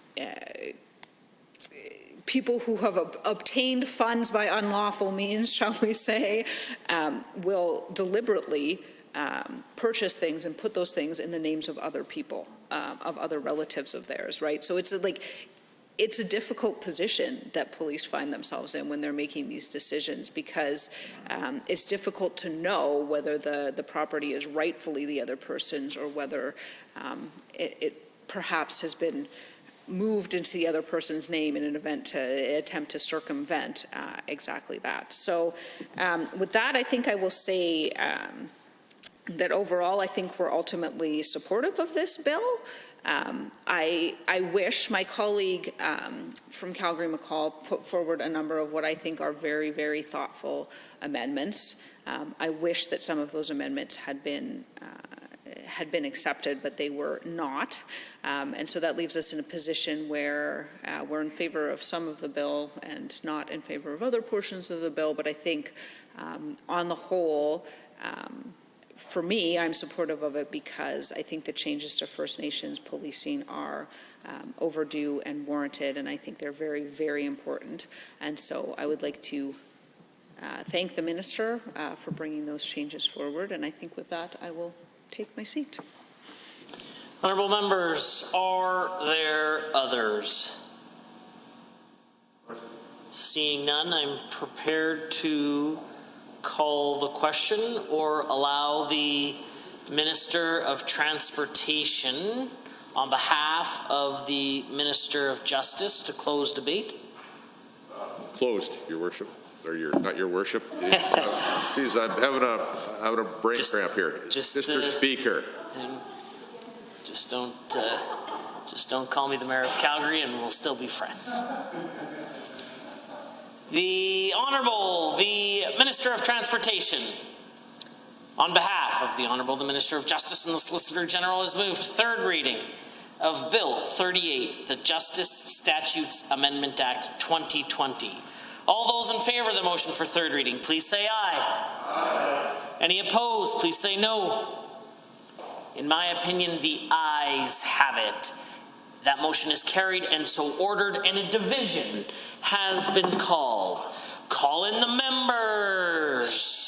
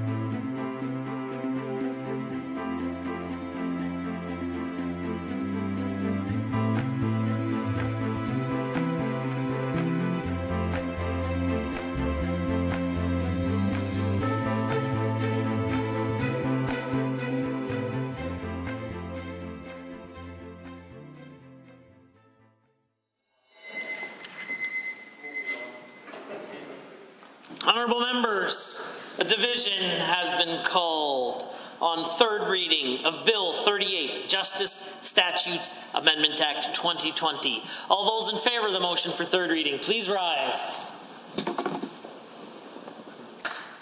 Honourable Ms. Pond, Honourable Mrs. Zahir, Honourable Mr. McIver, Honourable Mr. Wilson, Mr. Lowen, Mr. Ellis, Honourable Mr. Hunter, Ms. Goodridge, Mr. Yao, Ms. Isaac, Mr. Turton, Mr. Tour, Mr. Van Dyken, Mr. Steffen,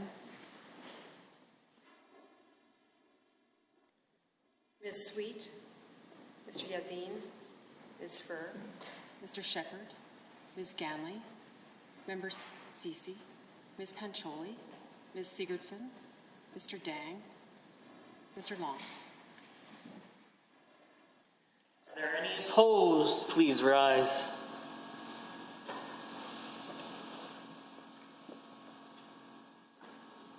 Mr. Speaker, total for the motion 24, total against 0. That motion is carried and so ordered. Bill 38, Justice Statutes Amendment Act 2020 is now read a third time. Government bills for second reading. Bill 46, adjourned debate on amendment. Mr. Dang speaking. Honourable members, before the Assembly this evening is Bill 46, the Health Statutes Amendment Act 2020 number 2. The Honourable Member for Edmonton South, debate. Order. Debate was adjourned. He has 8 minutes remaining should he choose to use it. The Honourable Member for Edmonton South has the call. Thank you, Mr. Speaker. It's always a pleasure to rise in this place and continue to speaking to the Health Statutes Amendment Act, particularly when we're talking about an act which was so concerning and continues to be so concerning for members of the opposition and members of the public. And Mr. Speaker, I think certainly, excuse me, choking on a snack here, but of course, Mr. Speaker, I think certainly when we look at the Health Statutes Amendment Act, and we look at the information that's been presented in the public and to people like the Information and Privacy Commissioner, how absolutely astonishing it is that this bill was even brought to this place, right? Without any proper consultation, without any proper input from the Information and Privacy Commissioner, without any consultation with Albertans, without any consultation with privacy experts. It simply is legislation that weakens the privacy rights of Albertans. It's simply legislation that does not make sense, and it's simply legislation that we must put the brakes on and properly review. Mr. Speaker, it does not make any sense. Nobody can explain why the government would eliminate the need for things like privacy impact assessments. Nobody can explain why this government would allow out of province, out of jurisdiction, and possibly out of country organizations to access the personal and private health records of Albertans. And Mr. Speaker, the clauses in this bill actually allow that personal and private health record, the personal and private health information, some of the most confidential and private data that will ever be generated on Albertans. That information can be released at the discretion of the health minister.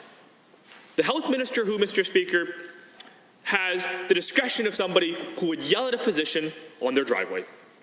The health minister, Mr. Speaker, who has the discretion of somebody who would use his office to acquire the personal and private phone numbers of physicians so he could call them and berate them. Mr. Speaker, this is not a man Albertans can trust. It's not a man that this government should have in that role, but Mr. Speaker, it's certainly not somebody who we should be trusting with the personal and private health records of Albertans and giving those away.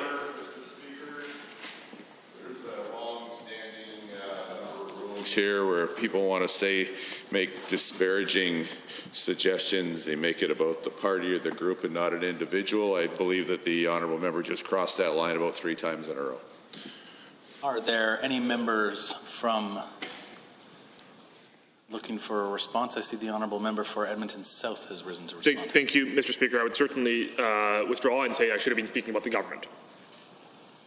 I will consider this matter to be closed. If the honourable member could continue. Thank you, Mr. Speaker. This government cannot be trusted with the health records. When we have ministers on this bench, when we have government members, when we have government officials acting in this manner, when we have elected officials acting in this manner, this UCP government, this Premier's government cannot be trusted and should not be trusted. Mr. Speaker, Albertans do not trust this government. And the Information and Privacy Commissioner has raised significant concerns with this legislation. The Information and Privacy Commissioner has explicitly stated that this legislation should be stopped or reviewed at a committee stage.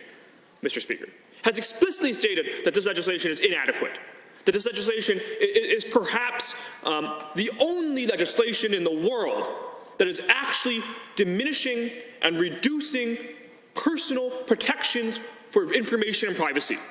This government is introducing one of the most regressive privacy rights legislations ever seen in the world.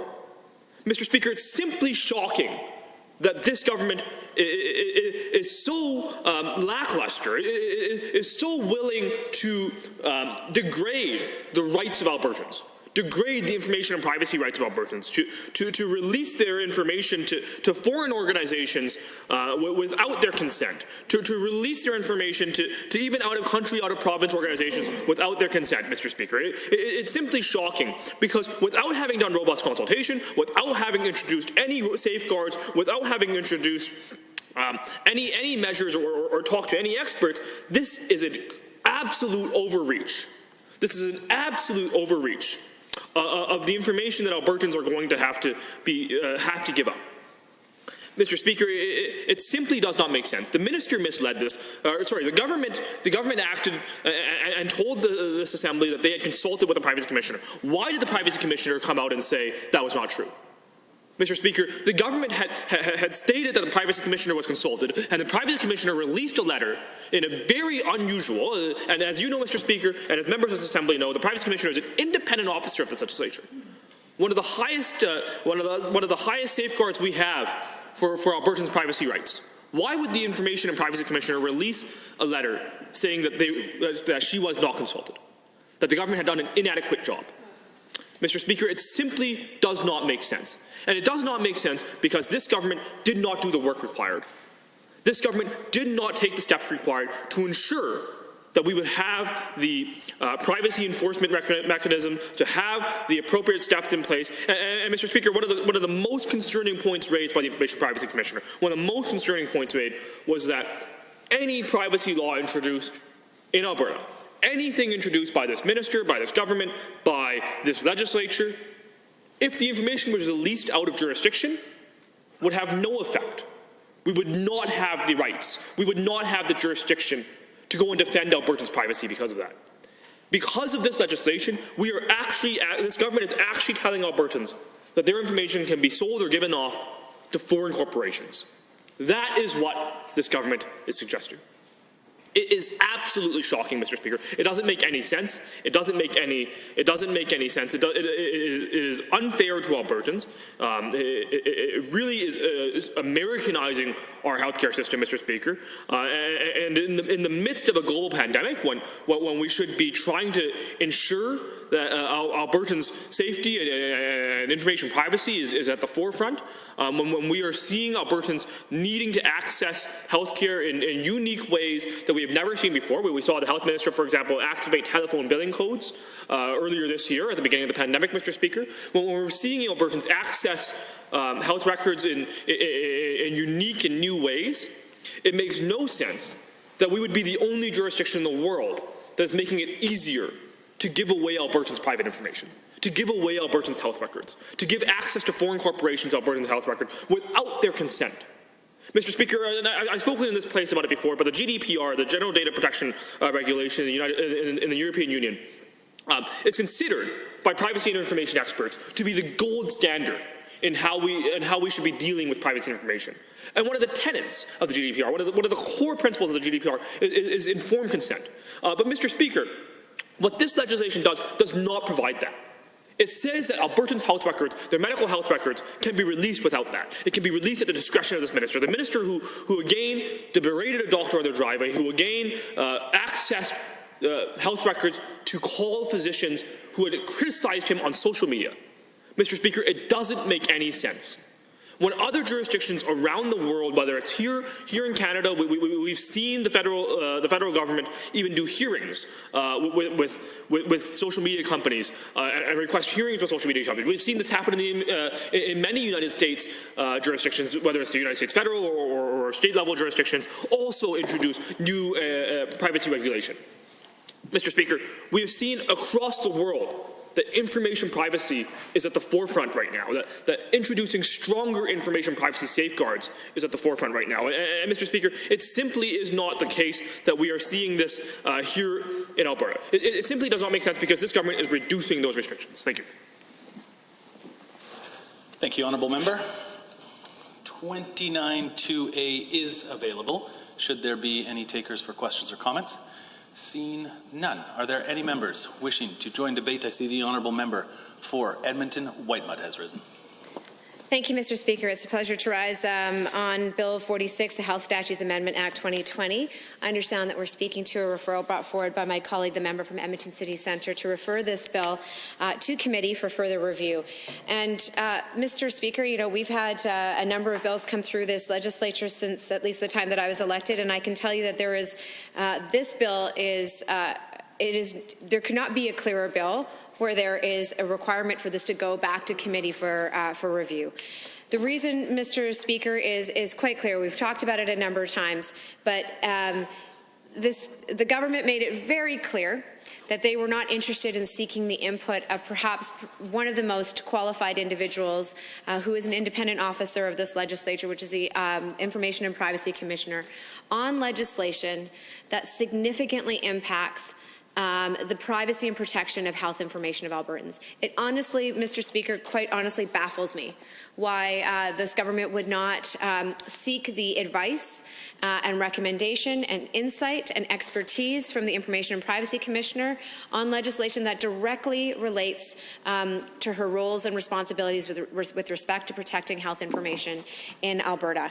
And simply said, Mr. Speaker, we were, I'm certain that most of the members here saw the news stories that came out. I know the member from Edmonton City Centre spoke very clearly about his experience while getting briefed on the bill by the Minister of Health, and the Minister it was told that the Information and Privacy Commissioner had been involved and had been consulted, and while in the middle of that briefing, the story broke on social media by the Information and Privacy Commissioner actually stating, no, I was not consulted.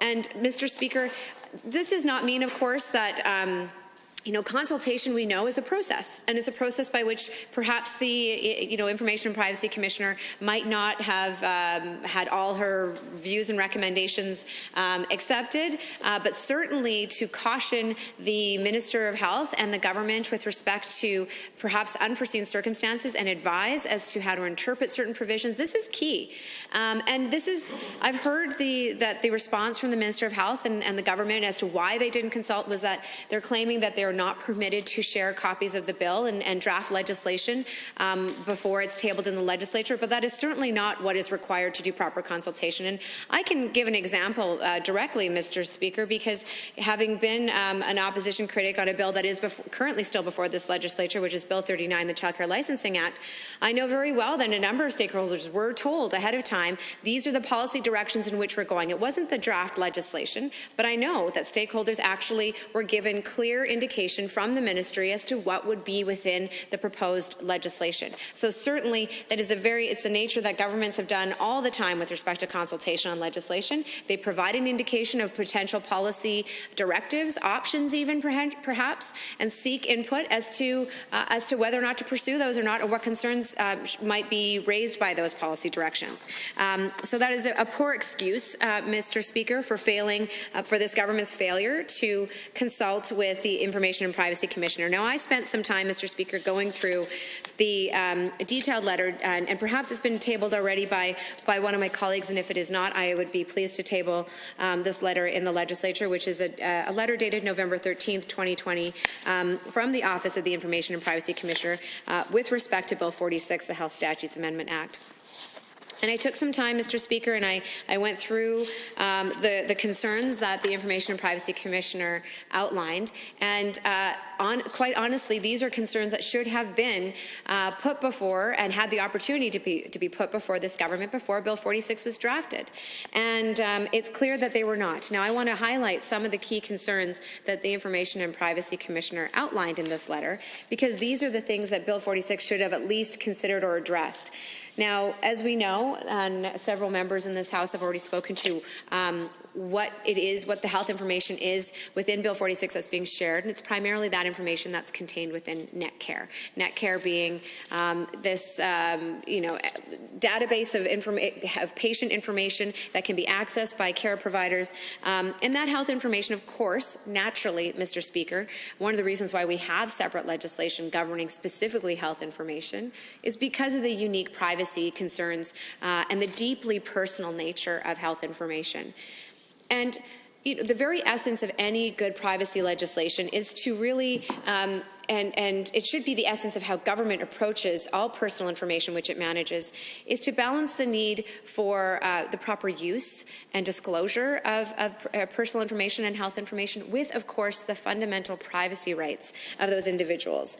And specifically in her letter dated November 13th, the Information and Privacy Commissioner outlined her deep concern that, of course, one of the things that Bill 46 does is that it allows health information of Albertans to be used by companies and individuals outside of Alberta and outside the jurisdiction of the Information and Privacy Commissioner, which means, Mr. Speaker, that should an Albertan believe that their health information has been misused, has been disclosed improperly, and their privacy has been breached by one of these organizations or individuals outside of Alberta, the Office of the Information and Privacy Commissioner has no right and no jurisdiction to be able to hear that complaint and potentially issue a penalty should it be appropriate. So simply said, this Bill 46 states to Albertans, you might have privacy rights here in Alberta, but we're going to allow your health information to be used outside of Alberta, and you have no recourse.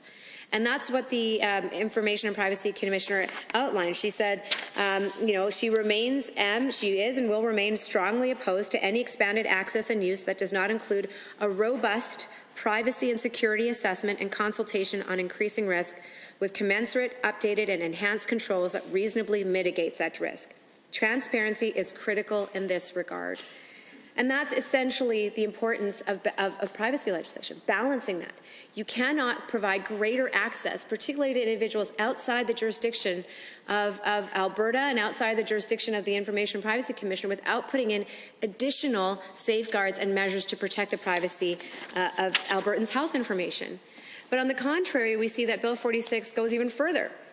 It actually says that a privacy impact assessment is not even necessary. Now, a privacy impact assessment is a requirement right now under the Health Information Act. It's a requirement under the Freedom of Information and Protection of Privacy Act as well. And it is one of the measures that we are required to do in Alberta to make sure that health information and private information that an assessment is done to determine how best to protect it, when it is appropriate to disclose it, what level of consent you need. It is the very measures when you're looking at a specific collection of personal information of how to ensure that it is protected. And the words used, Mr. Speaker, by the Information and Privacy Commissioner in response to Bill 46 removal of the requirement for privacy impact assessments is that she says, quote, "I cannot stress more emphatically my concerns with this amendment. Frankly, it is shocking and disappointing to see an amendment that proposes to remove this PIA requirement that supports and documents the assessment of privacy risk and ensures that reasonable controls are in place. Removing this PIA requirement is simply unacceptable." Now, we don't know, Mr. Speaker, what the rationale was for removing this. And perhaps, had that discussion happened with the Information and Privacy Commissioner prior to Bill 46 being tabled, there could have been some mitigation of that risk. But as it stands right now, Bill 46, just as a wholesale, removes the privacy impact assessment process. And as we've heard, Mr. Speaker, it is absolutely unacceptable to the Information and Privacy Commissioner, who has no other objective than to protect the deeply personal information of Albertans. That is her sole object. And so I think that is quite a damning critique, if I might say, Mr. Speaker, of Bill 46 and the process that led to Bill 46. And quite frankly, the lack of process, which is precisely why we're standing up in this House and saying this needs to be referred to committee. Clearly, the proper assessment and consultation was not done on this bill. Now, there's actually another comment that the Information and Privacy Commissioner speaks to in her letter with her concerns about Bill 46 that actually stood out to me for, I'll be honest, Mr. Speaker, a different reason. She speaks to one of the things that Bill 46 does is that it removes the words imminent danger and substitutes significant risk of harm for the threshold for disclosing health information without consent to avert or minimize harm. Now, this stands out to me. Actually, I have to say, the Information and Privacy Commissioner actually is in favor of this amendment in Bill 46. She actually thinks it's a good thing to remove the requirement of imminent danger before health information can be disclosed to prevent harm to an individual, because she speaks to the fact that imminent harm is actually, the requirement of imminence is such a strict standard that it has prevented custodians of health information from disclosing information when there might be actual significant harm to an individual. Why? Because imminence requires the harm to be just about to happen. And why this stands out for me, Mr. Speaker, and why I'm speaking to it, even though the Information and Privacy Commissioner has indicated she supports that proposed change, is it really stands out for me with respect to a debate we had in this legislature just last week with respect to Bill 39, the Child Care Licensing Act. And under that act, the government proposed an amendment to Bill 39, which I actually supported, but it spoke to the ability to issue a stop order against an unlicensed child care provider. And the standard, which was incorporated into Bill 39, was that a stop order could be issued if there was, quote, an imminent threat to the health, safety, and welfare of a child. And in debate on Bill 39, Mr. Speaker, I spoke out about my concern about the use of the term imminent. because it does reflect a point in time. And I don't mean to re-debate something that was debated in Bill 39, although I should note Bill 39 is still before this Assembly for debate. But I spoke about my concern that imminence actually is a barrier to taking action when we know that there's a very real threat. Because it says that we can only take action when a threat is about to happen. It's a point in time. It actually doesn't value and doesn't consider the nature of the harm, which to a child in an unlicensed child care setting could be a very significant harm, even if it's not just about to happen. Now, the government struck down my proposed sub-amendment to remove the word imminence, and they said it just wasn't necessary. And I have to say, Mr. Speaker, when I read the letter from the Information and Privacy Commissioner, who actually agrees that the standard of imminent harm is too strict. It's too hard because it prevents those people from who are disclosing, who may be custodians of health information, from actually averting risk to an individual. And I have to just point that out, Mr. Speaker, because I think when I was debating on Bill 39, I was thinking about this. I have a little bit of experience, not specifically with the Health Information Act, but with the Freedom of Information and Protection of Privacy Act, which also requires there to be an imminent threat before somebody can disclose personal information about an individual to avert harm. And I know, having been in circumstances working for school boards, that that's been a real dilemma. Because certainly sometimes school boards become aware of information that they may need to disclose to protect potentially a threat to a student or even to a staff member, but that standard of imminence is so high that they're concerned that they can't. And I see that same concern is reflected here in the Health Information Act, and the Information and Privacy Commissioner is voicing that imminence is actually an incredibly high threshold. And while imminence is important, we want to be able to take action when there's imminent harm, we also want to be able to avert risk to an individual, even if the risk is not particularly imminent but is grave. And so I read that comment because it struck me very closely as the same type of argument that I wish this government had considered under Bill 39, so that we could make sure that a stop order could be issued anytime there is a serious threat to the health, safety, and welfare of a child. And so I'm disappointed that the government did not accept that amendment under Bill 39, but I think the Information and Privacy Commissioner's wording here is very, very relevant, and I do hope that this government will consider this advice, not only with respect to Bill 46 before this House, but to any legislation brought forward, because if we're trying to avert harm, we should do it whenever it is seriously the case and not only when it is imminent. So, Mr. Speaker, I've highlighted some of the concerns that the Information and Privacy Commissioner clearly outlined with Bill 46 that could have been mitigated or averted had this government done the consultation, which they should have done. It is simply baffling. We have yet to hear an explanation from the Minister of Health why he would not, a real explanation as to why he or this government would not choose to consult with the Information and Privacy Commissioner before bringing forward Bill 46. But it's not simply the failure to consult that is the problem, because we know the government has a repeated record of doing that. It's not just the failure to consult, but there are very real problems and concerns identified by the Information and Privacy Commissioner that have a direct impact on the most deeply personal information that Albertans hold dear, which is their health information.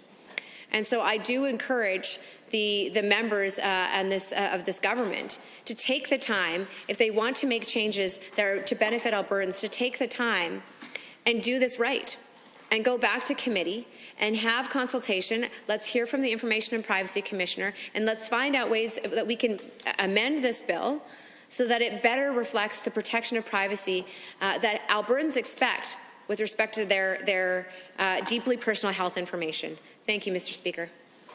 Thank you, Honourable Member. 29-2A is available. Should there be any takers for questions or comments? Seeing none, are there any other members? I see the Honourable Member for Edmonton Riverview has risen on REF 1. Yes, thank you very much, Mr. Speaker. I'm happy to join the debate on Bill 46, Health Statutes Amendment Act 2020, and this motion to refer. And I'm going to talk about an aspect of the bill that's kind of specific to the College of Social Workers, which is the college that I'm a part of. I'm a registered social worker in this province. And that is the separation of the regulatory body and the association. And I'm concerned about this decision in this bill because for a smaller college like the Alberta College of Social Workers, it really is the death knell for the association piece. And having been a registered social worker in this province for many, many years, it sort of breaks my heart to know that this legislation will destroy the association and the college, which is one body currently as I know it. And I fear that this is just another way that this UCP government is silencing advocates. And they did, certainly in the spring session, what they did to unions, where union members have to opt in to any kind of advocacy work that union does. That's another way they did that. And this is just a progression along that road. And that means that the UCP really doesn't want to have a robust democracy, doesn't really want to hear the voices of all people. It wants to shut people up. And that's what this bill is going to do. And it's certainly going to do that to my association, the Alberta College of Social Workers. And so that's troubling because it's kind of a fundamental value of the profession of social work to be advocates. And despite Minister Chandro's, the Minister of Health, my apologies. And feel free to continue noting his correct ministry. Yes, my apologies. I apologize and withdraw. I guess after midnight I'm a little bit less aware, and I apologize for that. But the Minister of Health was quoted in a recent Edmonton Journal article saying the colleges serve the interests of the public and patient safety, and the associations are serving members and serving the interests of the profession, advocating for the profession. So it's not quite that simple. It's absolutely not that simple for social workers. Certainly the association piece actually advocates oftentimes for equality, for making sure that nobody's left out, for fairness and justice, for the client population that we serve. So that doesn't work for us. It's not, I mean, we're being lumped in with a lot of professions that use the strict medical model, which is, you know, where he gets the word patient. We don't talk about patients, we have clients in social work. So it doesn't really work for us, but yet we're lumped all into this, and so we're negatively impacted by that. And just sort of to bring this home a little bit more, certainly we have 6 core values in our code of ethics as social workers, and value 2 is the pursuit of social justice. So there it is in black and white, that it's fundamental to our profession. So it's not something that we can just carve away and not do. It's part of it. So it's disturbing to me that we're going to be forced sort of to not work collectively to advocate. I just will read it so that the other members understand what it says. Social workers believe in the obligation of people individually and collectively to provide resources, services, and opportunities for the overall benefit of humanity and to afford them protection from harm. Social workers protect social fairness and the equitable distribution of resources and act to reduce barriers and expand choice for all persons, with special regard for those who are marginalized, disadvantaged, vulnerable, and or have exceptional needs. Social workers oppose prejudice and discrimination against any person or group of persons on any grounds, and specifically challenge views and actions that stereotype particular persons or groups. And the principles are: social workers uphold the right of people to have access to resources to meet basic human needs.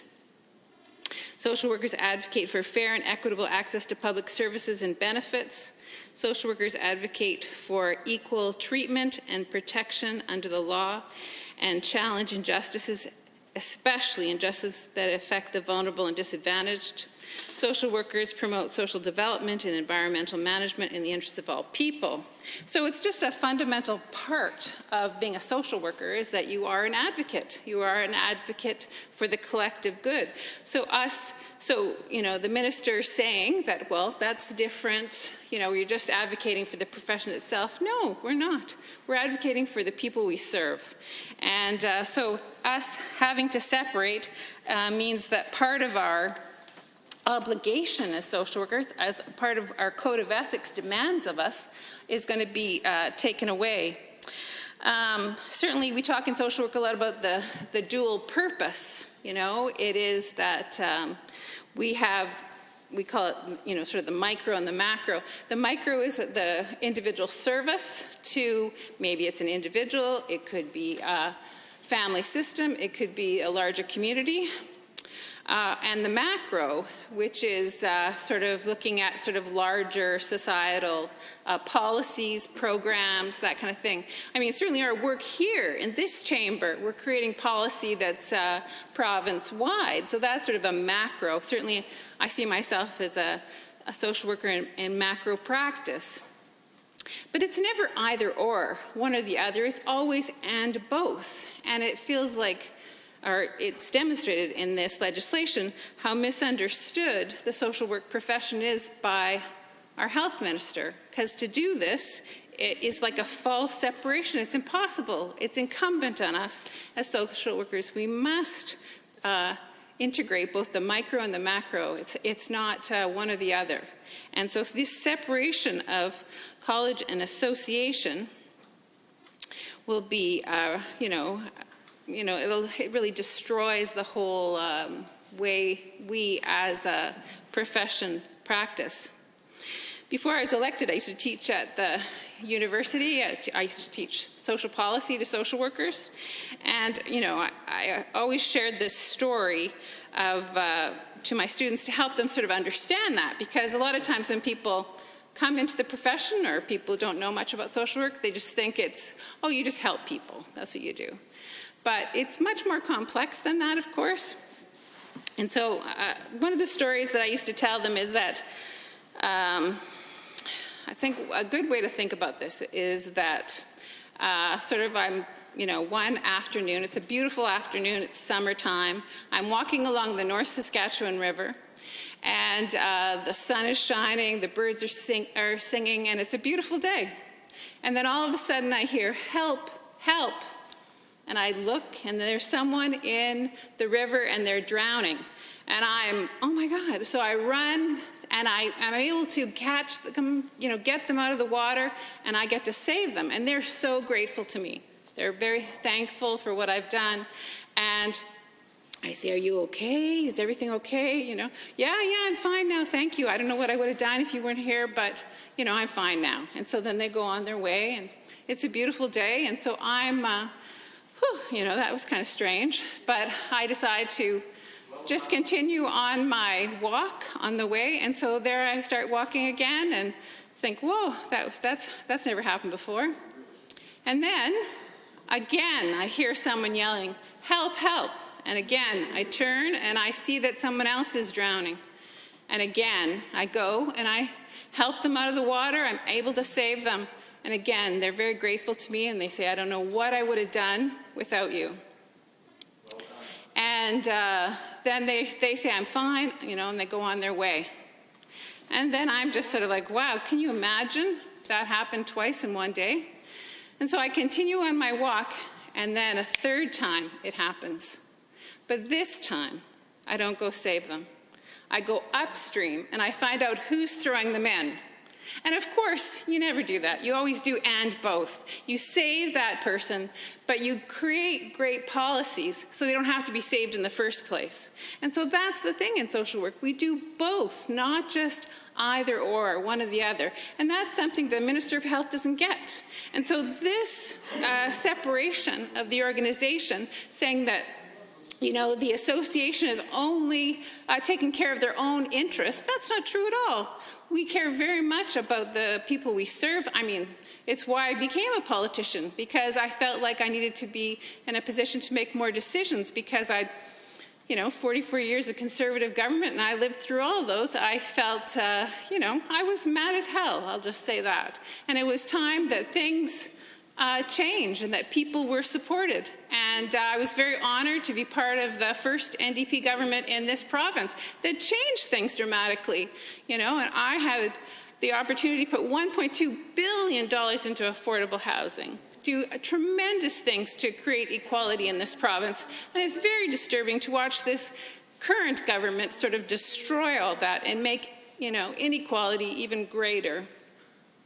So it disturbs me greatly to know that by this bill, the government is, causing some tremendous challenges to the profession of social work in our province. And it doesn't need to be that way. And I mean, all my colleagues have talked about this before, and I'll just mention it again. It is largely, again, to do with lack of consultation. I don't think the minister even understands sort of the error in his ways. And that's largely because he didn't consult. And they had, just a very cursory, email that came to the college to ask a few questions. But they didn't understand the scope of what was being done or how it would impact the profession. And certainly for many, many years, the profession has operated as a joint body without any trouble, having a regulatory piece and an association piece that's had no trouble together. So I think that this bill is really not needing to do this, and I think that the government needs to be more sensitive to the individual professions that it is impacting. And I know it's not only the College of Social Workers that is not pleased with this separation of the college and the association, that there's others too, but certainly I can speak very strongly from my perspective as a social worker that this is very difficult for us. And I think it is just another way the government is silencing advocates, keeping people quiet so that they, can put forward their agenda without any pushback. So taking away, forcing this will, force social workers probably to choose. They'll have to be part of the mandatory regulatory body, but the association, they won't, there won't be a mandatory requirement for that. It'll be just by choice. And social workers don't make much money, so to be part of it costs fees. I mean, it'll be very difficult for that association to keep running, which really is extremely troubling to me. So, it just, besides what I've just described, something else that is concerning and just about silencing is also the change in the spring session about the increasing 50% for public members in all of the colleges and the health profession. And again, so that just creates more control by government of these sort of independent bodies that are meant to be self-governing. That's how they're set up. It's a self-governing profession. So the government is really fundamentally changing the whole look of professions in our province. So I hope that the minister and the government can understand sort of some of these concerns specifically for the profession of social work. I know that it's really going to negatively impact the profession, and it's, I know that in other provinces where this has happened, it's been the death of the association piece, and I imagine that's going to happen here too, and it doesn't have to, and I just ask the government to look at that and please consider what you're doing, because I think that the complexity and the way the profession of social work is quite different than many other health professions, and so it really needs some special considerations, which I don't think the government has understood or gotten its head around, and this is going to create, I think, tremendous difficulty for the profession, and and I'll just say it again, it's just a. Thank you, honourable members. 29.2A is available, And I believe I see the honourable member for Spruce Grove, Stony Plain. Thank you, Mr. Speaker, and always a pleasure to speak on a couple points. I just wanted to touch base on a couple items that the member from Edmonton Riverview was talking about, and I guess I've heard it a couple times throughout tonight about the lack of consultation and really specifically referencing the time from 2015 to 2019 as an era in Alberta's history where the purest example of consultation took place here in the province of Alberta. And I'd probably say just, in a donut riding outside of Edmonton that I do take a little bit of exception with that. I think if anything, the time and the period between 2015 and 2019 was an era where we can learn how not to do consultation. And a couple points specifically, Bill 6 was a perfect example at the previous government when they were talking about, how they were so good at consulting with people. Well, that one bill alone, in essence, fired every rural NDP MLA throughout the entire province. I don't really think consultation was used too much when all of my family and friends west of Edmonton, the rural areas, I'm sure a couple members here, especially the member from West Yellowhead would probably agree, that was an era where many residents in rural Alberta felt like as if they were not properly being consulted. And also in my neck of the woods specifically, as an area that was adversely affected by the climate leadership plan, there wasn't a lot of consultation there either. That one move alone resulted in over 1,000 coal workers, unionized coal workers, finding the unemployment line years ahead of schedule. I mean, I remember quite clearly, Mr. Speaker, Mr. Chair, during the campaign cycle, door knocking in Stony Plain and seeing a sign saying, if you're NDP, don't door knock here, an unemployed union coal worker works or lives here. There wasn't a lot of consultation during that point. So when I see the members opposite talking about that, they were experts in consultation, that they should be emulated in how they dealt with Albertans.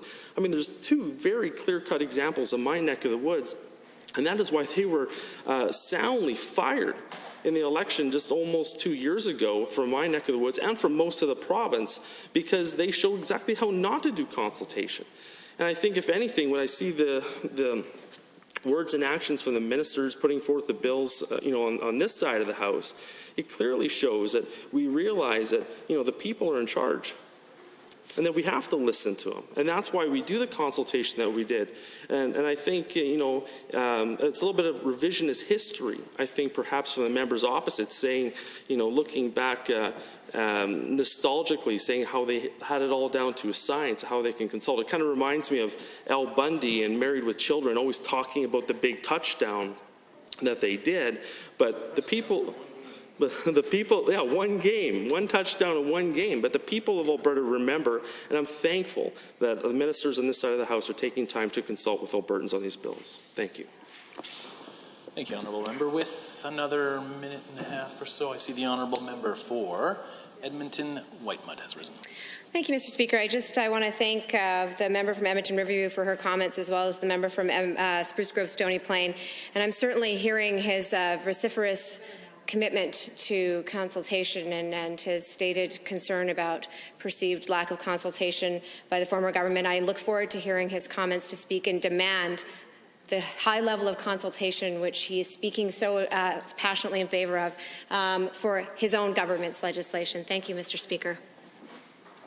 Thank you. With another minute or so on 29-2A, seeing none, are there any members wishing to join debate on this? I do believe I see the Honourable Member for Calgary Buffalo has risen. You do believe?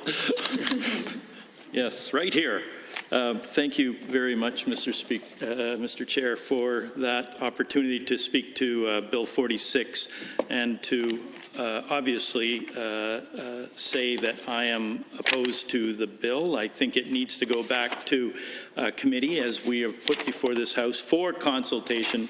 The member of Spruce Grove, Stony Plain, I think we urge this bill to go back for consultation so it can be heard.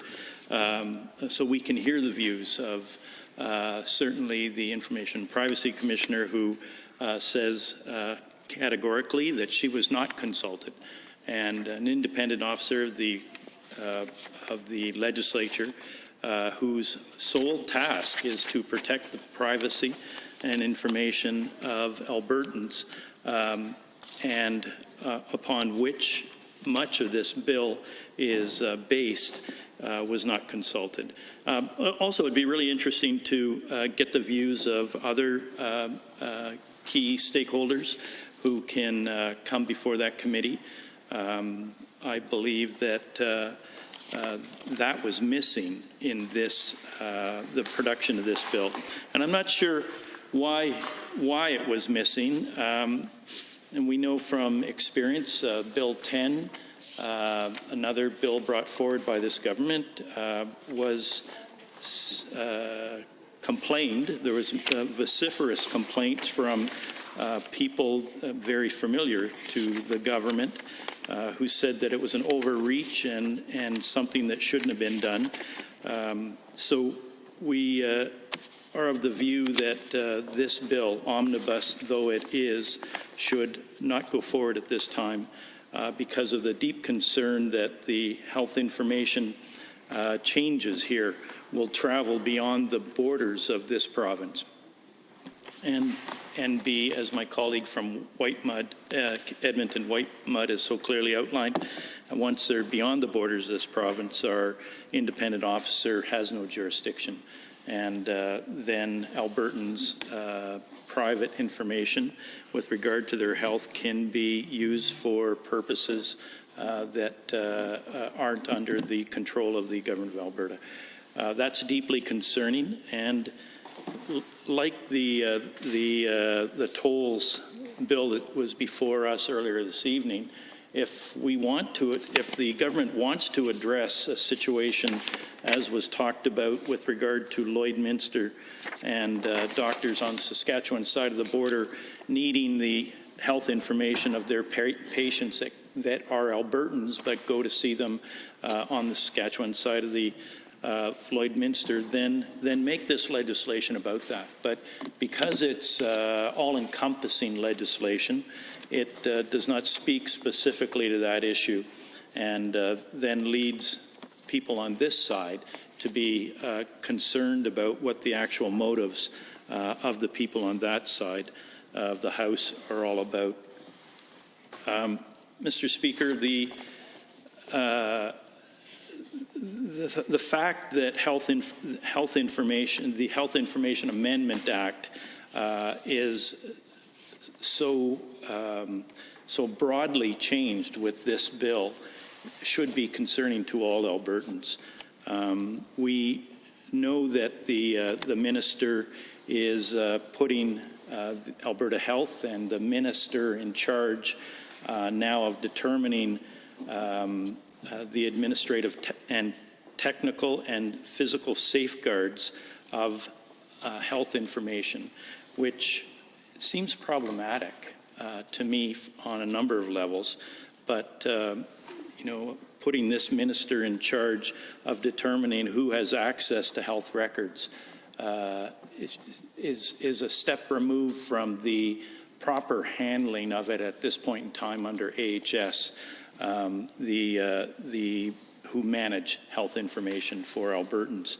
So allowing that information to be accessed by or controlled by the minister and Alberta Health, and to be accessed out of province is problematic for a couple reasons. Namely that, I mentioned one, the Information Privacy Commissioner can only has agency inside this province, and it allows the out-of-province doctors and health practitioners to enter the Alberta health market through the provision or the availability of understanding what the health information of Albertans is all about. So those are significant changes to the safeguards, current safeguards. It reduces safeguards for all of us with regard to that. The changing who are the authorized custodians of electronic health records information is presumably going to be fleshed out further detail and regulation, but it opens it up for corporations to become authorized to access that information. And corporations who may have other motives than the health of Albertans. My colleague from White Mud and my colleague from Riverview talked about a number of important aspects of this bill that are problematic. I'm not going to touch too much on the information shared by my colleague from Edmonton Riverview. I too have concerns that a small college like the 8,000 practitioners or so who are social workers and registered in this province will see their the separation of their professional association from the regulatory college as something that does not contribute to the enhancement of their profession. That's just one example of another change in Bill 46 that I think needs to have further examination and hear more from the principals at the College of Social Workers. And going to committee would allow that further examination. But back to the health information outsourcing, as it were, beyond the borders of this province.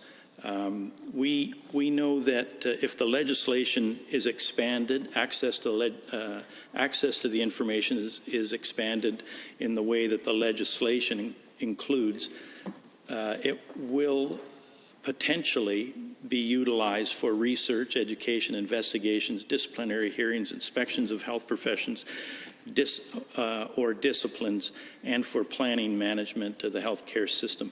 Those in and of itself, if they're under the control and agency of the Information Privacy Commissioner, I have less issue with.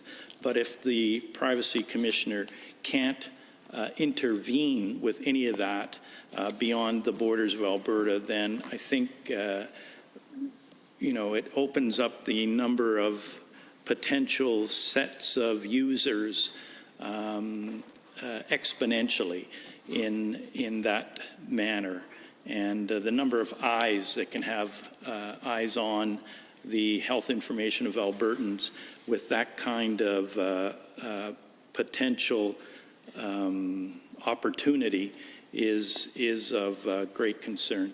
One thing that does make sense is the increase in the fines for improperly accessing health records, and one wonders how that would be levied in the event that the Information and Privacy Commissioner doesn't know about the improper or make a judgment on the improper use of health records beyond the borders of Alberta.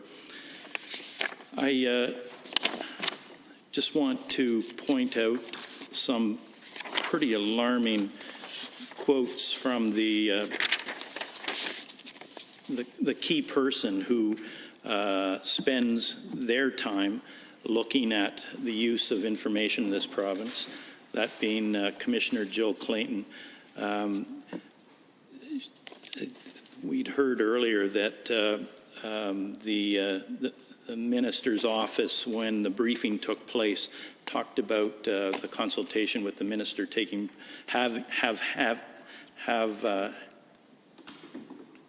had already taken place, but with the sharing of news release that came over at the same time, it was clear that the minister hadn't been consulted, and the commissioner hadn't been consulted. The commissioner went on to say, while many jurisdictions around the world are introducing new or enhanced privacy laws to build public trust and ensure accountability mechanisms are in place to protect personal or health information, many, and this is the underlined several times, and the germane part to all of this, quote, many of the proposed amendments to the Health Information Act are heading in the other direction.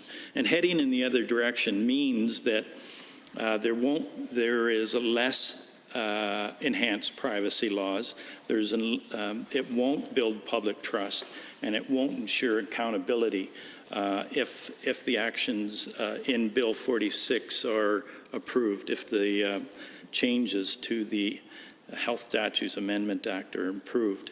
So the commissioner, asked that the government either amend the legislation or put it on hold and consult. And my colleague from Spruce Grove, Stony Plain, that's the commissioner of the Information and Protections of Privacy, saying that consultation needs to take place.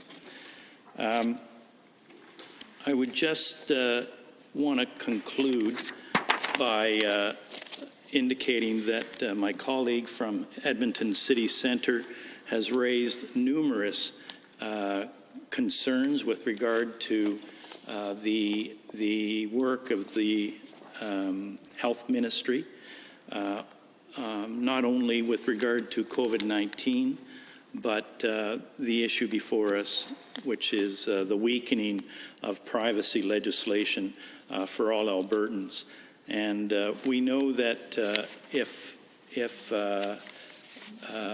that were put to a vote, as it were, that Albertans would want to go in the other direction. They would want stronger privacy legislation.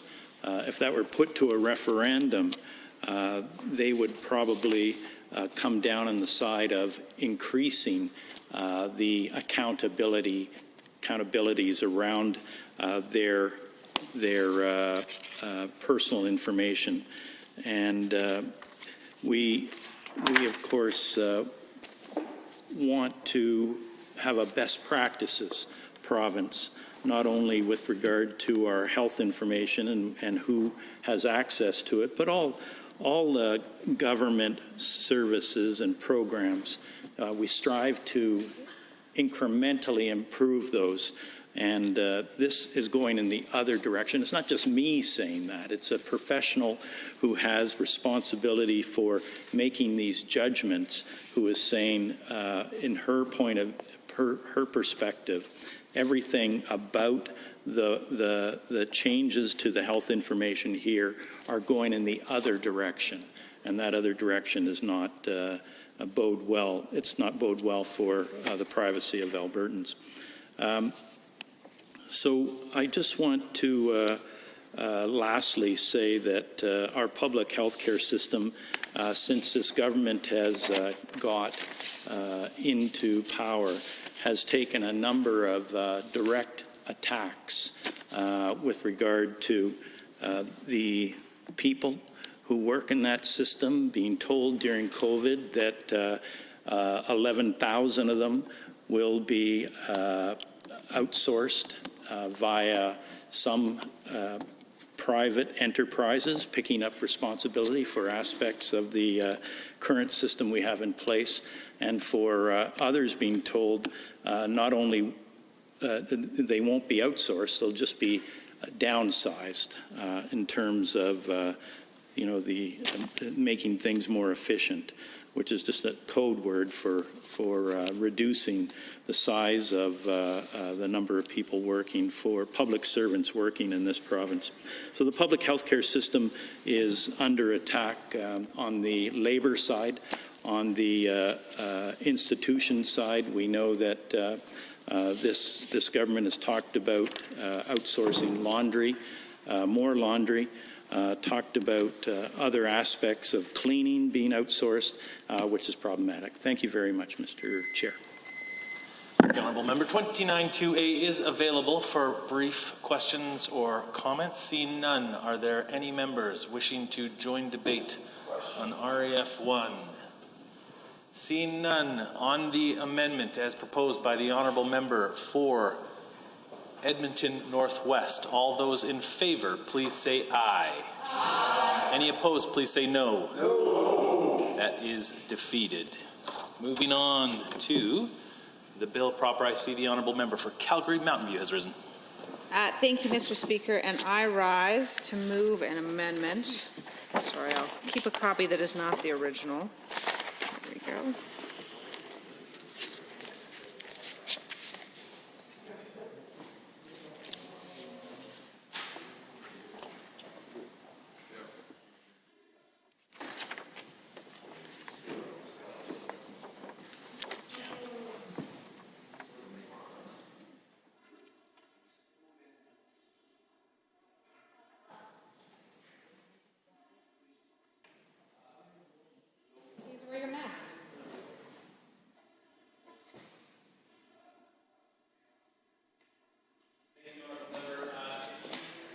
Just 1 second, actually. I'll just give a little bit of time here for the table.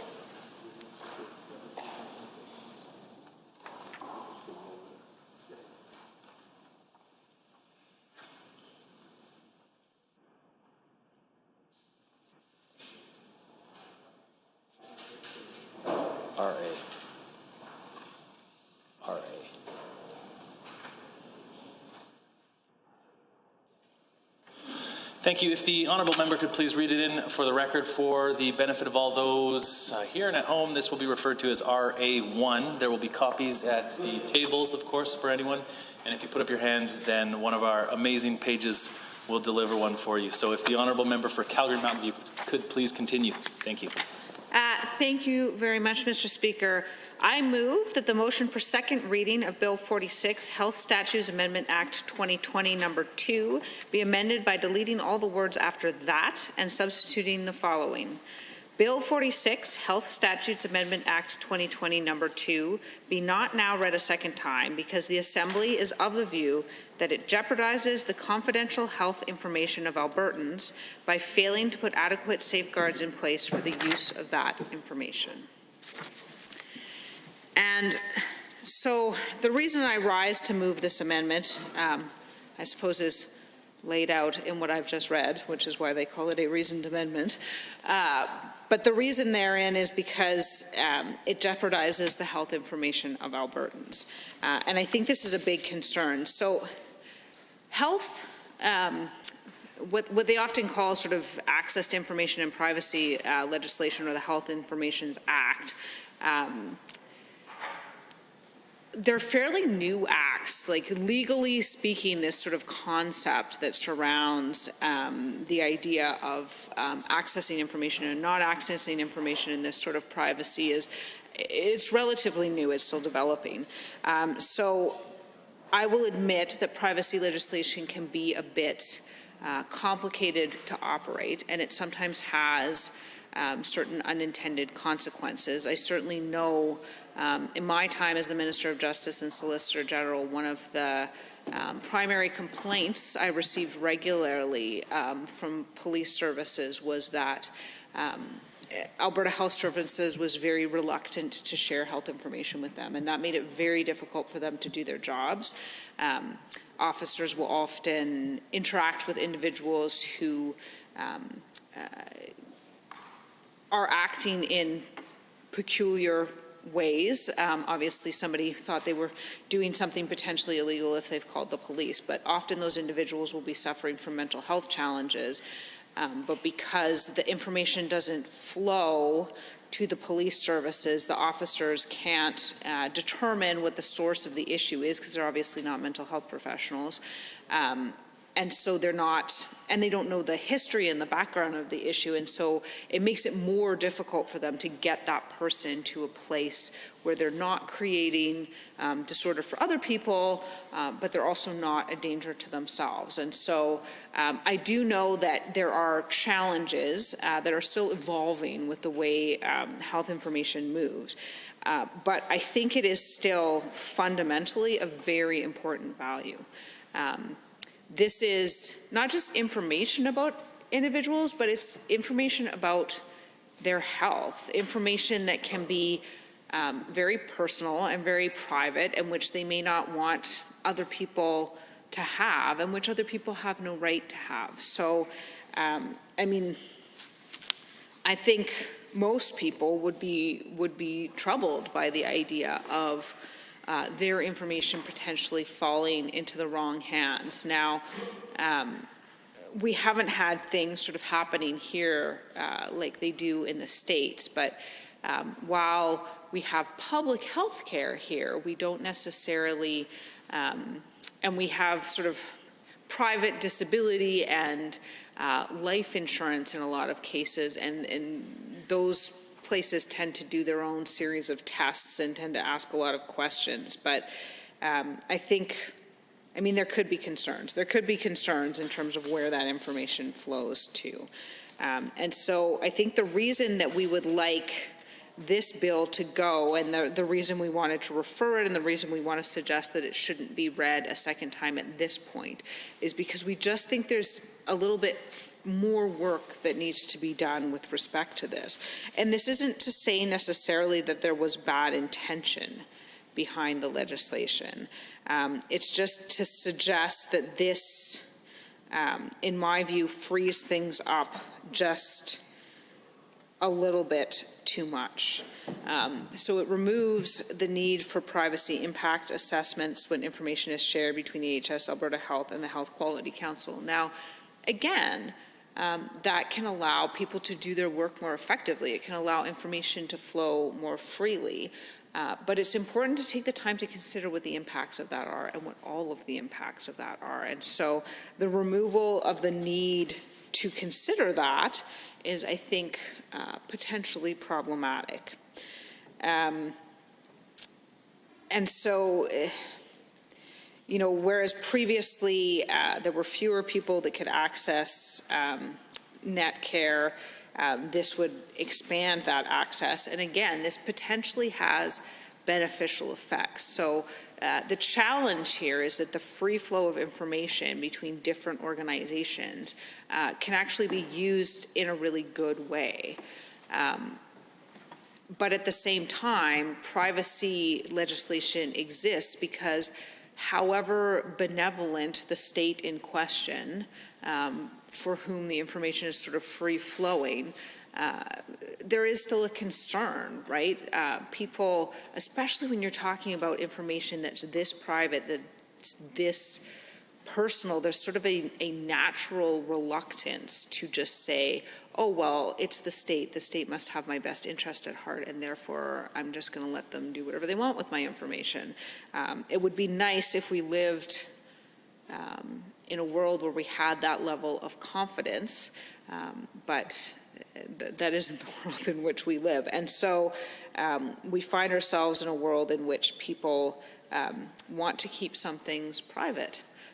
And I think that that's pretty legitimate. And I think that taking the time to sort of consider what all the implications of this are, especially in light of the fact that I don't think we've heard, well, we remain at this point at second reading, and so obviously we can't have heard from the minister himself again, but we haven't really heard from the government generally speaking to allay these fears, and that's a bit of a concern for me. And perhaps it's forthcoming, perhaps it is forthcoming, but I think the job of this place, the function of this place, the purpose of this place is to ask exactly these questions, to ask, you know, about whether the changes to the use of private information are justifiable in the circumstances, or whether it is too much of an infringement on the privacy rights of the individuals. And, you know, reductions in terms of safeguards, which we see in this bill, and changes in terms of who can be an authorized custodian of health information, it doesn't sound like much, but at the end of the day, what it means is sort of more individuals being able to have access to that information. And we have seen, there have been a number of very troubling cases of individuals, and again, we're talking about bad actors, individuals who have inappropriately accessed the health information of others, and that is, somebody's neighbor maybe finding out about a disability that they didn't want them to know about, and that's problematic. It's extremely problematic. Now, I understand that most actors aren't going to be bad. Most people are going to be fine. But again, we write the law to protect the individuals from the potential of those bad actors, because as much as we like to believe that such people don't exist, it just isn't the case.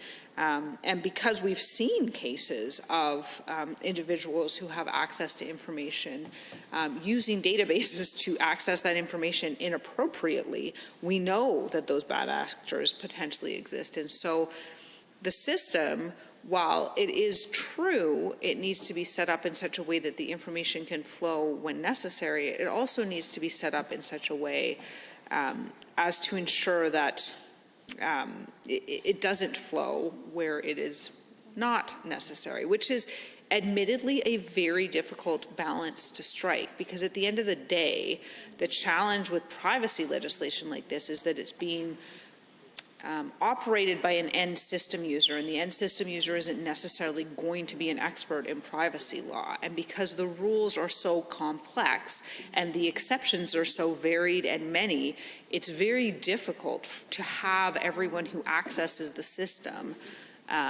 be an expert in those sorts of rules. And so in that situation, in a case where we find ourselves in that position, I think we need to be mindful that we ought to err on the side of caution, particularly when we're sort of seeing technology apps like Telus Babylon sort of coming into the situation, because companies currently spend an enormous amount of time and money engaged in the pursuit of data, and that's not because the data is worthless to them. Companies do things to make money. They don't do things just because they're interesting. And so I think we should be erring on the side of caution, and we should be taking that cautious approach. And with that, I think I will move to adjourn debate on this bill. The honourable member for Calgary Mountain View has moved to adjourn debate. All those in favour of the motion as proposed by the member, please say aye. Aye. Any opposed, please say no. In my opinion, the ayes have it. That motion is carried and so ordered.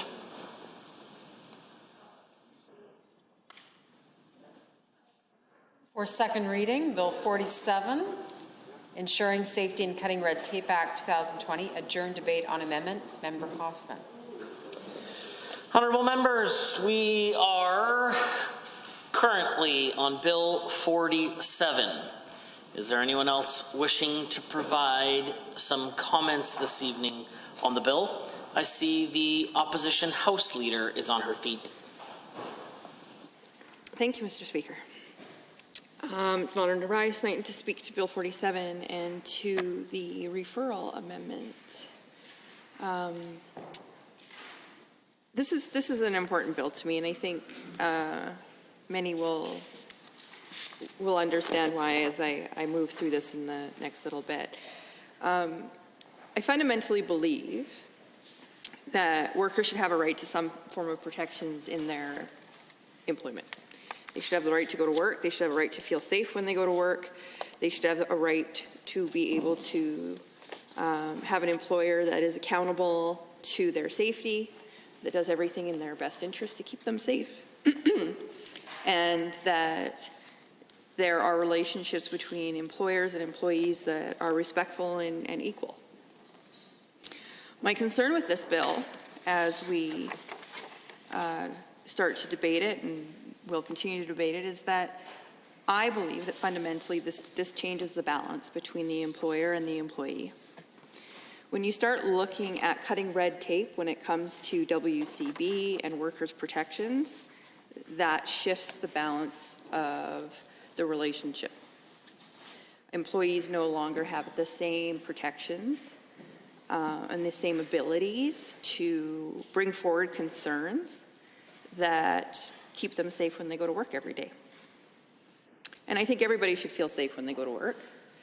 I have had friends of mine who have lost parents because their workspace wasn't safe. I have a very good friend of mine actually who unfortunately lost a leg because of a forestry accident while he was logging. And so, you know, he had a pretty serious uphill climb in his adjustments to life after he lost his leg. And many of us didn't actually think he was going to make it when it first happened. And he was pretty young. I mean, we were in our 20s when he got pinned between a tree and a log. So, you know, there are stories, I think, that we all probably have of people that we've met or that we know that have been impacted by situations that have happened in their workspace. And so because of that, I support the fact that this bill should be referred. I think it's important that we hear those stories and that we understand the impact that this bill is going to have on the working people of this province and to the supports that they're going to receive. I mean, I know in my constituency office alone, I deal primarily with people who are calling around getting age supports and then people who are calling about trying to access WCB. Because it is an uphill and constant battle to try to have WCB claims or to appeal a WCB or find out what doctor they have to go to get their forms filled out and the processes that go with that. And when you're already at home because you can't work, it creates a lot of stress. When you're trying to pay your bills, it creates a lot of stress. And so I don't think that we should be making it harder for individuals to be able to access their WCB. And I don't think that we should be capping insurable earnings just because for some reason the government feels that this is appropriate. I mean, if you're a high-income earner, if you work in oil and gas, for example, and you have an accident at work, with these capped maximum insurance premiums, we're now going to see less compensation for people that are injured at work.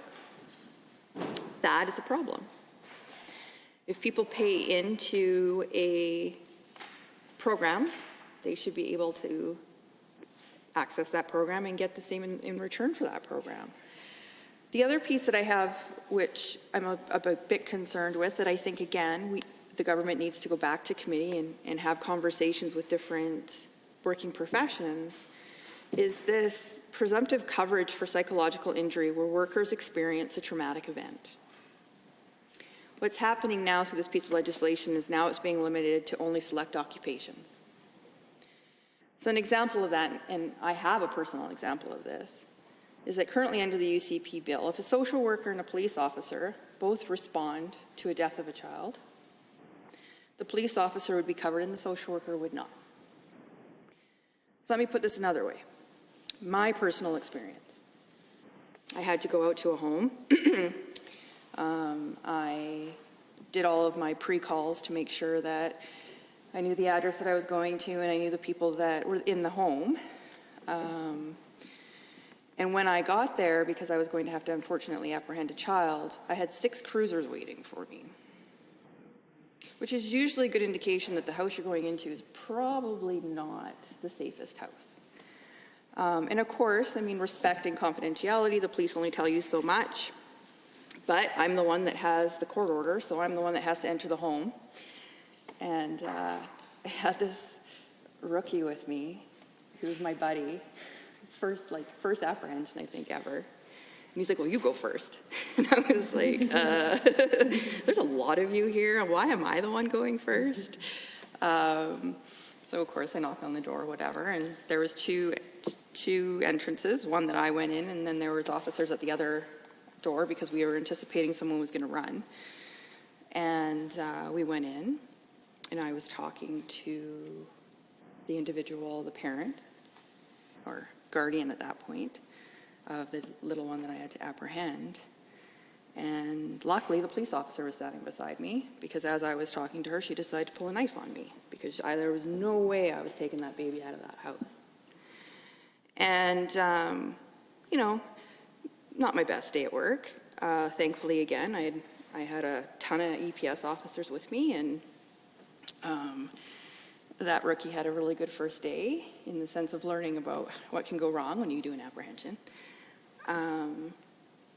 But I had coverage after that incident, and so did he. Obviously, I'm pretty sure he had to process that first day. I had to process that first day.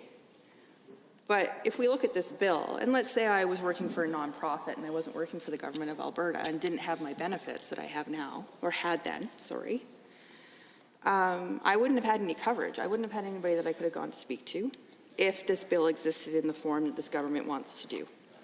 I would have been forced to probably go back to work the next day as if nothing had happened. And luckily, I didn't have to do that. And I'm not sure, but I'm assuming that the officers that I was working with that day had their debrief and did their thing. But there are experiences that happen in the professions that we do.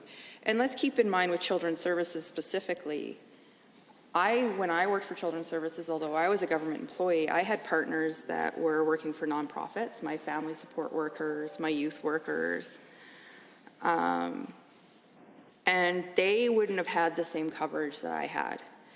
And to be honest, when I was working with the kids that I was working with, my gang kids, you know, there were probably some moments where I probably could have gotten myself into some trouble.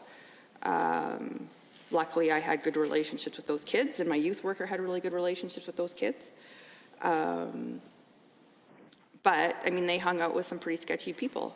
And there were opportunities for sure when we were picking them up from places and stuff where there probably could have been some things that happened.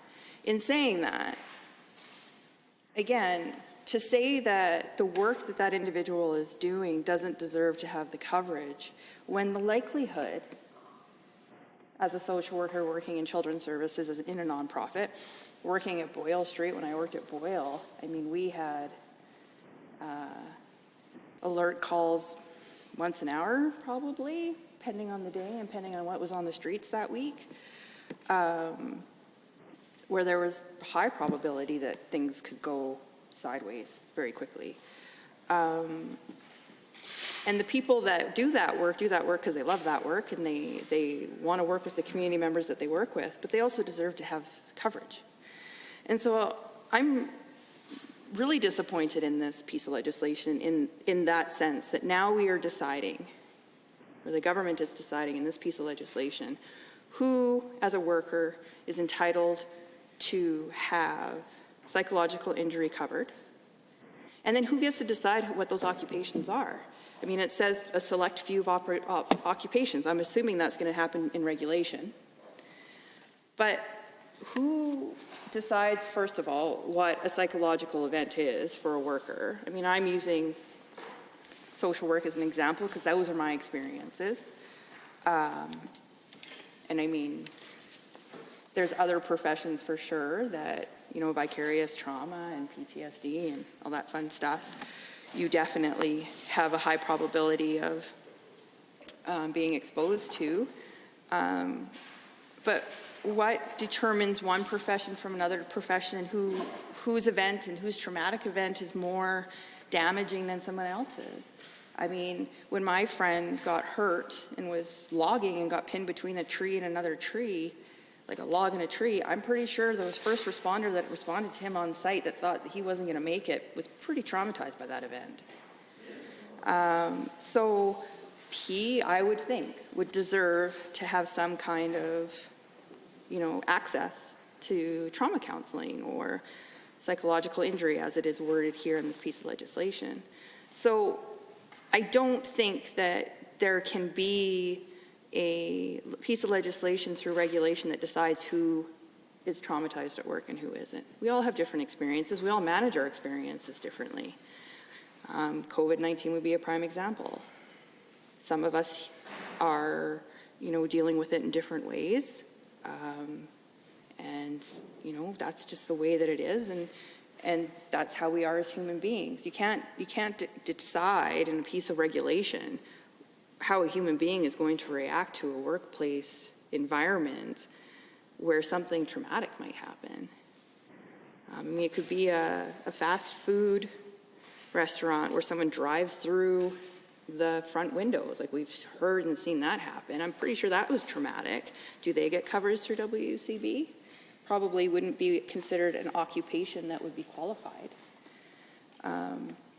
So again, I think that the government really needs to reconsider what they're doing with these pieces of legislation, take it back to committee, maybe consult with the variety of different occupations that this government has decided are the have and the have-nots, and really reconsider the reason that this exists and the reason that WCB offers these supports. I mean, it's a government that continuously stands up in the House and talks about how they support mental health and addictions, and they put all this money into it, and then we see a bill that literally does the opposite and takes any type of financial assistance away from the very people who need the mental health supports and potentially addiction supports out of WCB. The irony in that is quite sad, actually. And it's slightly hypocritical in the sense of you can't, do people have to get to their worst moment in life before the government decides that maybe they need to help? Or could the government just do what's right and make sure the supports that people need are there so that they never get to that worst stage in life before they have to access serious mental health supports or go to a treatment center, because the supports that they've been looking for aren't available until they're at those moments in their lives? Because that's what this bill will do. It will decide who deserves psychological supports in an event that something happens. It's counter to everything this government says about mental health and addictions. So I think I will leave it there, Mr. Speaker, but I did want to make sure that I spoke about that particular section and why I thought it was important that it get referred back. Honourable members, we are on amendment REF1. Is there anyone else that wishes to speak to the amendment this evening? The honourable member for Calgary Mountain View. Thank you very much, Mr. Speaker. I'm pleased to have the opportunity to speak to this referral this evening. The reasons that I think the referral is so very important are the same reasons that I disagree vehemently with almost everything that's in this bill. So I think the first place to start is with a little bit of context. So over the course of our term, and primarily I think in the year 2017 and 2018, amendments were made to occupational health and safety, amendments were made to workers' compensation, amendments were made to labor legislation, to employment legislation, and by and large, these amendments, often the first sort of large-scale amendments that we had seen to these pieces of legislation in nearly 40 years, those amendments were, 30 years, not 40 years, 30 years. Those amendments were essentially to bring us in line, and not even in all cases in line with other jurisdictions in the country. So essentially, in terms of the rights that a worker was entitled to, Alberta had lagged behind significantly. And so changes were made not to result in the best legislation in the country, but to come up so that workers had equal rights in Alberta as what they had elsewhere. And these rights are fairly important rights. They're rights around the refusal of unsafe work. They're rights to compensation if one is permanently disabled at work. They're rights to have certain rights respected, whether you're an employee in a unionized or non-unionized situation. So there is a lot to object to in this bill, significantly more than I can ever cover in the time allotted to me. So I'm going to focus on a couple of parts that I find particularly problematic. It's just for other contexts, it is after 1 a.m., so I have dog-eared my legislation so that I would be able to find the sections that I found particularly objectionable. So I think perhaps I'll start with occupational health and safety. So there's a lot of problems in here having to do with sort of walking back of joint, oh my gosh, what were they called? Joint worker health and safety committees. So those were committees where employees and employers got together and they talked about health and safety. And so both representatives could be involved. Previously, before the changes that are made in this bill, they had the right to participate in inspections and investigations and a whole series of other things. And this walks that back significantly. So that is a big problem in terms of allowing workers to advocate for their own safety. There's a number of other changes, but probably the one that troubles me the most has to do, and because it's timely, so it has to do with the right to refuse dangerous work. So I am now in the legislation. This is a very lengthy piece of legislation. I'm on page 61, section 17, and it talks about the right to refuse unsafe and dangerous work. And I'll just read section 17(1).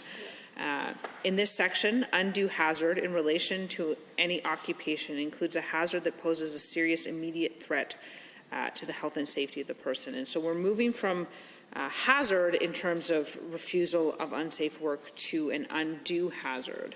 And the reason that's relevant at this particular moment is that an undue hazard isn't something you would be expected to normally encounter. Well, as the pandemic continues, there's a certain amount of hazard that people are going to be expected to encounter. And people that aren't exceptionally well compensated, people that are working at a grocery store for $16 an hour. And so this potentially alters the scenario. So if someone is concerned about the protections that their employer has put in place, with respect to the current COVID pandemic, that doesn't necessarily create this presumptive right. And I think that's really, really troubling. I think also the idea that we're increasing the barrier, so making it more difficult, this isn't something that happens all the time. It's pretty rare for an employee to refuse work on the basis of it being unsafe. There's not a lot of these cases around. And I don't think generally that employees want to do this sort of thing, right? So it's really unclear to me why you would increase that barrier, why you would make it more difficult for an employee to be able to come forward and say, I don't feel safe in my current environment. I think that's really, really troubling because, work that is potentially hazardous, that could pose a danger to someone's of injury, of death. I think we should all be concerned about that sort of work, and I think that an employee should have the right to come forward under those circumstances. So I think that part of the legislation is quite troubling, although there are a number of troubling parts in there. The other piece I wanted to talk about was workers' compensation. So I mentioned that our workers' compensation legislation was updated in Alberta, and I think it's worth noting some history on that as well. So historically, essentially the way workers' compensation works is it removes the employee's right to sue. So if an employee is injured at work, they're not allowed to go through the normal court process that a person who was injured by someone else anywhere in the world is able to go through. So normally, if you're not dealing with your employer out there somewhere in the world, someone does something wrongful which results in your injury, you get to sue them. and a judge determines whether they wronged you and whether that caused the injury and how much compensation you're entitled to. Well, in your employment relationship, you don't get that. Instead, you get WCB. Now, I'm not suggesting that this is bad. I actually think it's probably better in a lot of ways than sort of a private insurance system. However, there were concerns. There were significant concerns with it because in Alberta, what we had is a system, and this is how it works everywhere, just for clarity. Employers pay in, and then it creates a fund, and that fund is used to fund disability payments for the workers, for the injured workers. And in Alberta, despite higher wages on almost every measure, the payments into that WCB fund were consistently lower. So it shows a pattern, a systemic pattern in which employees are compensated less or are less likely to be compensated in the same circumstances. And that is very, very problematic because you're talking about people who were injured through no fault of their own. They turned up at work and they got hurt.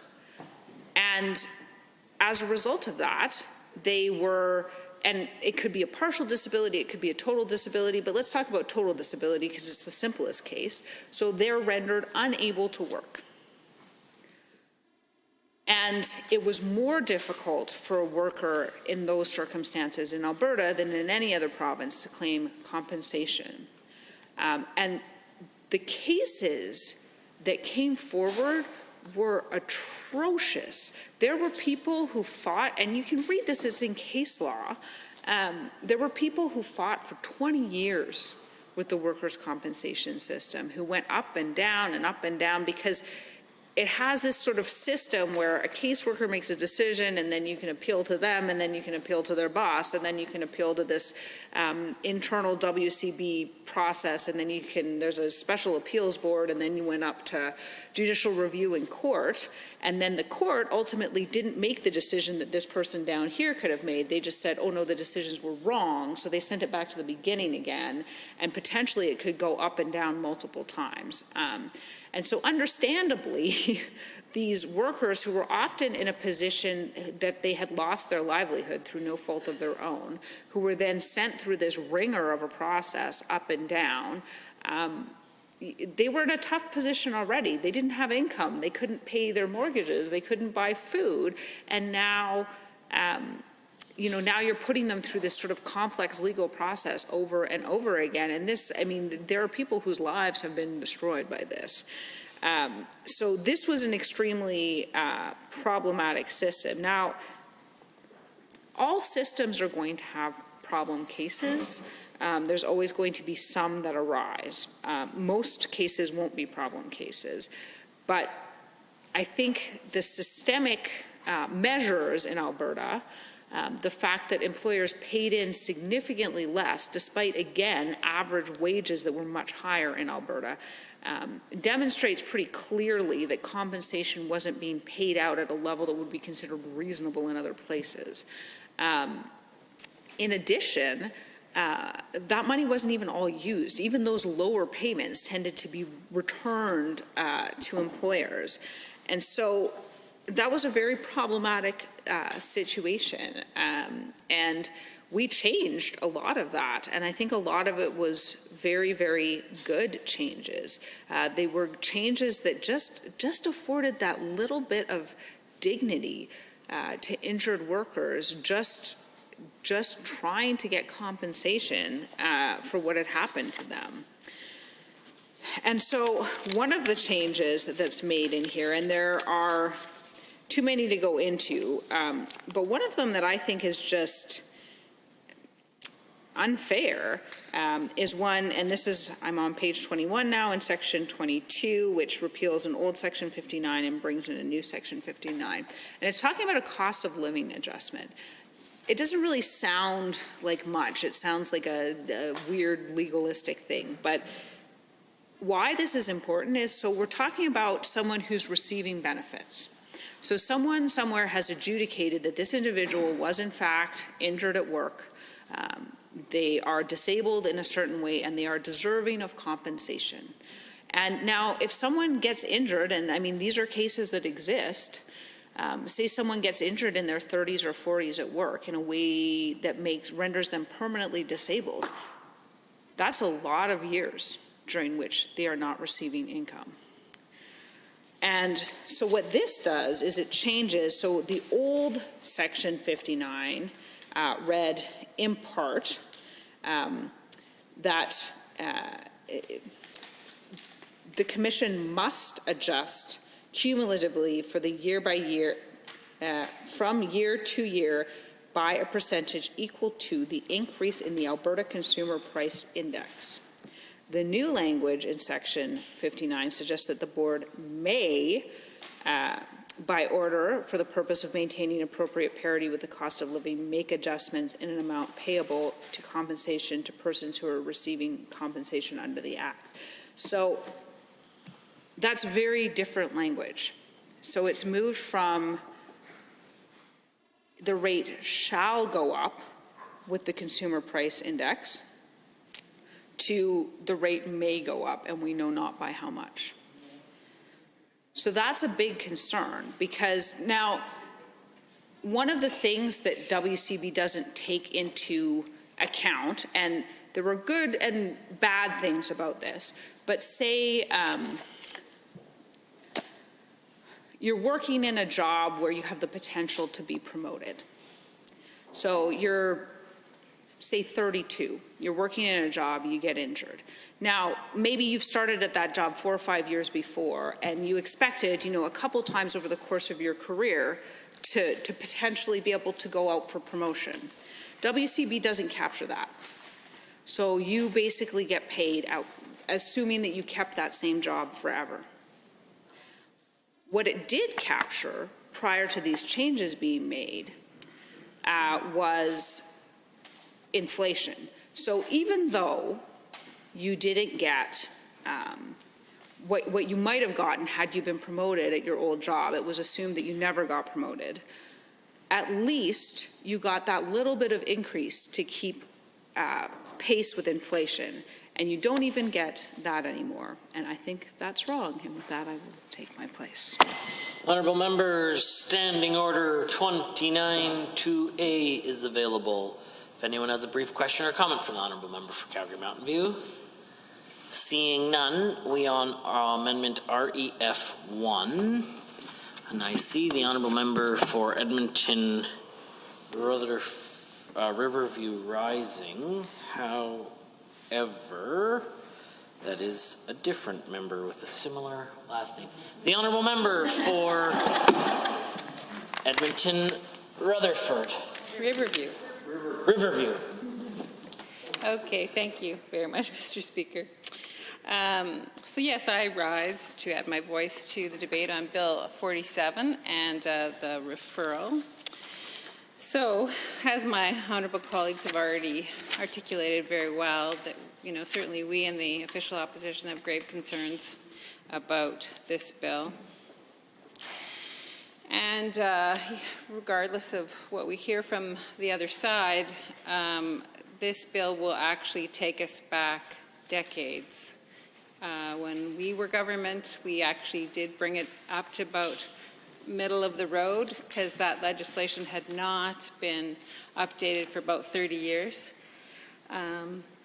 So we were more in step with what was sort of the current safety, like occupational health and safety, WCB, sort of the similar legislation in other parts of the country.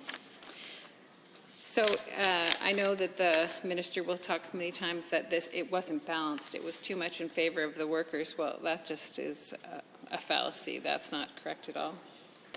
So this, of course, is taking it back to decades, behind for Alberta's workers.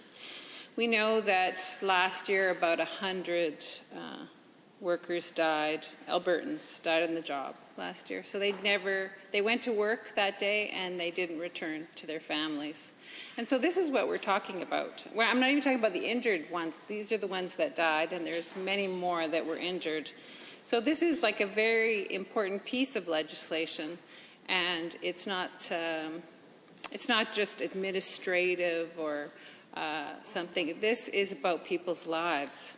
And so it's quite troubling to me to see this UCP government sort of be, again, tipping the scales away from supports for workers.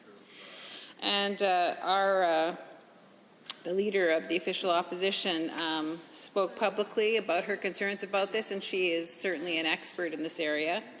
And she talks about the WCB piece, and she goes, when our workers' compensation system fails workers, it ruins lives. People lose everything they own.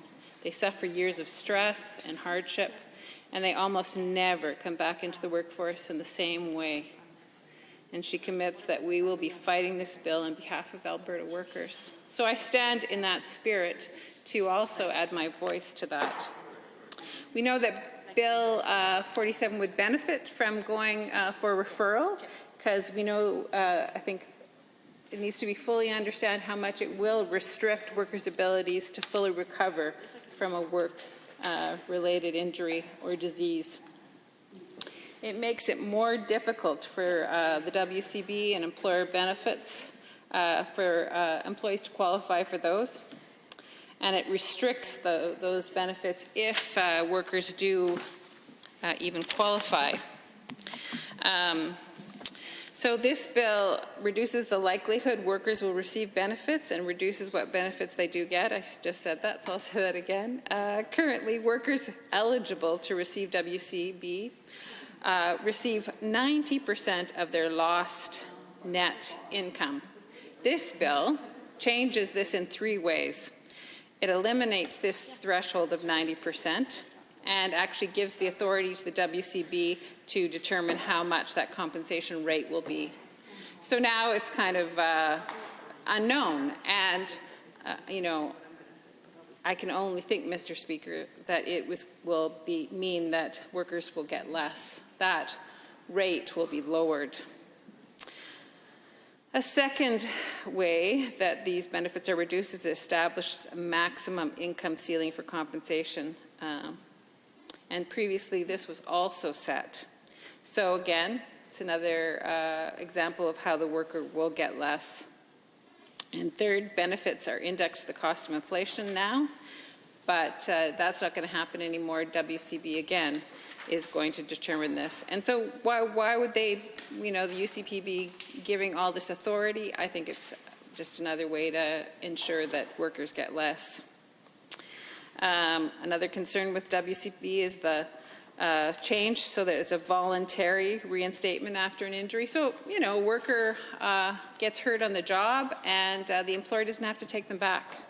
So again, you know, that's tipping the scales in favor of the employer. The appeal process has been weakened, and as my colleague from Edmonton Manning very articulately explained and shared her own personal story, there's limits on, you know, psychological claims, like, for example, PTSD. You know, social workers are now taken out of that, even if they are in exactly the same situation as a police officer, firefighter, that kind of thing. So that hardly seems fair. It again just seems to be somewhat challenge for this UCP government to, you know, understand. You know, there's some ignorance, I think, that they have regarding, you know, the working environments of people, and to just narrow the categories of people who can get that presumptive coverage without really understanding what they're doing is a significant concern for me, for sure. I'd like to take a moment just to talk about the occupational health and safety, the joint health and safety committees. And I mean, this, you know, this is, you know, when oftentimes we talk about, you know, of course, there's crises and there's things that have to be dealt with immediately, but if we can prevent something from happening, that is so much better. Like we talk about that in early childhood education. We know that ages 0 to 5 are so key. So if we can put resources in that, that can really bode well for that child's future. It can make a huge difference. Whereas if we intervene when that child's 12, it's more challenging to help them, have a healthier life situation. And, I think that this is true, too, of these joint health and safety committees. And certainly under the changes we made in the legislation, these were, well supported. But, they're really being gutted by this legislation. Employers with more than 20 workers must have a joint health and safety committee currently. Alberta was the last province to require these committees, and that was in 2018 when we brought forward that legislation. So again, just remembering that despite what this government says, it's not taking us to the top of the pack or as great stewards of workers. It's just kind of the middle of the road is where we brought them. It just had been so long since this legislation had been updated. So despite what this government says, we were creating balance, and what they're doing is again stacking the deck against workers in our province. And so, as I was talking about before, the prevention piece, why do we need a joint committee for this health and safety? So, we value the workers' knowledge. Their knowledge is useful and makes workplaces safer. Workers and employers have different priorities, and both groups working together creates the safest workplaces. And so that's the essence, that's the fundamental importance of these committees. So it's about not pitting one against the other, but them working together, and that each has something to offer these committees. But of course, as I said, Bill 47 guts this system. Now it's employer dominated. Employers determine who sits on the committee. Instead of a democratic process before, where workers may be elected to the committee, or sometimes the unions appointed a worker representative. Now it's up to the employers solely, and they might, decide that they just want compliance from their workers, so they won't necessarily, put someone in who is a strong advocate for workers' rights. Another change is that rules specifying how committees run are removed. So, this sounds administrative again, but it's not. It's really important because it is kind of like a overseeing of the workplace. And if you're not having a fair system to do that, then you're only seeing a part of it. So, for example, before the co-chairs, there used to be one was a worker and one was an employer. But now it's all up to the employer. They get to decide who the chair is or who the co-chairs are. When these meetings are scheduled, that's also up to the employer. The procedures for the committee, up to the employer. So they're employer controlled. And in that, again takes away some of the rights or powers of the worker, and could make a situation where their concerns aren't brought forward. Another thing that is an example of gutting the joint health and safety committees is the responsibility of the committee is reduced to receiving worker concerns, participate in hazard assessments, and make non-binding recommendations. The UCP have removed any requirement for workers to participate in regular worksite inspections or investigations or serious injuries or accident reviews. So again, this just really speaks loudly to that sort of preventative thing. So when you're looking at a workplace, if you have both the worker and the employer assessing the situation, they come from it at different perspectives. The worker can know how they, operate a certain, certain machine or whatever, where the employer might not know that, but they, know other aspects of it. And then that can be brought up, and they say, well, we had a close, close call the other day, and I think us doing it this way isn't helpful. But it seems like now that that's not even going to be, happening, because they can't be the reviews in place. And gosh, if this can prevent an injury, if this can prevent a death even, I mean, why would that be taken out? And also, too, another thing was this routinely, the quarterly inspections have been removed. And this is completely out of step with the other provinces and will create less workplace safety. So, again, we are not the head of the pack and they're creating balance. We are at the middle point, and now we're going to be way behind everyone else. And it's really a shame. It's more than a shame. It's really, it could create some pretty big tragedies for workers in our province and employers too, because I think employers care and want their workers to be well cared for. But, gutting the Health and Safety Committee is, a step in the wrong direction that's very much going to hurt workers. And so with that, I will take my seat. Honourable members, Standing Order 29-2A is available if anyone has a brief question or comment. Seeing none, is there anyone else wishing to speak to Amendment REF1? Seeing none, I am prepared to call the question. Honourable members, on Amendment REF1, all those in favour of the amendment, please say aye. Aye. Any opposed, please say no. No. In my opinion, the noes have it. That motion is defeated. Honourable members, we are on the main portion of the bill. Just double checking my speakers list here. The Honourable Member for Edmonton Glenora has risen. Thank you very much, Mr. Speaker, and members for the opportunity to engage on Bill 47. I'm not even going to read the other title that was given to it. Bill 47 is a bill that I think absolutely moves Alberta backwards, not forwards. And I can't help but reflect on when the now Premier was seeking the UCP leadership. Actually, at that time, I think it was the Wild Rose leadership came first, or did the PC leadership come first? Maybe it was a PC leadership came first. And at that time, there was a lot of commentary around some of the policies that were likely to come forward under that leader if he was successful in his pursuit. And I remember thinking it would move us backwards. And we have seen time and time again many efforts to move us backwards. And one, for example, in this bill is changing the definition of occupational disease to match the definition that existed in the 1990s.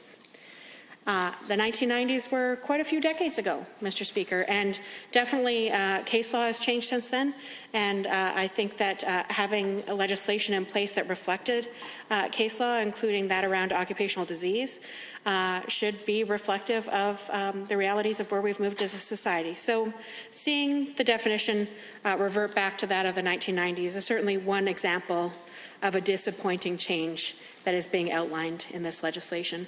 I'll cut to the chase on where I'm going here, and that's that the last amendment wasn't approved, but perhaps this one will be, Mr. Speaker. So I have another amendment. The honourable member, if you just wait a moment, go ahead. It's okay. The LASS will grab the amendment from you. Once I have a copy and the table has a copy, I'll ask you to proceed. She said, oh yeah, thanks.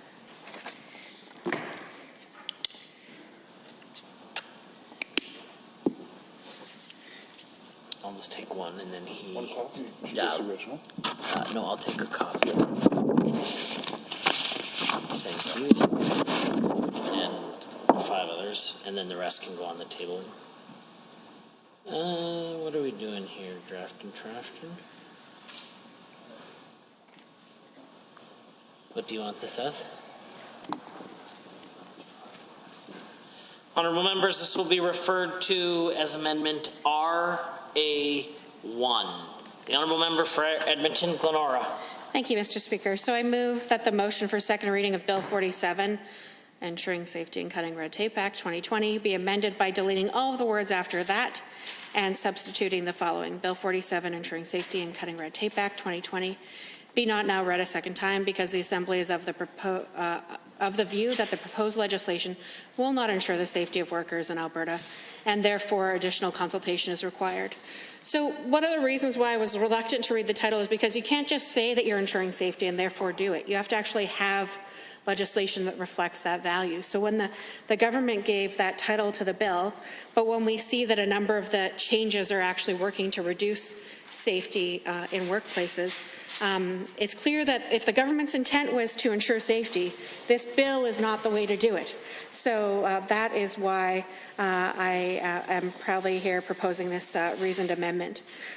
For example, limiting the opportunities for people to refuse unsafe work is not about ensuring safety. That is about taking away the right to exercise one's expert opinion as the worker about whether or not a workplace is safe for them. And definitely, it isn't a clause that's used often currently. I think it was about 7 times last year. Documented 7 times that somebody refused unsafe work through legislation that's currently in place. But that's 7 times that there was able to be an effort to make sure that the workplace was safe, that the workplace was reflecting the values of ensuring that so when somebody goes to work in the morning that they can go home to their family at the end of the day.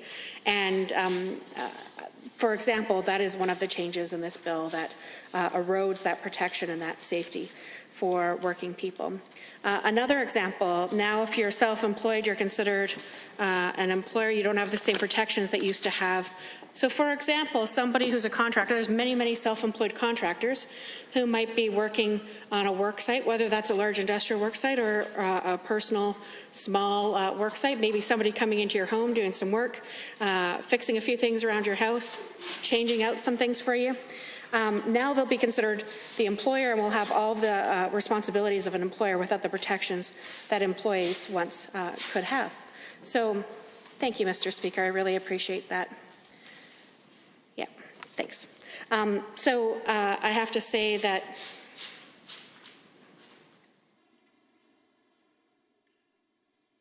thank you.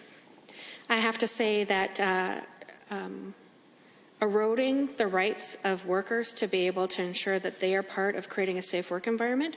Another example, of course, is the health and safety committees that have been in place. Who better to flag issues on a work site than the people working in that work site? And I know that in my experience when I was with the Edmonton Public School Board, there were many things that were raised. I'm particularly reflecting on my experiences with the custodial union, that it was the custodians who know those buildings inside and out, know what the risks are for workers. They also know what those risks are for children. They also know what the risks are for other workers in those buildings. They have a lot of expertise, and I think that it is important that we honor the expertise of working people when it comes to ensuring that we have safe working and learning environments and healthcare environments, for example, Mr. Speaker. When it comes to the types of chemicals that are used in our schools, the decisions around what chemicals to use to clean were reached through these types of joint safety committees, where people were able to bring forward their questions, concerns, and fears. And able to troubleshoot and use research to develop a list of safe chemicals that should be used in schools.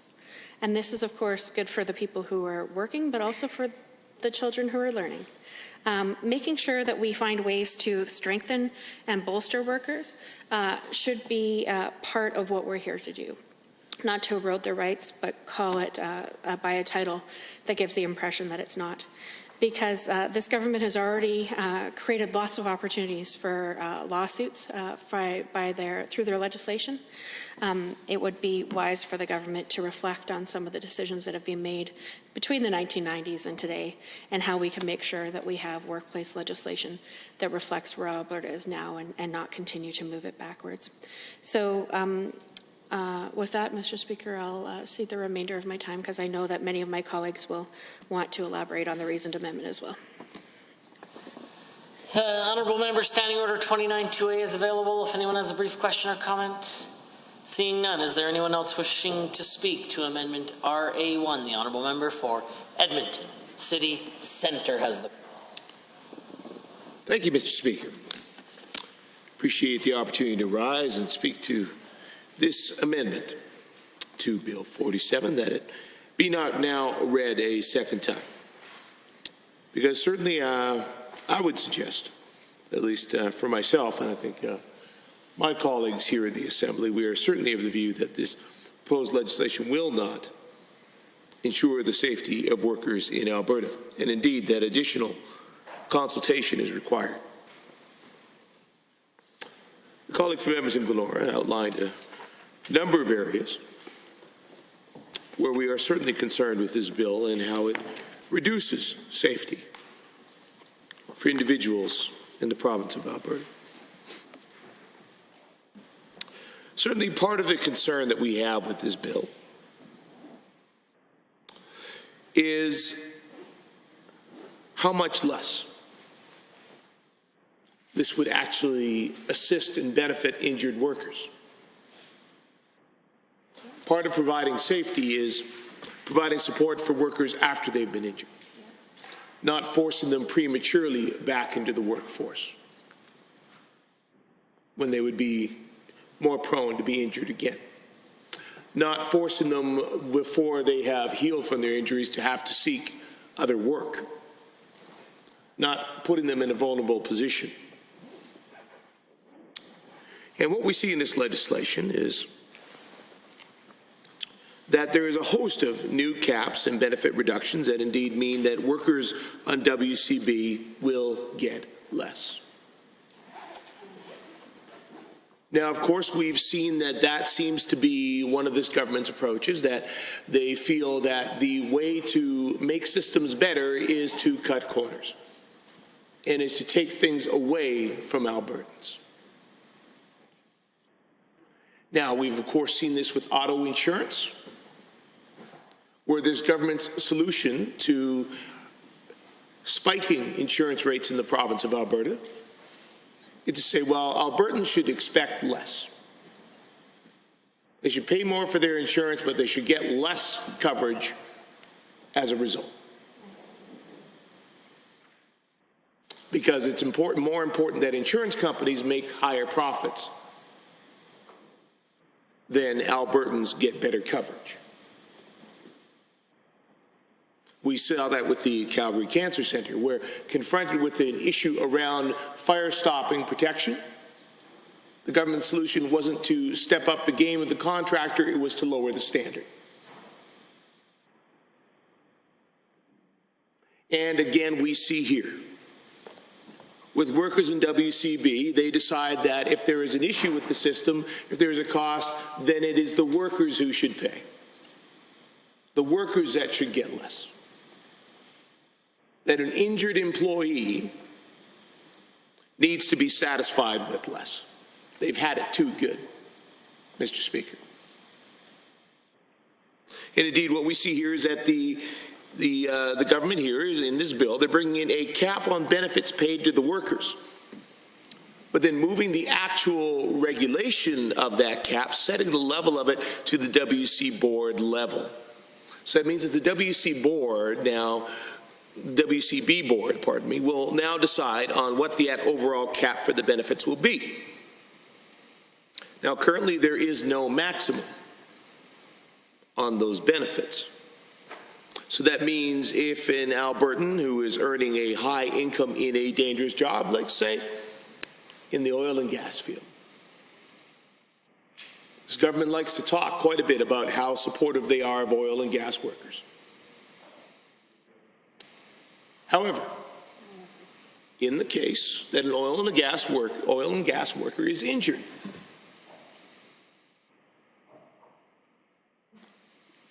under this legislation, that oil and gas worker now will not be compensated at the level of the income that they had earned. This government will introduce a cap, and they will tell that oil and gas worker that they should be satisfied with less. That they will not be able to be compensated for their injury at the level of the income they had been receiving from the work. The income that this government likes, that says that they believe many Albertans deserve to earn. And I don't contest that. But they're saying if that worker is injured, they do not deserve to be compensated, that they need to have that capped.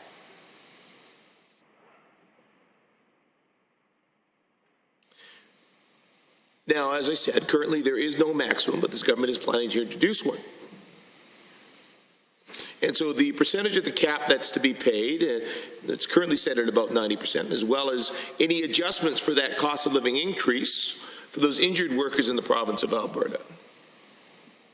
That's all going to be decided by the WCB board. And even though those changes are going to be made at that policy level in the WCB, what we've seen from this government so far indicates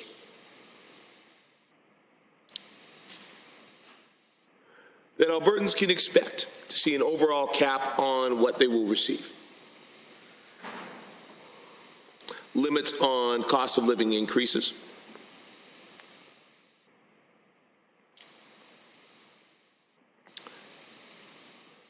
So this government is telling workers that when it comes to compensation,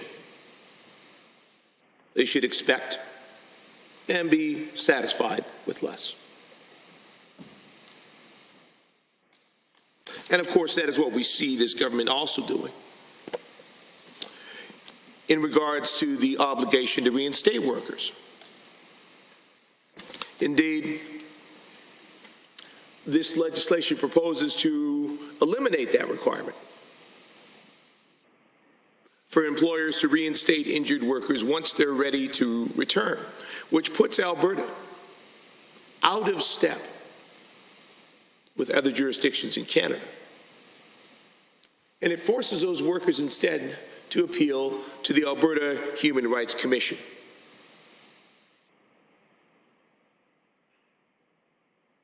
Now, I'm not sure why the government feels that the many systems that we have in place for resolving issues between employees and employers, why we would not want to make use of those mechanisms, but instead now push this out to become a human rights complaint.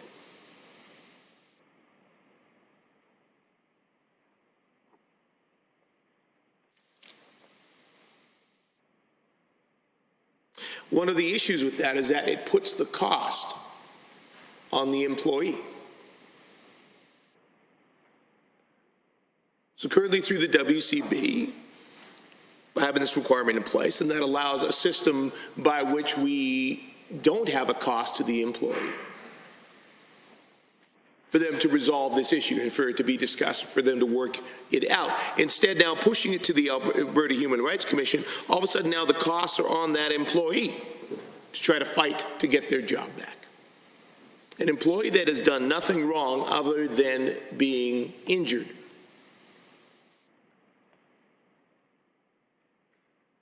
And they are now being forced out to the Alberta Human Rights Commission, having to pay out of pocket for those costs. And secondly, enter a process which can be extremely lengthy to remedy.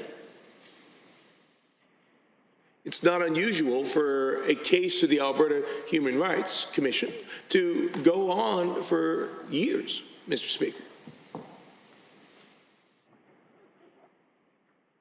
So now this individual is being forced to go and file a human rights case, to pay out of pocket, and to wait for an extremely long time to be able to seek a resolution.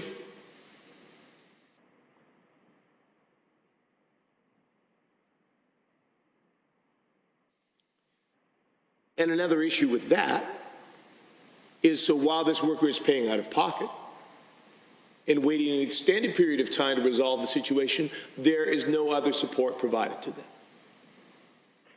So they are left hanging.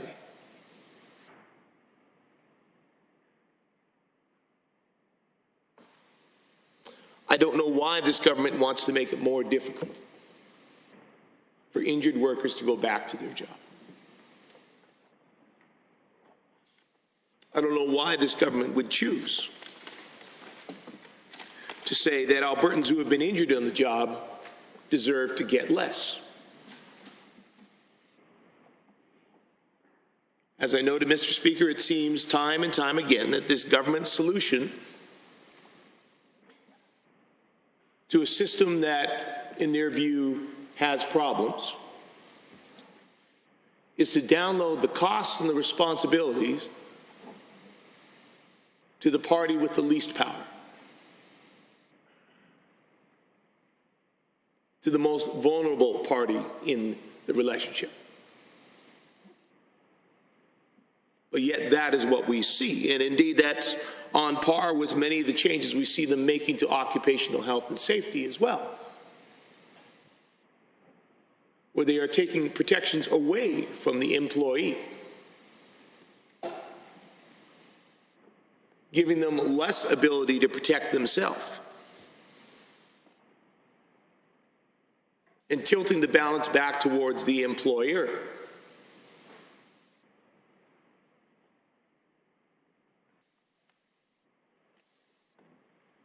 The way to make the system better, Mr. Speaker, is to ensure there is real balance, and is to recognize that there is inherent imbalance of power in the employer-employee relationship to begin with, which is why government introduces legislation and has put these protections in over the years. And indeed, as my colleagues have noted, some of this legislation had not been touched for decades, Mr. Speaker. And so there were the changes that our government introduced to bring Alberta just up to speed, just back in line with other jurisdictions in Canada. But yet for this government, that's apparently a step too far. So we have situations like wanting to go back to definitions from the 1990s.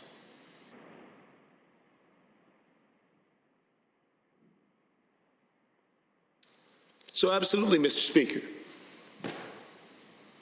I support this amendment brought forward by my colleague, that this bill not be now read a second time, because this legislation will not ensure the safety of workers in Alberta and requires additional consultation.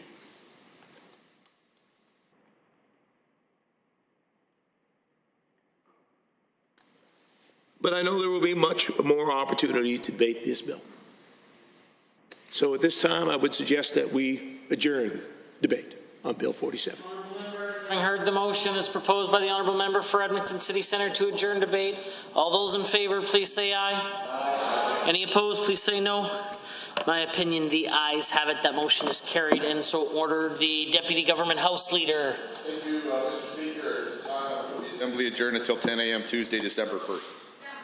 Honourable Members, having heard the motion as proposed by the Honourable Deputy Government House Leader to adjourn the Assembly until this morning at 10 a.m. All those in favour, please say aye. Aye. Any opposed, please say no. In my opinion, the ayes have it. The House stands adjourned until this morning at 10:30.